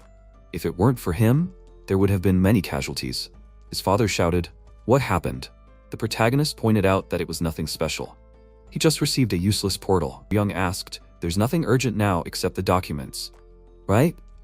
Since she has nothing else to do here, she'll go and finish treating the wounded. The MC said that he apologized to them for calling them all so hastily right after the competition ended. He knew they were all tired. He pointed out to his son that he should write this because he was getting stronger. "Are they done now?" Jungyum stated that they were done. He would open the portal. Sol said that she would go and leave the spears. Yongsu said that he was going to fly the helicopter for a bit since he couldn't feel it with the game console. His father said that he would also take a rest for a bit. He was sore all over from work. He stared at the construction materials from the Eames dimension in surprise. He asked, "Is this plasterboard on brick, steel beams, and rebar? What does this all mean?" The protagonist noted that he forgot to mention that. This is also endless. The protagonist smiled as he looked at his father and left him happily with the materials from another dimension. MC used the portal and wondered what the results of the bidding competitions were like in other regions. He would be interested to know about it. Considering that the limit is 12 hours, they would have to wait until nightfall to see the results. As night fell, a system window appeared informing that the bidding competition had ended. The results of the bidding competition around the world. China, 117 matches, 16 wins, 101 losses. India, 129 matches, 24 wins, 104 losses. USA, 31 matches, 6 wins, 25 losses. England, 42 matches, 21 wins, 21 losses. Germany, 27 matches, 13 wins, 14 losses. France, 30 matches, 14 wins, 16 losses. Republic of Korea, 5 matches, 4 wins, 1 loss. Seoul, Daejeon, Gwangju, and Busan won, while Incheon lost. A total of 781 matches were held, with 113 wins and 648 losses. Based on the results of this bidding competition, the Chamber of Commerce downgraded Earth's growth potential to CCC rank. They thanked them for their support and participation in the Earth space. After a while, in the Joint Chiefs of Staff Strategic Conference Room, Jongyam remarked that this was a terrible result. Sunyan said that he didn't know that the results of the competition would be so bad. Protagonist thought that the defeat rate was extremely high in most cases, although there were a few places where the win-loss ratio was equal. However, the situation around the world was not good. Songchol said that fortunately, the situation in Korea was good. Since it was Incheon, they could concentrate their troops and quickly reorganize. It was not far from here, so they could go there as soon as they were ready. A soldier came in and reported, apologizing, that the 17th Division of Incheon urgently sent a radiogram, and they recorded the contents of the message. They should see it. He asked, after looking at the emergency report, what was going on there. Having lost the competition, Incheon quickly shared the information they had gathered during the interaction. Their enemies were the lizardmen from the Sabros dimension, and the gate to that dimension was currently open in Chinatown. The enemy is believed to be a systematically trained military force, and due to its superior mobility, it fights both on the ground and in the air. During the clash with them, an artillery brigade and a close air defense company were destroyed. The fighting ceased approximately 2 hours before the end and is currently ongoing. The lizardmen began reorganizing their forces immediately after the end of the fighting, and enemy soldiers are still continuing to emerge from the portal. Moreover, there are signs that a large-scale deployment of troops is expected. For example, forming a reconnaissance team and securing the route of movement. They tracked their direction of movement and came to the conclusion that the enemy is heading for Seoul. Therefore, they decided to quickly transmit the information via radio. Songchol finished reading the report. The protagonist noted that they most likely decided to head straight to Seoul. Songyun said that this is a bit strange. Why do the enemies want to come here? If their goal is Jongyum, they most likely do not know where it is now. Moreover, there is no reward for catching him. Lancelot thought it was close enough. Incheon is the city that lost the bidding competition, and Seoul is where its lord is. The system window reported that from now on, the title of the winning representative of the Earth space region will be displayed above their head. Seoul asked what was the matter. If it was a representative, then it most likely concerns him. However, there is no sign. The protagonist looked up and noted that this was indeed the case. Isn't he a representative? Lancelot thought it was strange. If the Lord was not a representative, then the bidding competition would be meaningless. However, why can't you see anything? There must be an explanation for this, right? A system window appeared with information that according to the information about the start of the multi-dimensional Chamber of Commerce, everyone who has rank 7 will be allowed to pass through the portals that are installed in this time zone. Sol shouted indignantly. Did she immediately become rank 8? If that happens, they will be trapped in space. The system window reported that, moreover, other dimensions that won the business rights by winning the bidding could create additional portals in the region by killing the representative of that region of Earth. The room fell silent. Songyun noted that they would have to deal with a rank 7. Songchul said that it was likely that the representative would be the target. It looked like a territorial takeover. However, the good news is that there was no identification display above Colonel Jungyum's head. Lancelot suddenly realized something and turned to Lord Jungyum. The protagonist asked what was going on. To his surprise, the knight jumped out the window. MC asked what he was up to. Lancelot saw a huge sign above the building that Sol's representative was here. Afterwards, they went outside and Jungyum looked up and noted that they hadn't seen it because it was so high. Sol said that such a size would be perfect for the lizardmen to attack. The protagonist made a face and said that it felt strange. The lizardmen had regrouped before the competition ended, and then by coincidence a new rule was added. It was as if they knew this would happen. She said that she did not know. Lancelot said that they most likely knew that new rules would be added. However, instead of attacking the representative of Sol from the start, they decided to prepare for the next battle. Perhaps they have a lot of experience, so the lizardmen knew about the new rules. Simply put, they are at a disadvantage. There is little time left to prepare for the attack. The protagonist said with displeasure that he was interested in why everything was so simple for everyone and everything was interconnected. Sol asked with her arms crossed, what should they do next? Will they go to subspace? He said that it is not that simple. Naturally, this way, Lord Jungyum will not be injured. However, the lizardmen could try to pull others out of the subspace as hostages, or split their forces and take over other areas first. MC thoughtfully said that his words were true. They didn't need to hide there, but use it as a defense. The bullet wouldn't hit him if it was fired from subspace. They had to stop the enemies after all. If he was their target and his location was exposed, couldn't they lure them back? She asked what he meant. Jungyum said they would stop them by luring them to a place where they would have an advantage. Songchul said that was a good plan. If they could go through the entire process of selecting a territory, they would have time to gather troops, weapons, and even set up defensive lines. Especially if they could do it faster than the lizardmen attacked. Speed was the most important thing in this matter. Yongsu said they didn't have to worry about moving. He would be able to shorten it as much as possible. They should head there right away. But which place did he choose? The protagonist said that it was a problem. He didn't talk about the place. After that, there was an awkward silence, broken only by the wind. After a while, the protagonist thought about which place would be advantageous. Obviously, this is an area where they can deal a lot of damage to the enemy while minimizing damage to them.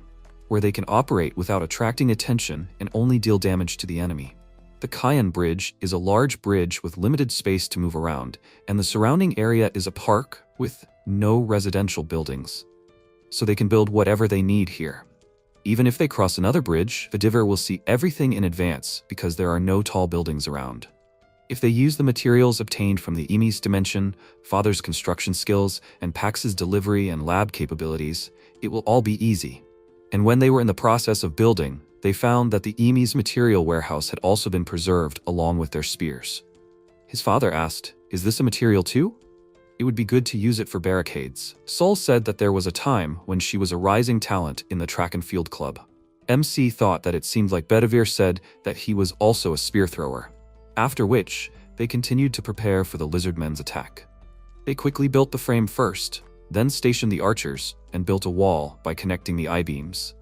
They also needed to build a barricade around the building to block off as much access from the ground as possible. Jungyum thought that, since these lizardmen were said to be incredibly fast both on the ground and in the air, they needed to block off at least one direction. Up until now, the total work time was about 4 hours, which they managed thanks to the construction skills of his father and Pax. Is everything going better than expected? At this point, when everything was going smoothly, it turned out that there were two things they had overlooked. First, the reptiles were excellent swimmers. In particular, the Han River, which was 1 kilometer wide, was the best place to approach Bedivere without being noticed. Second, the bushes were denser than they expected. Rockies. The lizardmen general asked if the Ima's fighters had really lost to these people. But they were the ones who were known for their defensive abilities, and on top of that, all their precious materials were stolen from them, and they were using it like this. They would sit quietly for a while and not show their face anywhere in space. If they could use this, they would be able to achieve great success in their plans.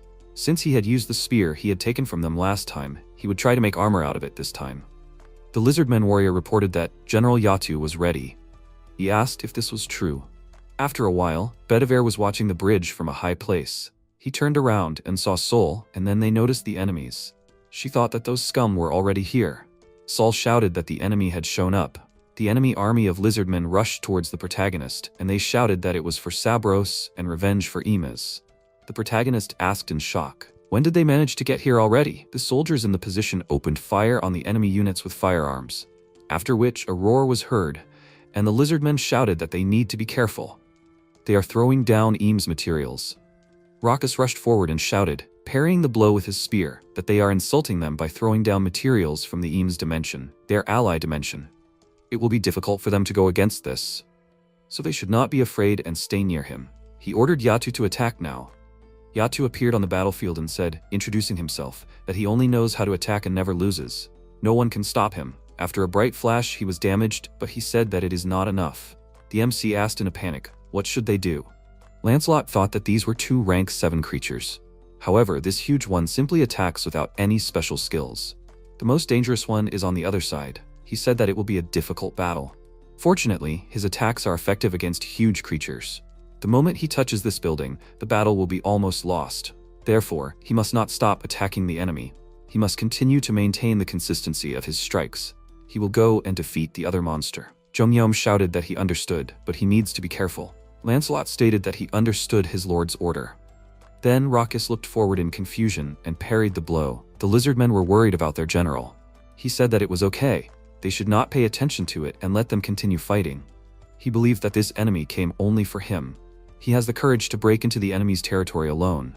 And this blow that was aimed straight at his neck was quite skillful. It seemed like a long time since he had last met a worthy opponent. What was the name of this warrior? Lancelot introduced himself, and Raucus introduced himself back, complimenting his name. He said that he knew his goal was to capture him. There was only one reason he was talking to him, because he was a warrior. Since ancient times, a warrior's instinct was to fight a strong enemy. Was he prepared to fight him to the death? Lancelot said that if he did not value his life, then he understood the challenge. Raucus said with a laugh that this was a good attitude. He wanted to see his skills. He said, pointing his index finger at him, that he should wait. Would he fight while riding this lizard? He said that was natural, or did he think it was unfair? A duel between warriors risking their lives was a battle between warriors to find out who was stronger.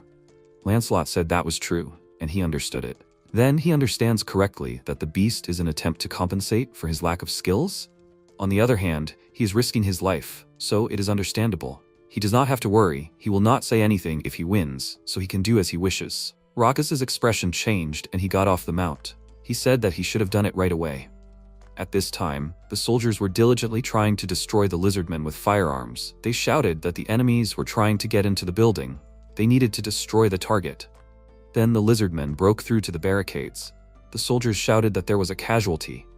They needed to cover the retreat of the wounded ally. The enemies were only getting more numerous. They needed to block the entrance. Sol suddenly threw a spear at the enemy creature and then delivered a crushing kick to the enemy. She shouted that she would take care of those trying to get into the building, so they needed to keep shooting. The lizard man riding the creature rushed at her, and Sol, preparing to strike, dealt a powerful blow with her fist to the enemy creature. After a while, Juyong shouted using her ability that the wounded needed to be carried to her. They needed to wait a little, and she would definitely help them. The enemy air force suffered losses from the powerful blows, although they were trying hard to break into the building. Bedivere said that he couldn't handle them alone. They would be here soon, right? After a while on the bridge, Yatu shouted, covering himself with his hands, that he couldn't admit it at the moment. This is so wonderful. However, is this his best attack? The protagonist used his abilities and shouted that these were successive attacks that did not allow him to rest. The protagonist thought that everything was being sent automatically for now, but he still thought that these were new attacks. What a blessing that this opponent was an idiot. It distracted him for a while, but what should he do next? Should he have waited for Lancelot to return? Although it was too dangerous for him to just wait. He wanted to help Lancelot himself, but how could he do that? Could it be a holy spear? At this time, Rackus swung his spear, but Lancelot nimbly dodged the blow. He asked how long he was going to run away. He thought he was a warrior. Could he have been wrong? Lancelot thought he wanted to respond to this opponent's provocation, but he was not so wrong. He thought the weapon he was using was unusual. However, it was much more dangerous than he expected. This spear had unusual properties, just like the weapons from the Eames dimension. He said that if he thought about it, he called the dimension Eames an ally. This weapon was made there, right? Rackus said that he was wrong. This was a spear made in his dimension Sabros. However, the people from Eames specially improved his weapon. Lancelot remarked that he understood now. Then he had a suggestion, although he wanted to just ask. This weapon was a way to hide his lack of skill. He shouted, rushing at him, that he was not so stupid as to fall for this twice. The skeleton knight dodged the enemy's thrust with a spear, but suddenly the opponent struck a powerful blow. He blocked it with his weapon, but he was thrown far back. They crossed their weapons again. Rackus declared, swinging his spear, that this was his end. Suddenly, at the last moment, he froze in place, and Lancelot looked at it in surprise. He trembled and said, blushing, "Why did this happen so suddenly?" Suddenly, the spear jumped out of his hands and disappeared into the portal. The system window reported that he used 238 magic stones to save the item in the category, Eames building materials. Jongyom asked, "Did it really work?" This is a weapon of the Eames dimension. He doesn't know why they need building materials, but he thanks them for it. He will use it wisely. At this time, Rackus looked away in confusion. And then he looked at the skeleton knight and asked with a changed expression, "Is he insulting the sacred duel of warriors like this?" He kept talking about his lack of skill, but in fact he is the one acting indecently. Lancelot said that this was not his plan. His lord took it away because he had a reason to do so. He should watch his words. He asked furiously, "Is he serious? Is his master a vile creature who does not know what honor is?" He asked while standing up. What did he say? Now he sees that he is just afraid. He is so angry because he is afraid, because his weapon was taken away from him. He does not have to worry. Lancelot declared, stabbing his sword into the asphalt, that he will definitely die from a sword, a hand, or an arrow. The only difference is in the method. He said, putting his fists in front of him, that he will not leave him alive. Rackus said with a smirk that he is so feigning courage, although he was just on the verge of death. He got into a fighting stance and shouted that he can attack him. The battle continued on the battlefield while the protagonist carefully studied something in the system window. MC asked, "What is this?" A system window appeared with the information that this is Rackus's holy spear with a level 3 enhancement. Class: Epic. Description: Holy spear, blessed by the goddess Emis. Options: penetration and acceleration level 3, purification. Jongyom asked, "Is this weapon really that cool?" After a while, E2 asked why he suddenly stopped attacking. Was he really that surprised by his strength? He laughed and shouted that it was probably that. His body was already very strong. Did he know that? There were only 2 warriors here at level 7. Costas and Rackus were the only ones who could stop his attack. He had never seen warriors like them in his life. However, it was okay. Even if he died here without stopping his attack, he was his opponent. Dying at the hands of a strong warrior was an honorable death. He could be proud to die at his hand. He would kill him in the blink of an eye as soon as the dust cleared. He prepared to rush in, but then he looked at the weapon in surprise and asked, "Was that Rackus's spear? Why was that spear in his palm?" Suddenly, his body took significant damage, and Yadu was unable to stand up. The system window reported that the spatial account had been transferred. Current contributor is Yatu, balance 1,667 units. He already has a spatial account. The amount will be added there. He received a D rank reinforcement stone with the pseudo-liquefaction option. At this time, the soldiers continued to destroy the enemies with firearms. Sol thought that no one was climbing into the building now. She had nothing more to do here. Then she asked, looking up, why was the wyvern screaming from there? Damn it, Bedivere is there. After a while, on the roof of the building, Bedivere turned around and said that they were too late. There was no one left. After some time on the bridge, Lancelot and Rackus fought fiercely in hand-to-hand combat, but the lizardman still used his tail to strike. They exchanged a series of blows, sometimes dodging attacks. Rackus ducked and counterattacked the skeleton knight, but he did not succeed, and Lancelot dealt a powerful blow to his opponent. After a while, he approached him and asked if he had any last words. Rackus said with difficulty, calling him a warrior, that it was a great duel. Lancelot said that he completely agreed with him. After which, he dealt the decisive blow to his enemy. Lancelot rose to his feet and inspected the aftermath of the destruction from his blow. After a while, in the building, Songchul said, exhaling, that it was finally over. The soldier reported that an urgent radio message had come from the Joint Chiefs of Staff. After a while, the protagonist thought that the battle was difficult. The lizardmen were strong, their strategy did not work. The important thing is that their gates are still open. And as long as they are open, the enemy troops can break in here again. It is their time to attack them. The system window reported that he used 1,000 magic stones to unlock simultaneous delivery level 3. From now on, he can send up to 8 items at a time. The protagonist thought that he didn't know what to do with the stone he got from hunting a large crocodile. It has the ability to liquefy. It seems that Camelot should start producing power stones. What they need most now is information. Yongsu said that they were already landing. MC noted that this meant that they had already arrived. Jongyeom thought that he should find out everything about the lizardmen, including the location of their gate. He also found out about the number of troops and the defense line, so they came to attack them and get information.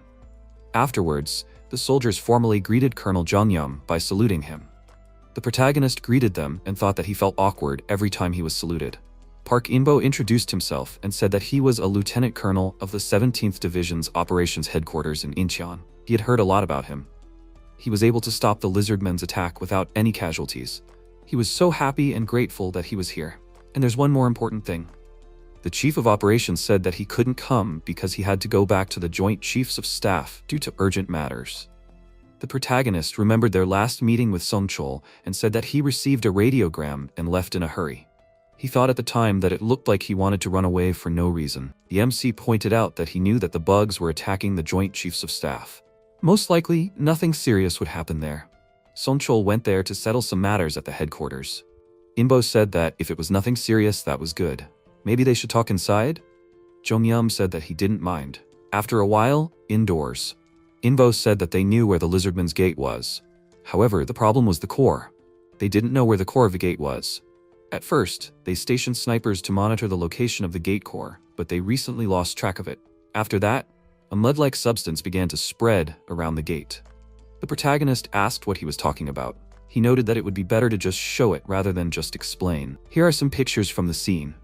As you can see, something similar to mud literally filled the area around the gate.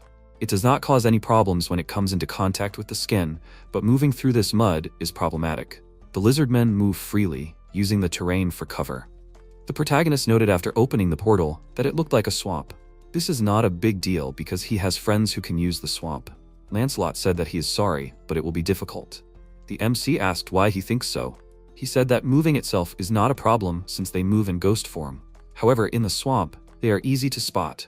After all, it is a large open space. Jongyeom noted that he really did not take this into account. Lancelot said that it does not mean that there is no way. He knows someone who works everywhere quickly and quietly. The protagonist asked who he was talking about.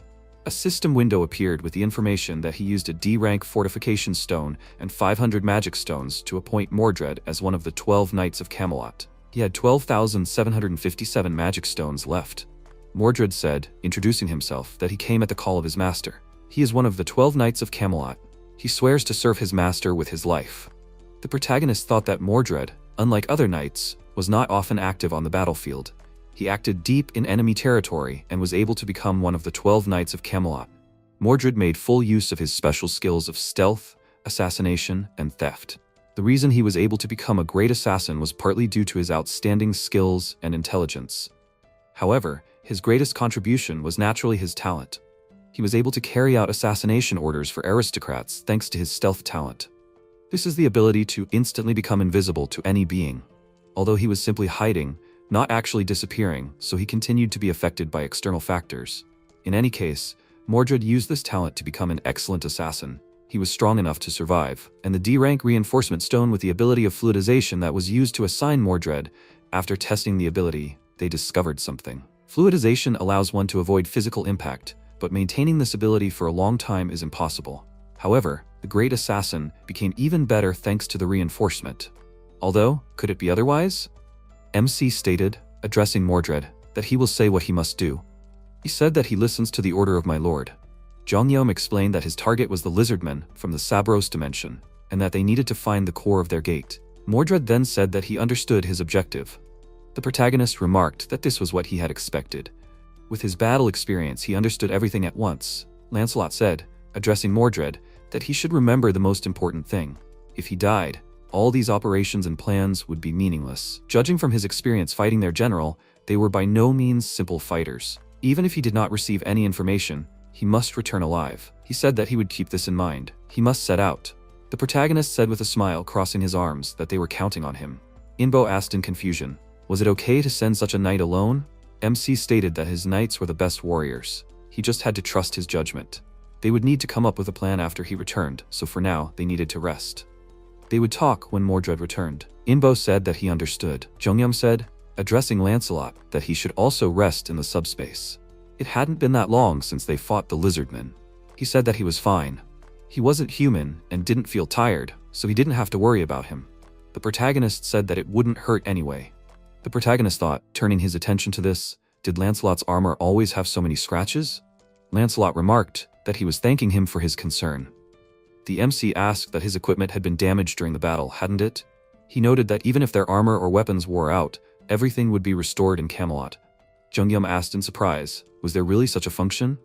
Lancelot said that as long as the item wasn't destroyed, it would be fine. They could be restored indefinitely. By the way, now that they mentioned it, a new power-up stone was created in Camelot. This item has an option, wound regeneration. The protagonist noted that this should be a good ability. Until Mordred returns, he must decide where to use this stone. He said that it was a great idea. Suddenly, Lancelot turned around abruptly and grabbed the hilt of his sword with his hand. The protagonist asked in surprise, what was the matter? He said that someone was hiding and eavesdropping on them. MC quietly asked, looking around, are there really spies here? Maybe they are lizardmen? Where are they now? Lancelot said that he only felt someone's presence nearby. He does not know the exact location of this person, but he thinks it would be better for them to go to subspace. Then he notices someone in the distance, and said, using his ability, that he will be back soon. Jongyum shouted, where did he go? Lancelot appeared behind the man and said, pointing his weapon, that he only serves his master and his friends. However, not all people are with them, he does not know him. Depending on how he answers his questions, he will decide whether to let him live. Question 1. Why is he hiding and eavesdropping? After the protagonist asked where that scream was coming from, the protagonist loudly called out to Lancelot when he saw him. He said that he would find out everything from this man. This was his last chance. He did not have time to wait. Was he sent here by the lizardmen? The man said Jongyum's name with difficulty. Lancelot asked how dare he mention his master's name in such a situation. This means that he wants a painful death for himself. He will hurt him so much that he will beg for death. The MC asked, is this Baek Minwoo? He asked what he was talking about. Jongyum said that he did not know what happened, but Lancelot was strangling the guy who was his friend. Lancelot asked, did he call him a friend? At this time in the swamps, Mordred thought that the lizardmen were a warlike race that considered it an honor to die in battle. This meant that they often smelled blood and had become desensitized to it. If he covered himself in plasma, it would be much more difficult for them to track him by scent. Concealment was the first thing to do. Now that the scent was gone, he could begin to take action. He moved deeper into enemy territory and thought that the passage was large overall. Why did they make this passage like this? It was inefficient. Lizardmen varied in size, some were large, some were small. They must have made the passage based on the maximum. That meant there were giants among them. They were the most serious individuals, most likely. If the giant was just a fighter, there was no reason to use such an inefficient approach. Mordred dodged the danger at the last moment. He thought that he had almost been caught. If it weren't for the fluidization, he would have been discovered and killed on the spot. And he couldn't fail his first mission. He will quickly find the gate core and return back. After a while, Mordred looked around the area carefully and said, looking at the monster, that he found it. Solzhen, the mage, shouted that he should get out of here. Is he trying to interfere with his magic practice? If he continues to pester him like this, he will have to lock him up. The unknown voice said that his words are annoying. He hasn't forgotten about their agreement, right? He said that he only promised to protect the gate core. However, he did not promise to entertain him. He reminds that he locked the core, not damaged it. If he has time to worry about the gate core, then how about thinking about his fallen subordinates? The mysterious voice noted that he was once an arcane mage. He understands that, but now he is in exile and depends on them. Solzhen shouted that he should dare to talk about it. The unknown voice said that he should know his place.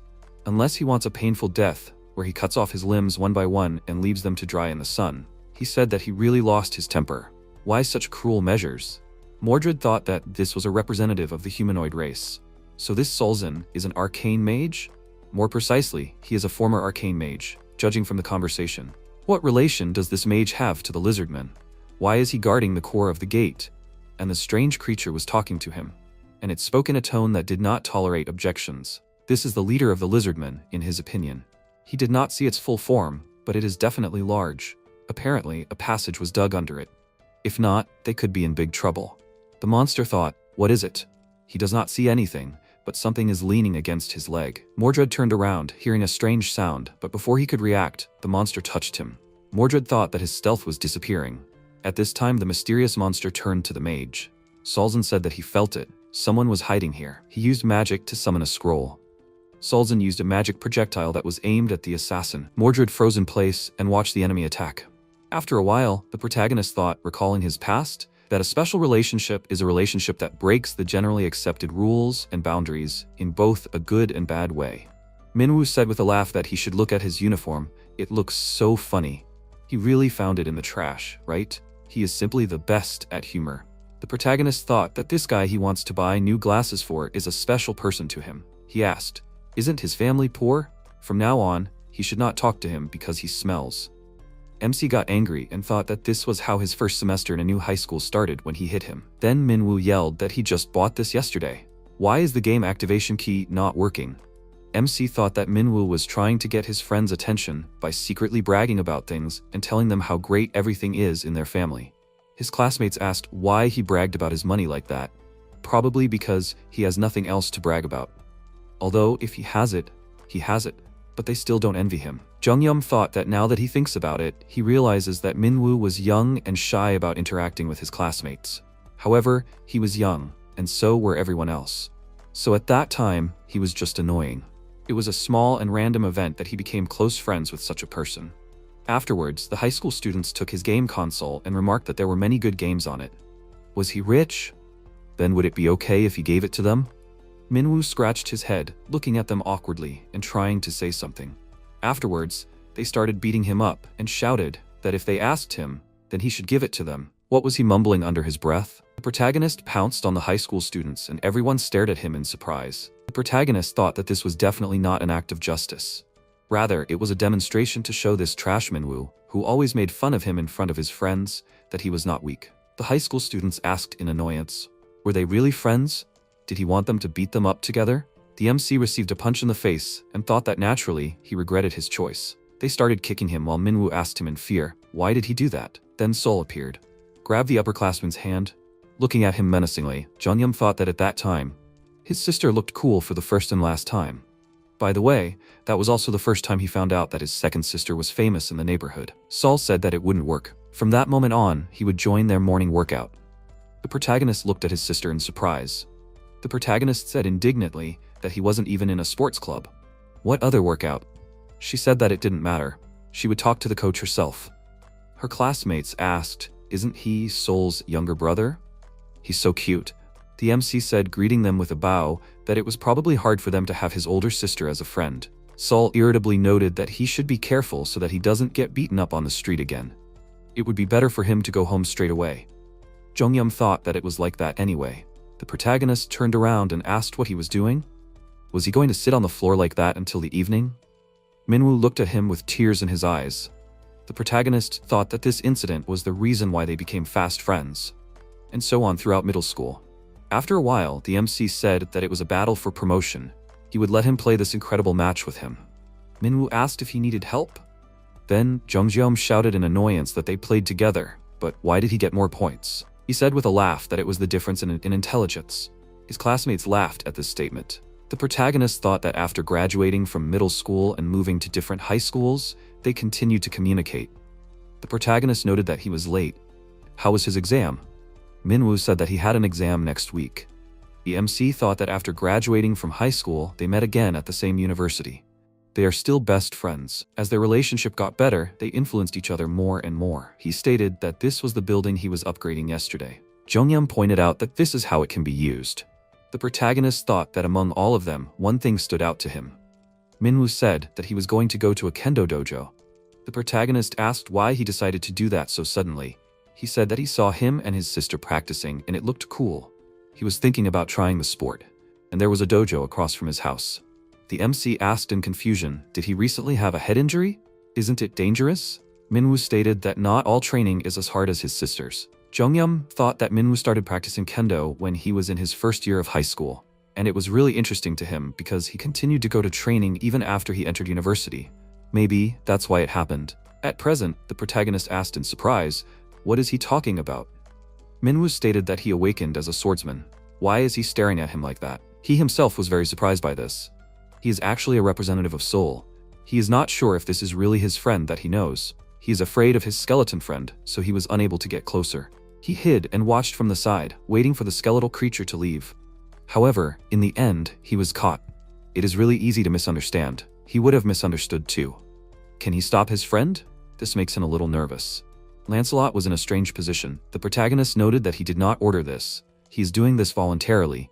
It is like he cannot forgive himself for his behavior earlier. Lancelot thought it was touching. This is his milord's friend, whom he called the closest person. Not only could he not protect him, but he also tried to kill him. It is so sad. It breaks his heart. He is not fit to be a knight. Minwoo quietly asked how he even knew this pose. MC noted that there was a suspicion. It couldn't have been without Soul's sister. Jongyum said that he was glad that his friend was safe. By the way, is his mother okay? Maybe she will stay in his subspace? He has such an ability now. Minwoo looked away and said that his mother was most likely okay. The protagonist looked at his friend in confusion. After some time in the captured territories of the lizardmen, in one of the houses, a woman was lying on the floor, who heard some noise. Then she saw Lancelot in the window, who broke the glass, and the woman screamed in fear. Lancelot said, introducing himself, that he was the commander of the knights, the best knights of Camelot, and he faithfully serves his noble lord Jongyum. Isn't she Minwoo's mother? She said that it was true. He said that he would take her to her son so that they would both be safe. Minwoo told the story that shortly after the apocalypse began, he was separated from his mother by a transparent barrier due to a bidding competition. Minwoo volunteered to take part in this so he could see his mother again. However, they lost the battle. The transparent barrier disappeared, but the terraforming continued, and Minwoo was unable to reach his mother. Terraforming is the transfer of an environment from one dimension to another. It all depends on which dimension the process takes place in. Terraforming itself is usually not dangerous. Therefore, it is likely that Minwoo's mother is alive, although it is difficult to get to her. After a while, Minwoo shouted in shock, "Is this really true?" Lancelot said that he understood. He could not doubt his words. The protagonist thought that, of course, this does not mean that the area is safe. The fact that terraforming took place means that the area from another dimension can be very dangerous. After a while, Lancelot thought as he set out, that's why even though the risk of failure was high, even though it was a difficult and dangerous mission, after he saved Minwoo's mother, he thought that he had to prove himself as a knight. He would not repeat his past mistakes. However, what was so noisy here? Mordred shouted. Was it the commander? Lancelot asked what he was doing here. He shouted that he didn't know why the commander was here, but they had to hurry. He had to turn around. He asked what he was talking about. The lizardmen shouted that they had to capture that rat. They couldn't let him get away. Lancelot said it was a curse. He called Mordred a useless idiot. Mordred ran quickly and called out to the captain. Lancelot asked to tell him and asked how many of them were of the 7th rank. Mordred answered that he did not know, and the captain noted that he understood everything. Lancelot thought that this was a problem. There were new warriors in this squad that he had never met before. If nothing was done, it was a matter of time before they caught up with them. The situation was urgent.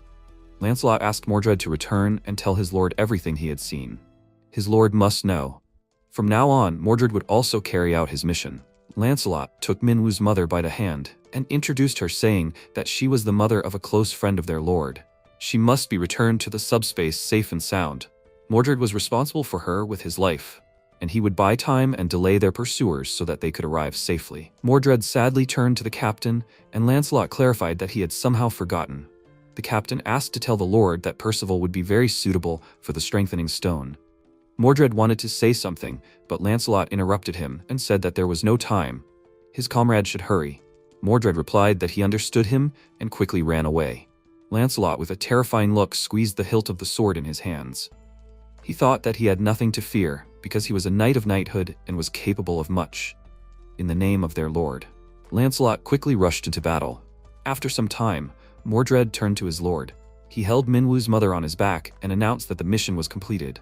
Minwoo burst into tears and called out to his mother. Jongyum thought that he was glad that she was safe, but Lancelot was doing this. Minwoo said that he was glad that his mother was safe. She was not hurt, was she? Suddenly, the protagonist was very surprised. The system window notifies that Lancelot's ghost has disappeared. After some time, MC stands near the door next to Mordred. Jong-yeom covered his mouth and thought that he had listened to Mordred's story. Lancelot sacrificed himself to protect Minwoo's mother and the information that Mordred brought. He sacrificed himself, but he didn't die in the traditional sense. The protagonist can restore him with the power-up stone and magic stones, but it's not easy. Being resurrected and being dead are two different things. I wonder if MC was burdening Lancelot too much for no reason. So maybe he had to make unnecessary sacrifices. Jong-yeom shouldn't have left the situation like that, just because Lancelot didn't want to listen. He should have just said that it was okay. Mordred added that the captain also asked him to tell the protagonist something. The power-up stone would be suitable for Percival, so he should use it. MC remembered the past. He said that he needed to think about where to use the stone. Lancelot remarked that it was a good idea. Jong-yeom came out of his memories and clarified that it was a stone with the ability to regenerate. The protagonist noted that Lancelot had acted selflessly. Even in such a situation, he was thinking about using a power-up stone. MC tensely covered his face with his hand and said that Mordred had done a good job. He asked Mordred to tell him everything he had seen and heard so that Lancelot's sacrifice would not be in vain. Jong-yeom suggested developing a plan to close the gate to these lizards. At the same time, Lancelot's helmet, shrouded in mana, rose into the air. The wizard Soljan thought that it was an undead. Is there a sorcerer or a lich here? Tonatsu turned to the wizard and remarked that it was a very good job. Although Soljan missed the guy who got inside, he caught this one, who is a rank 7. This will greatly undermine the enemy army. Soljan raised his hand and replied that at times like these, it is important not to say that they tried well. It is important to say thank you. Their job was to catch the intruders. Tonatsu agreed and said that Soljan had worked hard. The wizard irritably noted that it was useless. What was Tonatsu going to do with the enhancement stone? Tonatsu replied that nothing for now. Initially, he would have given it to Rakus or Yutu, but since they were gone. Soljan interrupted him with a sly smile and asked, then what about the most obvious option? He asked to give him the stone. Tonatsu asked, what in exchange? The wizard picked up a scroll covered in mana. He clenched it in his hand and replied that he would make Tonatsu the ultimate scroll. As Tonatsu knows, scrolls are one-time items that allow non-mages to use magic. The cost will vary depending on the type, but at a minimum, it will be higher than 3D class enhancement stones. Soljan guarantees this. Tonatsu noted that who knows? Aren't the scrolls the wizard creates very bad since Soljan puts living creatures in them? He thinks that exchanging the armor and weapons of Eames would be much more effective. The wizard said irritably that Tonatsu is a fool since he doesn't understand his very good work. Therefore, they are savages. Tonatsu clarified, so they are savages now, because they don't follow his way? So arcane mages who don't understand the wizard's way are also savages. The powerless outcast savages? Soljan screamed in rage, and Tonatsu said that he would use the power stone when he deals with the Eames guys. And for the scroll, Soljan should only use the prisoners they provide as promised. Soljan sternly said that this is not wise. Suddenly, he heard a sound from the hole in the rock. The wizard asked in confusion, who is that? Percival came out of the hole and said his name. Soljan noticed that judging by his appearance, Percival was that guy's friend. He came to avenge him? Did Soljan guess? Since the enemy came, he should take this gift. The second circle magic scroll, the fireball headed towards Percival. A loud and bright explosion thundered near the rock. The flame dissipated a little, and Percival stood in the middle of it, holding a shield in his hand. The wizard noticed that the enemy was strong. He raised his hand shrouded in mana and asked, will the enemy try to withstand this too? Soljan snapped his fingers and, not understanding why the scroll did not appear, looked at the portal that appeared. The wizard was very surprised. His scrolls were stolen. At the same time, the system window notifies that MC has saved all the items corresponding to the magic scroll, using 3,914 magic stones. The rest is 1,843 stones. The protagonist adjusted his headphones and said that it was good. He saved everything. He asked his comrade to take care of the rest. The radio on Percival's back lit up. He clarified, did Mordred hear? Soljan yelled in confusion, who is this? The one who stole his scrolls? Unexpectedly, Mordred did not confirm this and cut off the wizard's head. He turned his head to the side and said that this is the one who killed the wizard. Some time ago, MC asked, really a magician? Mordred confirmed this and clarified that he definitely saw and heard. His name is Solgan, an old magician who for some reason was exiled and arcane. Jong-yeom noted with interest that the one who was previously the head of Camelot Castle mistook him for a magician and also said something about arcane. Bediver clarified that arcane is a dimension of powerful magicians. As far as he remembers, there are 3 ranks for magicians. Even the lowest rank is 6th. Sol said that if 6th is the weakest, then they must be very strong. These strong guys banished him. Mordred clarified that now, Soljin can't use magic. He heard that too. Sol asked, a mage without magic, then he must be harmless? Mordred replied that since the existing hierarchy would lose its power when a mage was banished, there is no reason why they couldn't kill him. However, although Soljin is unable to use magic, he creates and uses scrolls. The comrades were very surprised, and Mordred explained that a scroll is a piece of paper that stores magic. It can only store relatively simple magic, but it is a valuable item. Thanks to it, anyone can use magic. Soljin makes these scrolls himself. He has a lot of them. And if necessary, he uses any in battle. The protagonist noted that there are 2 key questions. Do the other lizardmen have scrolls? And what kind of magic do they contain? Mordred replied that he had not been able to learn that much, but he thought about it when they were chasing him. Mordred remembered the past. Mana streams were flying towards him at a rapid pace. They hit the ground, creating an explosion. Mana streams turned around and hit the wall, but Mordred used his ability and hid. He wondered why the mage was using a scroll. The assistant ran quickly and asked what that noise was. Was Commander Costas okay? Costas replied that there was an intruder, and the assistant asked where he was. The commander noted that the intruder could hide his presence. They needed to quickly inform the others. The assistant exclaimed that he understood him. Mordred thought that if he left now, he could escape. But he still did not understand why the mage was using scrolls. The assistant clarified that they needed to seal the entrance first. Costas said that since there was a large loss of combat capability, they needed to act quickly. Mordred quickly cut off the assistant's head and dispelled the stealth. He thought that in order to gain a strategic advantage, he needed to obtain certain information. Mordred instantly swung his weapon and cut off Costas' head. Soljin called them stupid lizards and noted that they couldn't catch even one intruder. He had to do everything himself and use scrolls. And they were very difficult to make. So the enemy was unlucky. Why did this happen to him? Mordred came out of the memories and said that what was surprising was that the mage came out of the cave and gave chase. Thanks to this, they were able to learn about him and the strength of the lizardmen. However, Soljin and the lizardmen seemed to have put everything on this chase. As a result, Captain Lancelot died. Jungyeom asked Mordred not to blame himself, and said that besides, the information he obtained helped. Otherwise, they would not have learned about Soljin's existence. Mordred also risked his life to get the information, so no one blames him. In fact, it is the protagonist's fault for putting unnecessary pressure on Mordred.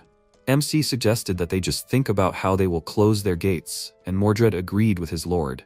Bedivere said that firstly, judging by the fact that they are reluctant to use scrolls, it is not easy to make these artifacts. That's why he thinks the mage didn't share them with the other lizardmen. Inbo clarified that the fact that Costas, the potential leader, and Soljin, the mage tasked with protecting the core of the gate, were in the cave suggests that their main task is to guard the core. However, the old man, despite the importance of the mission, left the cave and went in pursuit. He has 2 assumptions. First, the enemy's forces were insufficient, so Soljin had no choice but to leave. Second, to carry out the protection mission, they had to mobilize maximum forces to prevent information leakage. MC noted that if this is so, then if they just catch the old mage, then the comrades themselves understand that it will be much easier to deal with the rest. He agreed, and Jungyeom clarified that the problem was how to neutralize this magician. Although he has an idea, the protagonist thought that after reaching the 3rd level of subspace, he received a new ability, a category. All objects stored in the subspace are automatically classified and distributed according to properties and certain criteria. The categories of objects currently stored in his subspace are listed above. Unfortunately, MC cannot create new categories or change old ones. Saving to a category also costs a certain amount, and inappropriate categories cannot be saved to goods. The reason he was able to steal the Sacred Spear Rockies was because its weapon matched the Imez building materials category. Not long ago, Jungyeom reached the 4th level of the subspace by killing the traitor Commander Bongsu. After reaching the 4th level of the subspace, he was able to create new categories. He remembered the past. The protagonist looked at the system window with confusion and wondered if he should use scrolls instead of magic. MC asked, what if he made scrolls a category? Jungyeom came out of the memories and thought that the Pack's ability can be used at quite a long range. So hidden in the cave is not a problem. An assault team will be sent to these comrades in the cave. Sol and Percival will be in it. However, Sol did not even have a chance to show herself. She went into subspace so as not to interfere. Mordred led this group. He did a very good job of infiltrating. Currently, Mordred is standing next to Soljin, who is lying on the ground. Tonatiuh approached Mordred and thought that he felt a slight vibration from the floor. And then suddenly an enemy appeared, killing Soljin. He did not pay attention because the vibration was weak. Who would have thought that someone secretly infiltrated them, using invisibility? So it was him who missed Solgan last time? Percival quickly ran towards the core. He jumped up with great force and raised his weapon with the intention of attacking. Tonatsu's huge tail hit Percival, throwing him aside. Mordred quickly turned his head to the side and thought that he needed to quickly get to the core of the gate. Tonatsu flicked his tail and threw Mordred aside. He noticed that he couldn't touch him. Tonatsu thought that he had heard about their strength from those who managed to escape during the Seoul offensive, but he hadn't heard anything about these two. It was unknown who else could have gotten in here. A useless mage, Tonatsu shouldn't have been able to work with Soljan to begin with. It was just that weird. There was only one way. Tonatsu quickly absorbed the core and punched a hole in the rock and disappeared into it. Mordred looked into the hole and wondered, did the enemy escape through the wall? Where are they going with the gate core? At the same time, Tonatsu thought that judging by what he had seen so far, no matter what their abilities were, the representative was not a rank 7 representative. The enemy's head was outside the cave to observe and assess the situation. Now that the forces were concentrated in the cave, he needed to aim for the head. Tonatsu saw the sole representative and thought that he had found him. The protagonist, sitting in the helicopter, turned his attention to Tonatsu. The enemy opened his mouth wide under the helicopter with the intention of swallowing him. The MC announced the shipment of goods into the microphone. A long beam quickly pierced Tonatsu's neck, and he fell to the ground. Tonatsu grabbed it with his tail and threw the beam to the side, breaking it into pieces. He thought that these were the building materials of the guys from EMS. As Tonatsu heard, they make strange attacks. Jongyum looked out the window at the enemy and thought that it was a huge snake. He asked Yongsoo to keep his distance now, and his friend agreed. Many metal beams flew towards Tonatsu. He quickly curled up into a ball, covering his head from the attacks. The protagonist asked in surprise, does the enemy quickly move his body to avoid the I-beam bend? Tonatsu raised his head and quickly crawled to the side. He grabbed the building with his tail and looked at the helicopter. Tonatsu spat poison out of his mouth, and it hit the helicopter. Yongsoo looked at the window melting from the poison in fear. The protagonist asked to recall the goods, and the helicopter instantly disappeared into the portal. The system window notifies that this is the shipment of the UH-60 Black Hawk. The helicopter appeared from the portal in the same place where it disappeared. Tonatsu looked at him with confusion and thought, after exiting the portal, they recovered from the poison attack? What kind of ability is this? MC thought that it didn't matter if the helicopter was hit, because they would be able to transfer to a new one, just sent from the subspace. The problem is that the I-beams don't work. What should he do? Jongyum looked down tensely and thought, can he use that thing once? A spear shrouded in lightning flew through the air and pierced Tonatsu. He looked at the spear with confusion and wondered, what is this? Where did he get the Rocky's spear? The second spear quickly pierced his body. Tonati looked at him in amazement and thought, even two? How did this happen? The protagonist used the magic of the second circle and the ice spear quickly flew towards the enemy. It pierced Tonati with great force, freezing several scales on his body. Tonatsu noticed that these were Soljin scrolls, so many things. He opened his mouth wide and quickly headed to the side and roared that, however, MC would not be able to defeat him with such attacks. Jongyum thought that the area around the wound was slightly frozen. He instantly ordered the goods to be recalled. The helicopter instantly disappeared into the portal. A second portal appeared in another place and Percival came out of it. Tonatsu looked in surprise at the sign that said that this was a representative of Seoul. He thought that the sign representative of Seoul was hanging above the place from which this person disappeared. But the guy went to another space. What kind of power does he have? The fact that Tonatsu was pierced by two rocky spears definitely has something to do with his abilities. Tonatsu was very surprised to see the protagonist and his comrades in the portal. They look at the enemy while holding scrolls in their hands. MC opened the scroll and ordered everyone to begin the attack. The comrades used second circle magic and ice copies flew towards the enemy. They pierced Tonatsu's body and he screamed in pain. Tonatsu fell to the ground, raising streams of smoke underneath him. Jongyum exclaimed that the freak had fallen and asked everyone to step back. He ordered Pax to deliver the Black Hawk. The protagonist looked at the helicopter and asked Yongsoo to begin. They quickly flew through the portal on the helicopter. MC yelled that this was good and noted that Tonatsu was still having difficulty moving. He opened the helicopter door slightly and exclaimed that it was very difficult. Jongyum confidently ordered to lay out everything. The comrades, standing in the portal, pulled out the scrolls. Tonatsu, shaking in pain on the ground, thought it was a curse. Because of the ice shackles, he couldn't move. He interrupted his thoughts and looked at the bright light. The system window notified that it was Rakus's spear. First circle magic missiles, Second circle magic ice spear. Second circle magic fireball, eye beam. Many spears flew towards Tanashiu. A bright light illuminated his face and the spears pierced Tanashiu's body. After some time, the sun's rays illuminated the sky.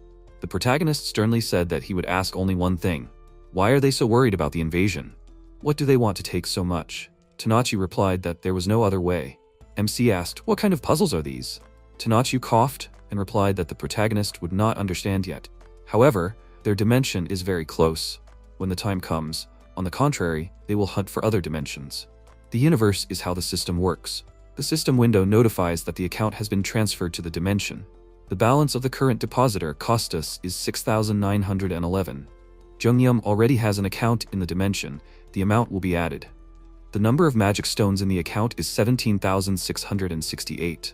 Mordred said that it seems the enemy has died and the protagonist agreed with him. MC clarified what the enemy meant. Like an invasion? Is that the only option? Mordred turned to my lord and clarified that the main enemy is dead, but the gate core is still intact. He saw how this guy swallowed the gate core recently.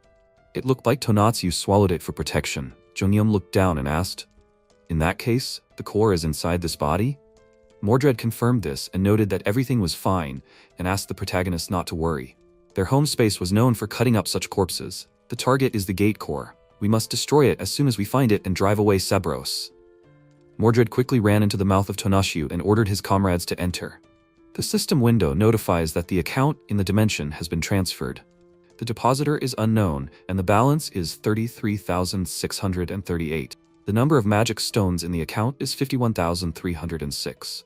After some time, MC thought that this was terraforming. Mordred turned to my lord and said that he accidentally found this while they were destroying the core. Jungyum looked at the stones in his comrade's hand. The system window notifies that using 3 reinforcement stones and 500 magic stones, he can appoint Lancelot as one of the 12 Knights of Camelot. Lancelot was reborn surrounded by lightning and swore to serve his lord, loyally and at the cost of his life. The system window notifies that this is Lancelot of the 7th rank, one of the Knights of the Round Table and can be summoned by the Camelot effect. Property is missing. Abilities, penetration, acceleration, immunity, leadership, critical hit. The system window notifies that the Sabros dimension has lost its business rights to the Incheon area. The Incheon district has been returned to the possession of Earth. Lancelot is standing under the rays of the sun. The protagonist noted that this was all thanks to his comrade and Lancelot paid attention to him. MC clarified that it was late, but thanked his comrade. Lancelot thought for a moment and said that he was sorry. He simply did what he had to do as a knight.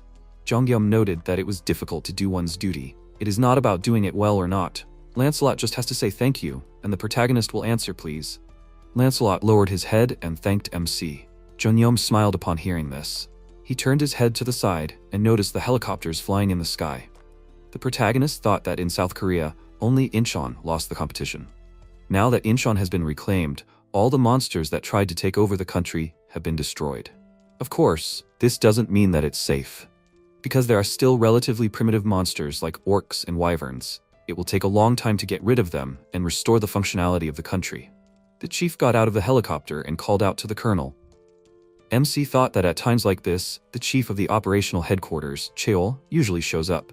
It's so strange to see another person. The chief said that he came in a hurry because the terraforming was suspended. More helicopters with supplies are arriving. Is that giant snake the leader of the lizardmen?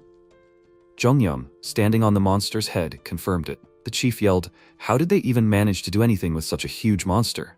The protagonist remembered the chief of operations, Cheol, and wondered, is he okay? The chief rushed back to the headquarters after saying that they were attacked by bugs. Well, MC thinks that everything will be okay. After some time, a plate of food was placed on the table. Jungyum looked at the food with anticipation and thought, Chinese cuisine in a world where monsters roam the streets? Where did this food come from? He thought back to the past and thought that it all started right after Minwoo's mother was saved. After she was rescued, she was sent to subspace number 1. Minwoo's mother thanked Juyong with a smile. She said that she wanted to treat her to something, but she couldn't. Juyong replied that she had already eaten her fill, so it was okay. Words of gratitude are enough. Minwoo's mother asked, "Does the nurse eat well here?" Juyong asked in surprise. Didn't she hear? The protagonist thought that after Minwoo's mother found out about his ability, she said the following. Minwoo's mother asked, "Is there an unlimited number of ingredients?" She has a friend who is a chef. She will talk to him. Jungyum thought that the ingredients taken from packs and the ingredients provided by Minwoo's mother's longtime close friend, in the hands of Chef Zhu Young-sik, the owner of a famous Chinese restaurant in Chinatown, turned into a magnificent dish. Young-sik thought, while preparing the dish, that it was amazing that people were able to cook even in such a world. He was truly a lucky man. The protagonist thought that Young-sik's kind heart and sincerity made the food especially delicious, which is very necessary in such difficult times. Even the ingredients were infinitely numerous. Did Chef Young-sik really prepare all these dishes by himself? Of course not. Young-sik only prepared one serving of each dish. That's right, Pax did the rest. Perhaps because there were already instant meals in the logistics center, Young-sik's meals could be saved under the existing categories. That is to say, now, they can eat freshly prepared Chinese food anytime and anywhere. Who would have thought that food could be cooked so well? MC thought that after defeating the lizardmen and taking back Incheon, they divided all kinds of delicious Chinese food into categories and enjoyed a festive feast. They now have one more thing to celebrate. Ji-young covered her mouth with her hand, holding the food in her mouth. Ji-young asked, "Is sister-in-law okay? Does she have indigestion?" But it seems like sister-in-law didn't eat much. Ji-young looked at the food with tension and replied that everything is fine. Ji-young asked, "Has sister-in-law been feeling sick in the morning lately? Decreased urination, dry mouth, dizziness when standing up suddenly?" Ji-young confirmed this and asked, "But why? Doesn't everyone feel like this from time to time?" Ji-young happily replied that these are early symptoms of pregnancy. Ji-young shyly yelled, "What does this mean?" Right after the meal, the elder brother Song-yeon made a big announcement. Song-yeon stood up and put his hand on his wife's shoulder and said that after that conversation, she did all the tests and it turned out to be true. Yongsoo happily asked, "Is Jong-yeom going to have a nephew?" He thinks Yoo-jung will be happy when she hears this. The protagonist agreed with his friend with a tense smile. He thought it was a nephew or a niece. He felt like the MC had suddenly become an adult. Yongsoo pointed out that they didn't know yet whether it was a boy or a girl. Should he make a list of things he needed in advance? Ju-young happily suggested that they think about it together. Sol said that they needed to think about a training program for the baby already. The Kim sisters were excited about the unexpected arrival of a new child. However, if there's something good, there will definitely be something bad too. The excitement and joy did not last long. Inbo turned to the colonel and quietly told the protagonist in his ear that an urgent radio message had arrived from the chief of the operational headquarters. He thought MC should receive him. After a while, the soldier looked away. Jongyeom introduced himself and agreed with the interlocutor. He held the phone to his ear and asked, "Is the terraforming continuing?" The chief confirmed this and said that through the remaining communication channels, they had transmitted information about the situation to China and Japan. In both countries, terraforming is taking place on a large scale, but now its effects are slowly reaching them too. The details vary depending on the country. They are currently suffering from toxic gases coming out of the Beijing Gate and poisonous water coming out of the Fukuoka Gate. The protagonist asked what would cause the most serious damage. The chief answered into the phone that neither of these were minor problems, but the most serious problem was the toxic gases coming out of the Beijing Gate. At the same time, Sung Chol looked at the huge insect and said that they were bugs. He added that although the toxic atmosphere hasn't spread yet, however, the insects are already approaching. They have started to appear, so it's only a matter of time before the gases appear. The gates in Beijing need to be closed. They are also planning to send troops, but this is not a problem they can solve on their own. So he really feels ashamed to ask Jongyeom. The protagonist interrupted him and asked how he could even ask such a thing. If they don't act, the entire Korean peninsula will turn into hell. So of course he has to participate. But what about just going straight to China without an invitation? Will that cause problems? Sung Chol confirmed this. MC clarified. The 3rd Guard Brigade? He said he'll go straight tonight and hung up. Jongyeom tensely clarified. Giant insects, air pollution, and poison? He can't let his nephew live in this world. It's time to bring the Earth back to normal. The protagonist asked Pax to upgrade the subspace. The system window notifies that 30,000 magic stones need to be used to level up the subspace.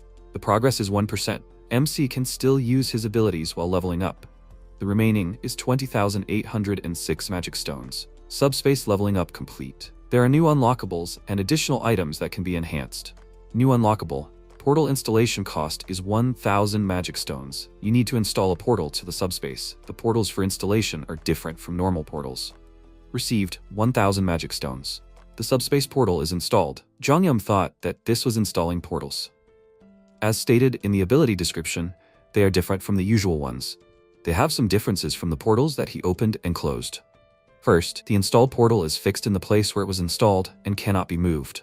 Second, the installed portal itself does not have physical power. Therefore, they cannot be used as a wall to avoid enemy attacks. However, those who are allowed passage can enter the subspace through the portal, thus avoiding enemy attacks. This is different from the portals that the protagonist summons. But the ability to enter and exit the subspace to get the necessary items is an amazing ability. Minwoo pointed out that it really did seem like a scam. He said he was going to China? He was leaving right now? MC confirmed it and said that they needed to hurry. After they closed the gate in China, they would go to Japan. Minwoo said with a smile that Jungyeom was gradually becoming world-class. He was glad that he finally had this type of ability. If the protagonist ever needed his help, he could just let him know, because he hadn't shown much yet, but he had already awakened as a swordsman. Minwoo thanked him for taking care of him and asked Jungyeom to take care of himself on the way. The protagonist raised his hand in farewell and asked his friend to be careful too. The helicopter took off and MC gave him a thumbs up. The helicopter took off and headed to its destination. Sometime later, at Incheon International Airport, the captain of the 3rd Guard Brigade, Park Chul-won, called out to James and asked him to get off quickly. He clarified that he had just received a call from the Joint Chiefs of Staff. The people who said they were going to China had already arrived. James quickly crawled out from under the plane. He held a flashlight in his teeth and clarified, "Really already?"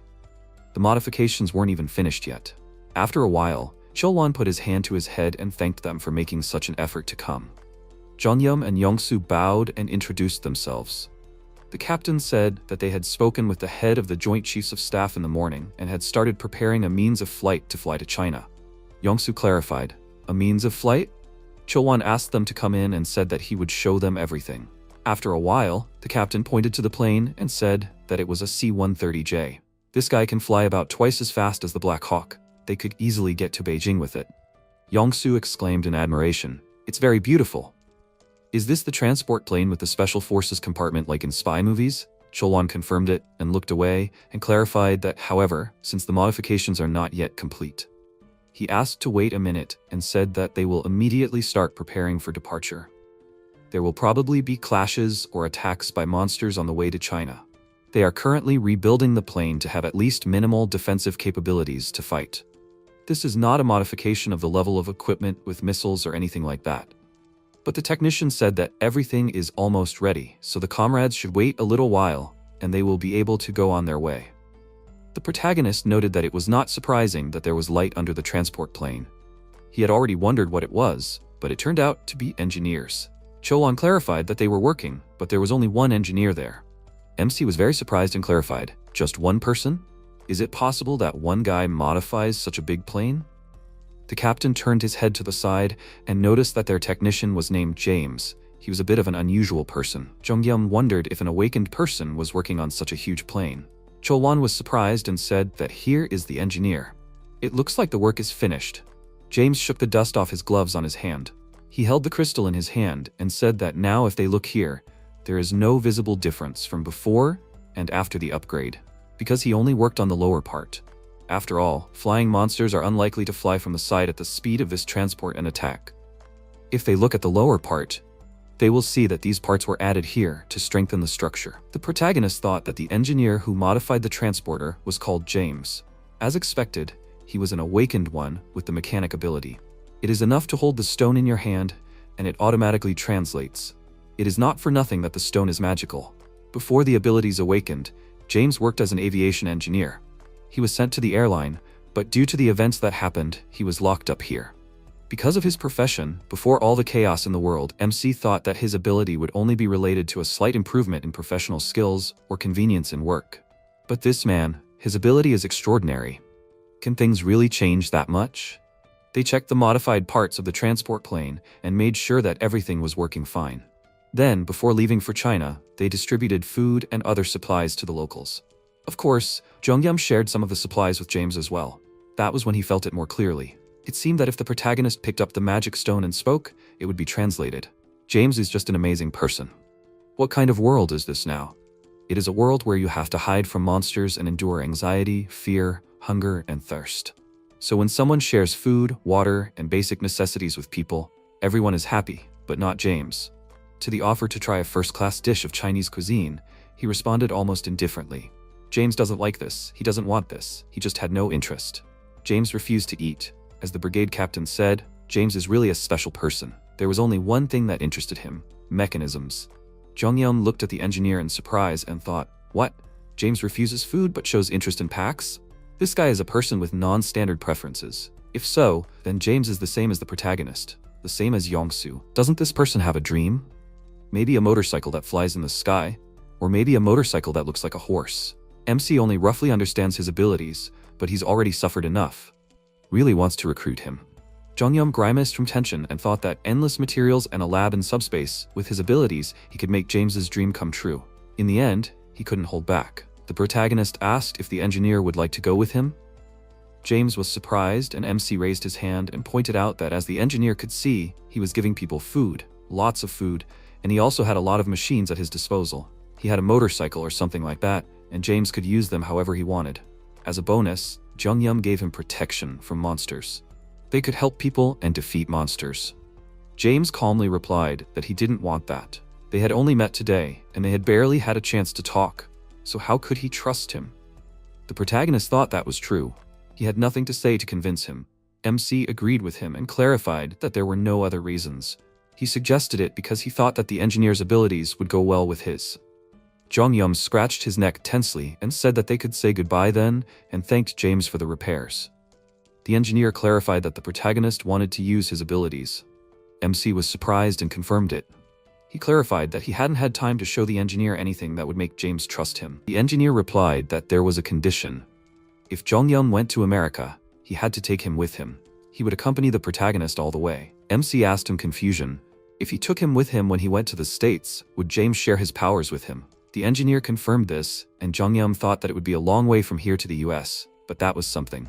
Jong-yeom felt that he was even more confused. But why did James want to go to America? The protagonist asked, does James want to go there because of his family? The engineer disagreed and replied that he didn't have a family. But despite this, there was a place he definitely wanted to go back to. James didn't exactly want to go and risk his life, but MC seemed pretty strong. He had an idea that it would be safe to go with MC. Jong-yeom raised his hand and said that it was possible in principle, but it was difficult for now. After they closed the gate in China, they would need to head to Japan right away. James clarified that he wouldn't force him to go that far. As long as it didn't take too much time, that was fine with him. Jong-yeom smiled and agreed, saying that he would definitely take him home. The protagonist created a portal and said that it was for anchoring. James looked at it in amazement, and various vehicles instantly fell to the ground from the portal. MC clarified that these cars now belong entirely to the engineer. James could disassemble and reassemble them as he liked. Just out of a sense of responsibility for the promise he made, Jong-yeom grinned maliciously and turned his head to the side and suggested that perhaps this was a gesture of goodwill? But it would be better to call it a gift. The protagonist said that they would see each other later and walked towards the building. He put his finger to his mouth in satisfaction and thought that it was impressive. James wondered in surprise, was the MC just going to leave so many vehicles behind? What kind of ability was that? As the protagonist found out later, when he was distributing food to the locals using subspace, James was at an open landing site. The engineer thought that if he had known that he had such an ability, he would have followed. That's right, James didn't know what he was capable of. After a while, the sun illuminates the city. Huge cockroaches are crawling along the wall of the building. The whole city is filled with large insects. The mantis turned its head to the side and noticed a plane flying across the sky. Jong-yeom looked at the insects through the plane's window with disgust and thought that the lizardmen were gentlemen compared to this. Yongsu clarified that he would land. The plane quickly slid along the road. A portal instantly appeared, and the plane disappeared into it. The portal opened in another place and Lancelot came out of it. He turned his head to the side and said that he thought my lord could come out. The protagonist asked for a minute and came out of the portal. He, with a mask on his face, noted that it was difficult to wear it after so long. There are no insects around, are there? Poisonous gas is already bad, but he can't handle insects at all. Lancelot replied that there were no insects. He looked ahead and MC, surprised, noted that they had already come out. Wunyang from Red River punched his hand and asked, "Are they from Korea?" Wunyang noted that he had been waiting for them and introduced himself, saying that it was nice to meet them. After some time, the destroyed buildings were surrounded by toxic smoke. Wunyang closed the door and said that fortunately, the bugs did not chase them. He said that the room was not a luxury room, but he himself would have liked better conditions and apologized. Jong-yeom asked him not to worry and replied that everything was fine. The protagonist looked at the men shrouded in an aura and wondered what was wrong with their condition. Wenyang raised his hand and said that they were using their internal energy to clear the air of poison, so the MC can take off the mask. This ability is given to those who have awakened from the world of martial arts. The MC thought that those who have awakened from the world of martial arts. In different parts of China, there are martial arts schools that have maintained their traditions since ancient times. One day, when monsters suddenly appeared in the world, and so did those who awakened their powers. Awakened ones also appeared among the members of martial arts schools. The abilities of these people were slightly different from theirs. For example, an ordinary person awakens his own unique abilities, such as Zhongyam, with his subspace, and his sister with the ability to heal. All awakened ones associated with martial arts schools use an unknown energy called internal. The peculiarity of these abilities is that they use internal energy of their own free will and with their own individuality. The abilities of awakened ones of the martial arts world are outstanding. Therefore, the Chinese government, quickly recognizing their abilities, gathered awakened ones with the abilities of the martial arts world. The government demanded that they defeat the monsters. The leader of these warriors was he, the man known as the Scarlet River Cloud Sword, Wenyang. The leader sternly said that they were only one group of awakened ones. Not all awakened ones of the martial arts world are like them. In any case, they were summoned by the Chinese government to defeat the monsters. The problem is the competition. Only in Beijing there were two. The winner was a region called Beelzebub. The protagonist thought that Beijing has twice as many residents as Seoul. It's not that strange that there were two competitions. Wenyang looked at his teacup and noticed that they lacked information about the opponents. They knew that the monsters were emitting toxic gas.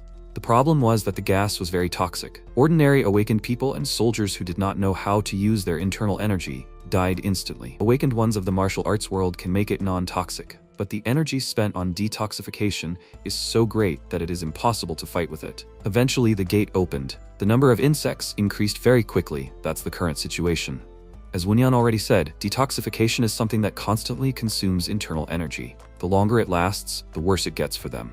Since they need to breathe fresh air, accumulate energy and use it, it is even more deadly. In addition, toxic gases continue to spread, so they have very little time. Zhongyam, surprised, asked to wait a minute and asked if they felt a surge of energy in the fresh air. Wenyang confirmed this. He looked at the protagonist, who stood up from his chair with confusion and clarified, "Is something wrong?" MC did not agree and replied that it was not quite so. He smiled and pointed to the portal and said that he would leave for a while. The system window notified that this was canned air from Mount Jirisun. 9901. Zhongyam thoughtfully looked up, putting his finger to his chin. The protagonist, looking at the water, noted that by using his laboratory ability to extract the contents of the can, he would be able to create a layer of air. When the air masses accumulated in layers and became the size of a giant rock, MC would be able to register the mass as a product. If he releases the registered air masses among the martial artists who are engaged in detoxification, and sets everything so that they are automatically sent out at intervals of 1 second. The protagonist stopped thinking, and a stream of air quickly hit the man's back from the portal. The glass in the building instantly broke and the cockroach flew to the side. Streams of air spread along the street. A member of the martial arts world inhaled the stream of air. He thought in amazement, "Is this fresh air?" The comrades engaged in detoxification screamed, "Are they the only ones who feel it?" The guy did not agree and exclaimed that he felt it too. Wenyang looked at the air streams with confusion and clarified what it was. He looked at his comrades and wondered, "Are they getting better?" What happened? Wenyang turned his attention to the portal and thought that it was the power of Zhongyam. At first, when Wenyang turned to the Korean military for help, the situation seemed hopeless. If people do not know how to use internal energy, the air will not allow a person to explore the places around. Insects that reproduce faster than they can catch them. Wenyang asked for help, seized the only chance. Of course, he thought they would refuse. Wenyang remembered the past.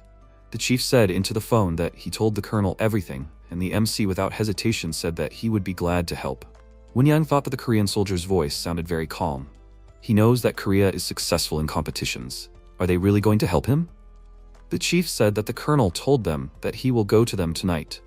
Zhongyam will probably arrive tomorrow morning. Wenyang thought with irritation that this was arrogant of him. He was sure that they, just like the members of the martial arts world, were defending themselves from some monsters. Wenyang looked at the portal with admiration and came out of the memories and thought that he had been so arrogant until now. Wenyang looked at Zhongyam with great surprise and wondered why his voice was so calm. Wenyang finally realized that the protagonist has amazing abilities. The MC looked at Wenyang, who bowed to him with confusion. The leader apologized for any inconvenience his requests might have caused to Korea. He thanked Jongyum for helping him and said that they would never forget this favor. Before the gas spreads, they would definitely end it and not let the threat spread. The protagonist raised his hands in confusion and replied that they didn't need to come in like that. He paused, asked Wenyang to raise his head and said that they would help because they wanted to survive too. Wenyang raised his head and clarified that initially it was a struggle in which time was against them. But now, thanks to the MC's abilities, their internal energy is now accumulating. He thinks that it would be better to take a break. Of course, they don't have much time. How about a morning meeting in 3 days? Jongyum agreed with a smile and replied that they would do that. Since they were going to rest, why not make the best of it? Wenyang asked in surprise, "What does this mean?" After a while, many plates of Chinese food fell on the table. The members of the martial arts world happily ate the dishes. Wenyang happily smiled, gave a thumbs up and exclaimed that it was very delicious. He stood at the board, picked up a marker, and said that now it was time to discuss how to get rid of bugs. The leader asked to let him talk about bugs first. These freaks are certainly different, but most of them are similar to the bugs they are used to seeing. Only these bugs are larger and emit toxic gas. Flying bugs such as moths and flies emit a lot of it. Most insects are 9th and 8th level, but sometimes there are 7th rank insects. The problem is that there are so many of them that it is difficult to accurately figure out the features. So this is an easy way to tell which insect is level 7. If comrades see a lot of insects, then they are definitely level 8. If less often, and if at first glance it seems strong, then it is probably the 7th level. He also wants to talk about the gate. There are 2 of them. One of them is by Wang. Lancelot, standing at the entrance, noticed something. He looked out the window at what was happening on the street. Lancelot turned to the gentleman and said that this appeared. He sees this creature for the first time, so he cannot describe it exactly. But at first glance it becomes clear that it is the 7th level. A huge centipede moves quickly along the ground. Jongyum, with an unpleasant feeling, asked his comrades to just look at the legs of the insect. This creature is very unpleasant, but now that it has become huge, it looks very bad. Why does this freak move so fast? Just by looking at it, you can believe that it is the 6th level, and not the 7th. Wenyang clarified that it is the 8th centipede, although what difference does it make? MC clarified, really the 8th? You can't tell by looking at it. Wenyang confirmed this and said that it is strong. However, it is noticeably inferior to grasshoppers and hornets. Sol put her hand on her head and said that it was boring, but she could handle it.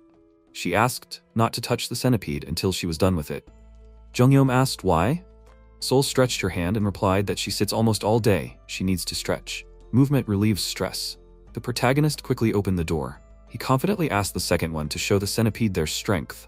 Sol quickly ran outside and Wenyang fearfully asked to give him a minute. The MC, smiling, clarified that everything was fine and asked his comrade not to worry. This is his older sister. She is so strong that sometimes Jongyum thinks that there are celestials among their ancestors. Wenyang clarified, can she protect herself from toxic gases? The protagonist tensed up and replied that it seemed like they had a problem. He's right about that, right? Sol wrapped her fist in mana and ran towards the centipede with the intention of attacking. She smirked with pleasure and unleashed a powerful lightning attack on the enemy. Wenyang irritably pointed out that no matter how good the ability, if you inhale poisonous gas during a fight, the person will eventually go down. The centipede's shell is hard, meaning most of the blows will not harm it. Wenyang's disciple will help MC's sister. He sternly turned his head to the side and called out to Quan Ryong. She slammed her fist into her palm and Wenyang clarified that every minute counts. He raised his hand and said that he would deal with the centipede. In the meantime, she should receive internal injuries. Suddenly, Wenyang was stunned by a scream. He quickly walked to the balcony and asked, "What was that?" Wenyang looked at the centipede's broken shell in amazement. Sol let out a tired breath and raised her hands next to the insect's corpse. Wenyang noted that it took a lot of effort to break the shell. How could someone who had not trained in internal energy do it so quickly? It seemed like Sol was using quite standard techniques. Jongyum thought in confusion that it was just a normal punch. Wenyang was very surprised and wondered if she really had the body of a heavenly warrior. Sol instantly spat out blood from her mouth and fell to the ground. Wenyang turned his head to the side in rage and yelled that the internal injuries needed to be treated. Wenyang thought that the sudden appearance of the centipede had forced them to stop, but they continued to make a plan to break through the bug gate. To summarize, the following can be said. First, the polluted atmosphere makes it difficult to move. Second, there are a lot of insects, and it is impossible to catch them one by one. And then, there are the strange 7th level freaks. Third, They have a maximum of 3 days to close the gate. Therefore, in order to destroy the gate core, they must avoid encounters with the insects as much as possible. They must quickly break through to Mount Bakemang, where the gate core is located. Wunyang said that of course it was difficult. The closer they were to the gate, the more aggressive the insects would become. But fortunately, they didn't have to go that far. It was a bit reckless, but at the moment it was the best possible option. Therefore, they needed to quickly master some techniques. They would teach them the skills they had themselves. However, they didn't have much time to accurately assess their abilities. Therefore, Wunyang suggested a duel. It seemed that Sol preferred to fight unarmed. He thought it would be useful if she learned the essence of fist fighting from Ryong. The assistant smiled and said that if Sol learned the right techniques, she would definitely succeed. Sol replied that she was certainly grateful to them. She appreciates that they think well of her and want to teach her their techniques. But is it necessary to go that far? Ryong calmly said that they should close the gate. So they will have to use each of their strengths to the maximum. She understands that Sol is older, but in terms of strength, she is second only to Master Wunyang. Sol scratched the back of her head and replied that since her assistant insists, she agrees. If Sol injures her, she asks her not to be offended. Ryong crossed her arms and asked her to show her Sol's skills, and her opponent agreed. Sol quickly rushed into battle and exclaimed that she is attacking. The members of the martial arts world watched the fight. The protagonist, looking at this emotionlessly, wondered, is it because he has spent the past 20 years growing up, suffering losses from the second? In his opinion, this is just an ordinary strike, an ordinary move. He really does not understand what Wunyang admires. The leader said that he would like Sister Zhongyum to focus on fencing. The protagonist was surprised and Wunyang clarified that this was his specialty. Wouldn't MC like to learn fencing from him? Zhongyum raised his hand with a smile and replied that he didn't really like it. Wunyang said that it was a pity. The protagonist asked if he could bring a friend. He had a friend who liked swords. After some time, Minwoo holds the sword in his hand with confusion. Wunyang asked him to tense his hands. MC thought that although they couldn't control internal energy like real martial arts masters, they were able to adapt their techniques to themselves. This greatly diversified the arsenal of techniques. The second one learned so quickly that it seemed as if she was born among the masters. Sol resolutely raised her hands and said that cooperation is cooperation, and authority is authority. She launched an attack with great force and exclaimed that this was breaking the barrier. Everyone watching gave her a thumbs up. Zhongyum thought that he didn't know exactly what was going on, but it seemed like there was some kind of connection between her and the masters. Masters, who use the pure energy of the Jiri Mountains to maximize their inner strength, master new techniques, and become even stronger. The protagonist can't just sit still either. There are a lot of magic stones, so he will create a weapon that can effectively fight the bugs. As the subspace level increases to level 5, new items will be added for improvement. The system window notifies that this is a subspace laboratory. Objects located outside can be visualized as holograms. MC can conduct a simulation using the formed hologram. However, only confirmed information about the object is reflected in the simulation. Zhongyum wondered how to destroy the bugs. He already had one idea, an electric trap. It works on small insects, but most bugs are larger than the trap, so there is no point. The protagonist can make it big enough to kill even the big bastards. The system window notifies that 30,823 magic stones are required. MC thought that this has its own difficulties. Zhongyum tensely put his finger to his chin and said that it is difficult. The protagonist thought that when he tries to do something, no ideas come to mind. He does not have any special knowledge, and everything else will not work, like an electric trap. Of course, he wants to just get on a helicopter, but it is too dangerous. They haven't even determined the location of the level 7 flying bugs. MC noted that the delivery radius is only 100 meters, so he needs to get close. If he had his way, he would just prepare pesticides and destroy them all. Jiyeon heard this and said that she thought she could do it. Do you need to make them? Zhongyum asked. How is she? The protagonist thought that he understood then. When he brought his family to the subspace, his brother said this clearly. He remembered the past. His brother said cryingly that everyone ate very sparingly. They had water because she became an alchemist. MC came out of his memories in amazement and thought that he was so happy to be reunited that he forgot. The thing is, his sister-in-law became an alchemist. Jiyeon happily smiled and noted that she was also an awakened one, although her abilities are not as great as the protagonists. And in fact, she used the lab. Since MC is so busy, she was able to tell him about it only now. Zhongyum agreed with admiration and Jiyeon confidently clarified, "What kind of pesticide do you need?" The protagonist noticed a huge centipede on the wall and replied that it was a super powerful insecticide that destroyed any freak. Sometime later, in a city shrouded in poisonous gas. Insects calmly walk along the street. The comrades quickly run along the street using their abilities. Wunyang thought that 3 days flew by very quickly. Despite the short training, he is in better physical shape than ever before. The pure energy emanating from his core, the strong sense of balance that comes from the circulation of blood, and all this thanks to Zhengyang. Wunyang does not know how he can repay him for this. The comrade yelled that there are many bugs ahead. Wunyang thought that the first step to repaying the favor was to get rid of the parasites. Until now, they have only been helped, so now it is time for the martial arts warriors to step up and fight the insects themselves. Wunyang ordered everyone to prepare for battle and thought that this was the least they could do. They will give it their all and destroy this swarm of insects without a trace. At least, that's what he thought. The poisonous mucus spread over the insects. They fell to the ground and let out shrill screams. Wunyang was very surprised to see this and thought that only 3 days. While they were working on their internal energy, the protagonist created a liquid that kills insects. MC, sitting on a motorcycle with Lancelot, noted that it was very effective some time ago. Jiyun clarified that she had said that he had been using it for some time. A hologram of a laboratory in subspace is very convenient. Thanks to this convenience, she tried to create different things. Jiyun decided that this could come in handy, so she prepared different compositions. Of course, she had not prepared anything very strong yet. And yet, fortunately, pesticides were easy to create. Zhengyang, looking up with admiration, asked, she had just prepared such an effective remedy. Is that so? It has amazing killing power, is harmless to the human body, and has no odor. The protagonist came out of the memories. He turned his head to the side and thought, however, it doesn't work on rank 7 bugs, but it works very well on normal ones. MC exclaimed, sister-in-law is the best. After a while, Wunyang thought, Baekmang Mountain is famous for its beauty and is located near Beijing, but now it's just a place swarming with insects. He quickly turned his head to the side and clarified, it will get more difficult from here. Thanks to the pesticides developed by the Zhengyang family, they got through Beijing without a problem. But it won't be easy on Baekmang Mountain. In the past, they intended to destroy the gate core several times while climbing Baekmang Mountain. But each time, the bugs attacked them in droves. Even though they are just mindless creatures, they seem to instinctively understand that they must protect the gate core. It's been a while since he last climbed Baekmang, so Wunyang doesn't know what kind of bugs exist there. Also, because of the terrain, it's not that easy to fight flying enemies there. The protagonist raises his hand with a smile and says that it's okay. He knows that Wunyang is repeating this out of concern for them. But they came prepared for anything. No matter what kind of bug they find, it will still be level 7, right?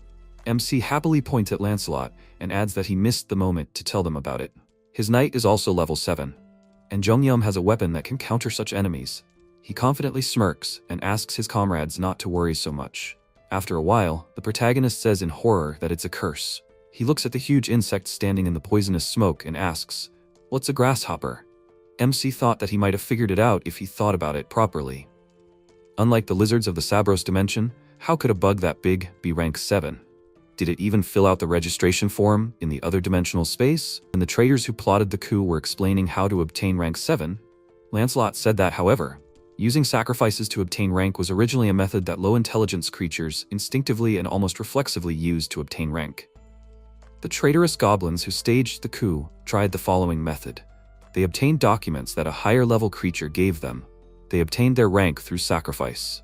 Although they obtained rank, they transformed. For an intelligent creature, obtaining rank through sacrifice, as happens with creatures of a primitive dimension, is a shortcut. But what about life forms from a primitive dimension? They kill other living beings and consume their magic stones. That is, sacrifice is a suitable method for them. In other words, rank 7 primitive life forms are strong creatures that have absorbed many lives to get their rank. A creature so strong that it doesn't need intelligence. A bright flash of mana sent beams flying. They hit the grasshopper's body, but the insect didn't receive any injuries. Zhengyang asked in fear, why is the enemy so heavy? The I-beam was also stuck in it. Lancelot turned to the master and filled the rocky spear. The protagonist quickly ran forward and yelled that they will take care of him. MC stopped and asked to take the rocky spear with him at least. Lancelot turned his head to the side and noticed something and wondered, what is it? Is the tree moving?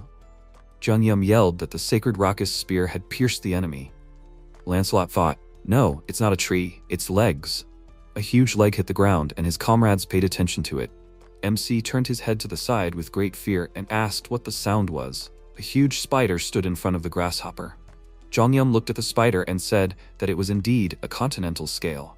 Lancelot clarified that they should climb onto the body of this insect, and the protagonist asked what that meant.